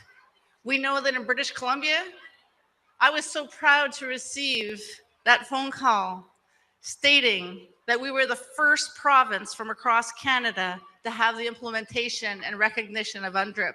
And that's free, prior, and informed consent. And it's about jurisdiction, and it's about consent. And most recently, I know that I've witnessed what it means to the remainder of Canadians right across Canada to have that implemented.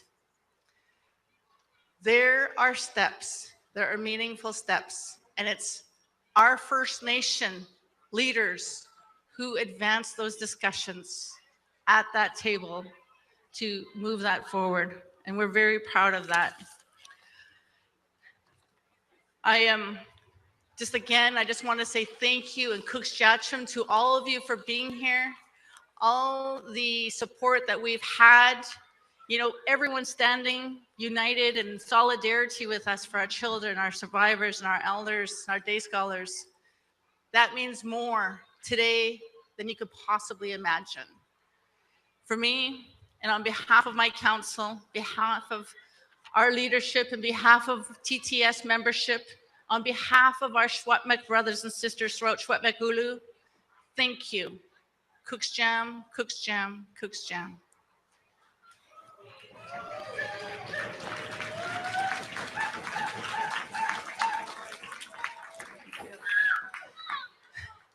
Thank you. So now I'm going to be pleased to call upon Prime Minister Justin Trudeau to have an opportunity to come up to the microphone to speak with our survivors. Kukpi7.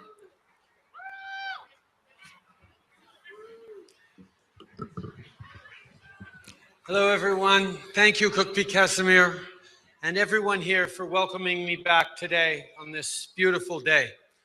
La commémoration d'aujourd'hui est importante et c'est un honneur pour moi de me joindre à vous. Today, we're here to remember the les estuihwe, the missing. We're here to honor them. Sorry. I know I had the opportunity earlier to speak to a number of elders, and I know for them it's something that they want to hear, me sharing my reflection. So I'd ask you, I hear your anger towards me, that's fine, but I'd ask you to respect your elders, please. Thank you. I'm sorry for your anger. Thank you. We're here to honor the missing. We're here to honor the children. What happened to these children here is unthinkable. As a parent, and I know there are many parents in this room, in this space, I know you can't imagine having your kids taken away from you. But I also know that too many of your parents and grandparents lived that. Every child, everywhere, deserves to be safe. Every child deserves to be loved because every child matters. Today is about the children and it's about the healing. I know that it's your tradition to come together 1 year after the passing of someone to signify the end of the mourning process and the start of the healing journey. I also know that healing is a process that's different for each person. So I'm here with a simple message. We're here for you. We'll continue to remember the children who never returned and to support one another as we walk forward together on the shared path of reconciliation. We're making sure families and survivors have access to trauma-informed and culturally appropriate services to support their mental health and well-being. And I want to especially thank Kukpi and Council for all their leadership on making sure that there are supports for the community in so many ways, and we will continue to be there to help you. So I lift you up for that. We will continue to support, we'll continue to be here, to listen, and to be your partners. We know that the harms caused by the legacy of residential schools continue to play out today through the intergenerational trauma that so many families must deal with. When I was here in the fall, and in other communities like Williams Lake more recently, I had the opportunity to sit down with survivors and hear their stories.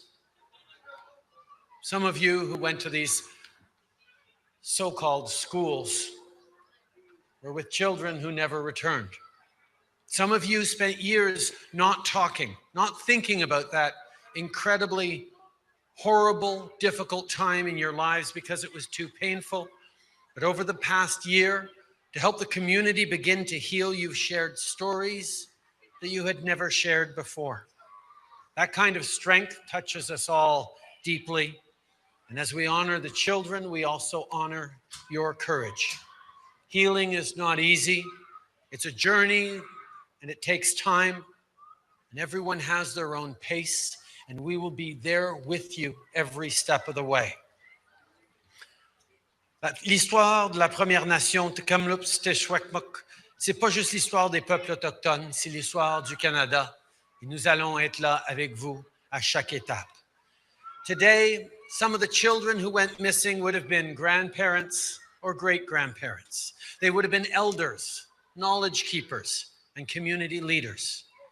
It is on all of us to remember them and to honor them. And as we look to build a better future together, it's on all of us to work together to make sure that every First Nation, Inuit, and Métis child grows up safe and proud of who they are. Kukpi7, merci beaucoup. Thank you very much, my friends. Merci.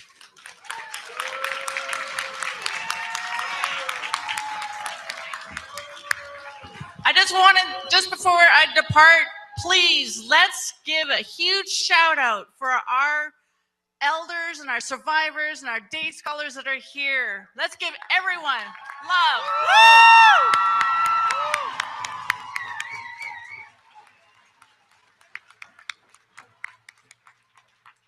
Kukpi7.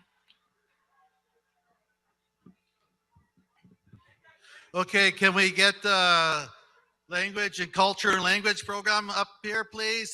Ted Gofferson and Sunny Prairie Chicken. Hand drummers, come up here. Ted and Sunny are gonna start the farewell song. And we're gonna do the farewell song.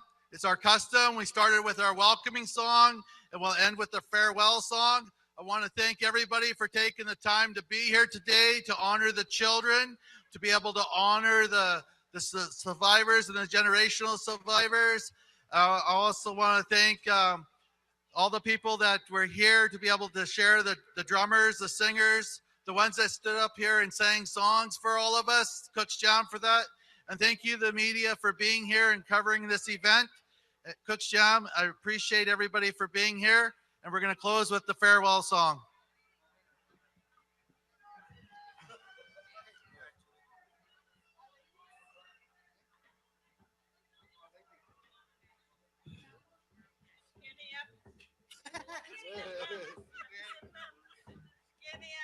Hey, Diane. Okay. All right, bye.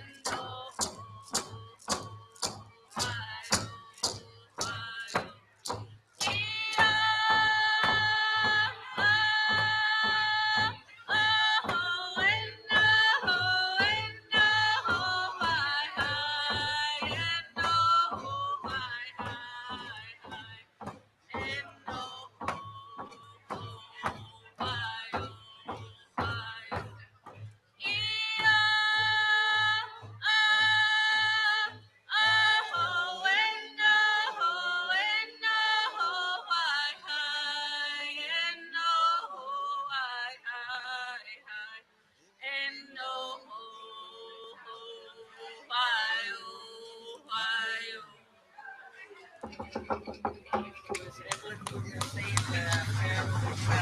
don't know. Elder Evelyn. Oh, is it?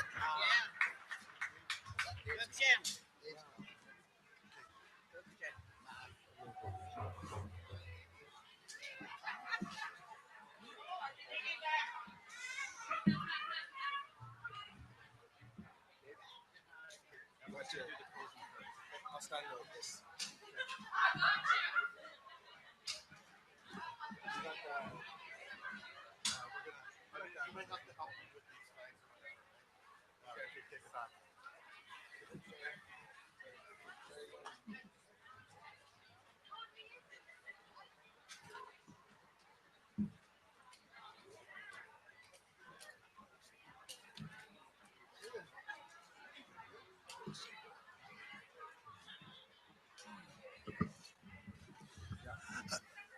Elder Evelyn Camille, former band counselor, really respected elder that works with our youth in the Secwépemc School of Excellence.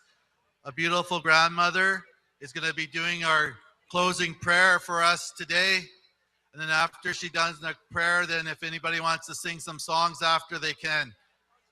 Respect for the elder, Evelyn. Oh, Coach Tam. First of all, I'd like to recognize everybody that came here from the bottom of my heart. I'm a survivor of 10 years up here. As my sister Doreen spoke of earlier, most of our family came here. You know, and I could never forget the first day, although I was a child, we didn't know how to speak English because at home, only our language was spoken. And because I came from a large family, I was in the middle. So I had to go spend my time with my ke'as and sla'as. And that's where I was able to maintain my language, my culture, and my traditions, of which I am very proud of today. Despite the residential school, what they tried to do to us, but we all went full circle. We are here strong as ever. Just la is conclude. Just Martinez man says conclude no alien na gay na sa kwapuchin. Mala clan mo kaya as la as conclude na sa kwapuchin as makonchinas. Ma yuchman stuto. Ma yuchmin da was family. Ma yuchmin da hohai di ana the communities. I often wonder what kind of justice are we looking for? Pardon from the Hope doesn't give me anything. That was a waste of time and money to go over there to beg. If we have to beg for a pardon from the hand that beat us, forget it. I do not accept any apology. That was a waste of time. And that is what I feel from the bottom of my heart. We find our own way through our elders to listen, to spend time with our children. I work with my children at the school. I used to teach the language there, but now I'm just a kid there, just a kid. But I love those children, you know. Yeah, I love those children. And that's what that we have to do. If it's not working the political way, each one of you, talk to your children, spend time in the schools. I swore from the residential schools that I'm going to fight for our own school. And many of the communities have their own school, our own curriculum to keep us strong. Once we were like this, but now we are like this. We are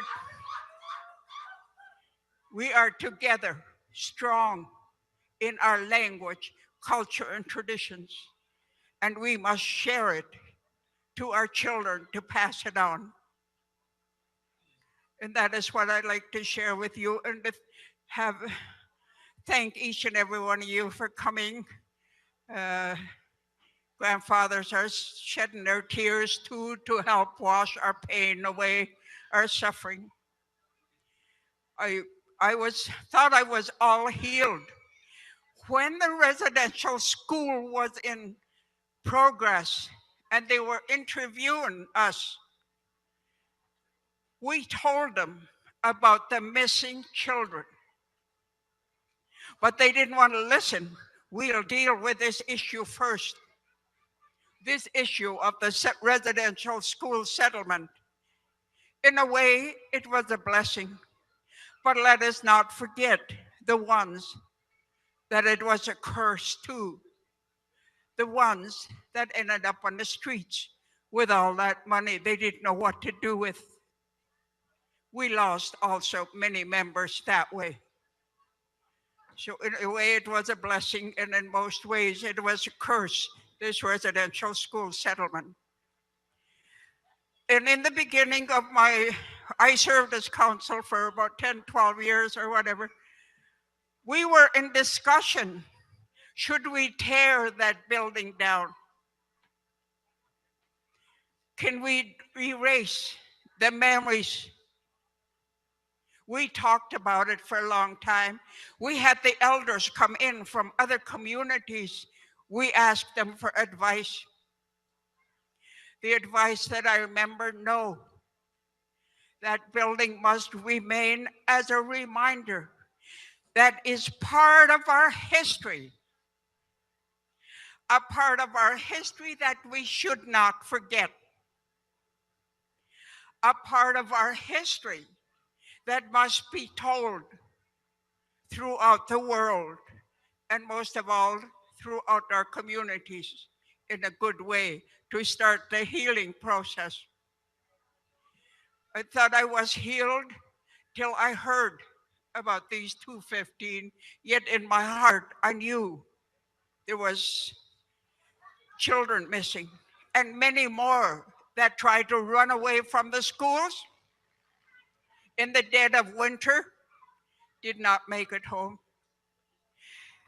At our residential school here, many tried to swim across the river. Many were lost there. So to remember them with this, I always say 215 plus. And we know today that they're finding them all over where there was a residential school. And that with the leadership that we have to assist the leadership, if they will come and talk to us to say, and to let us know what next. It is not only a political issue, it is our issue as grassroots, that we must come together in our community and throughout the nations, that we must work together for justice and for healing, most of all. Tk'emlúps, I will now say the prayer in my language.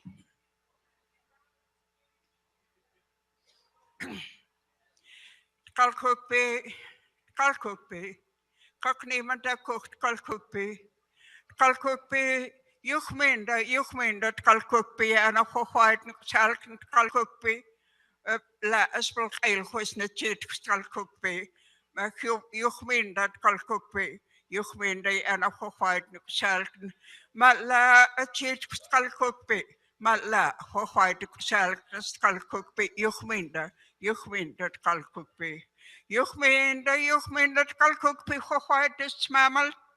Dit hana Secwépemc Kukpi7, Matla, Secwépemc Kukpi7.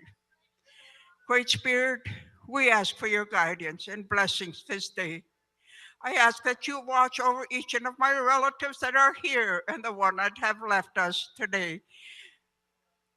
Give them a safe journey home, O Great Spirit.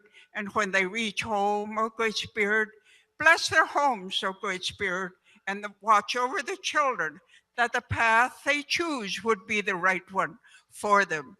With the help of the community, with the help of the elders, Great Spirit, watch over our young people.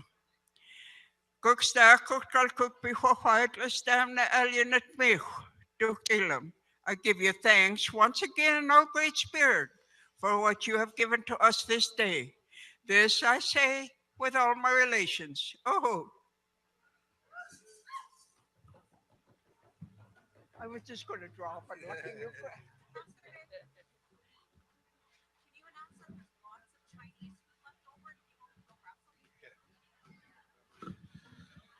Okay, so there's I've just been asked to do another announcement. There's lots of Chinese food left over, so if you feel like having more Chinese food, please help yourself.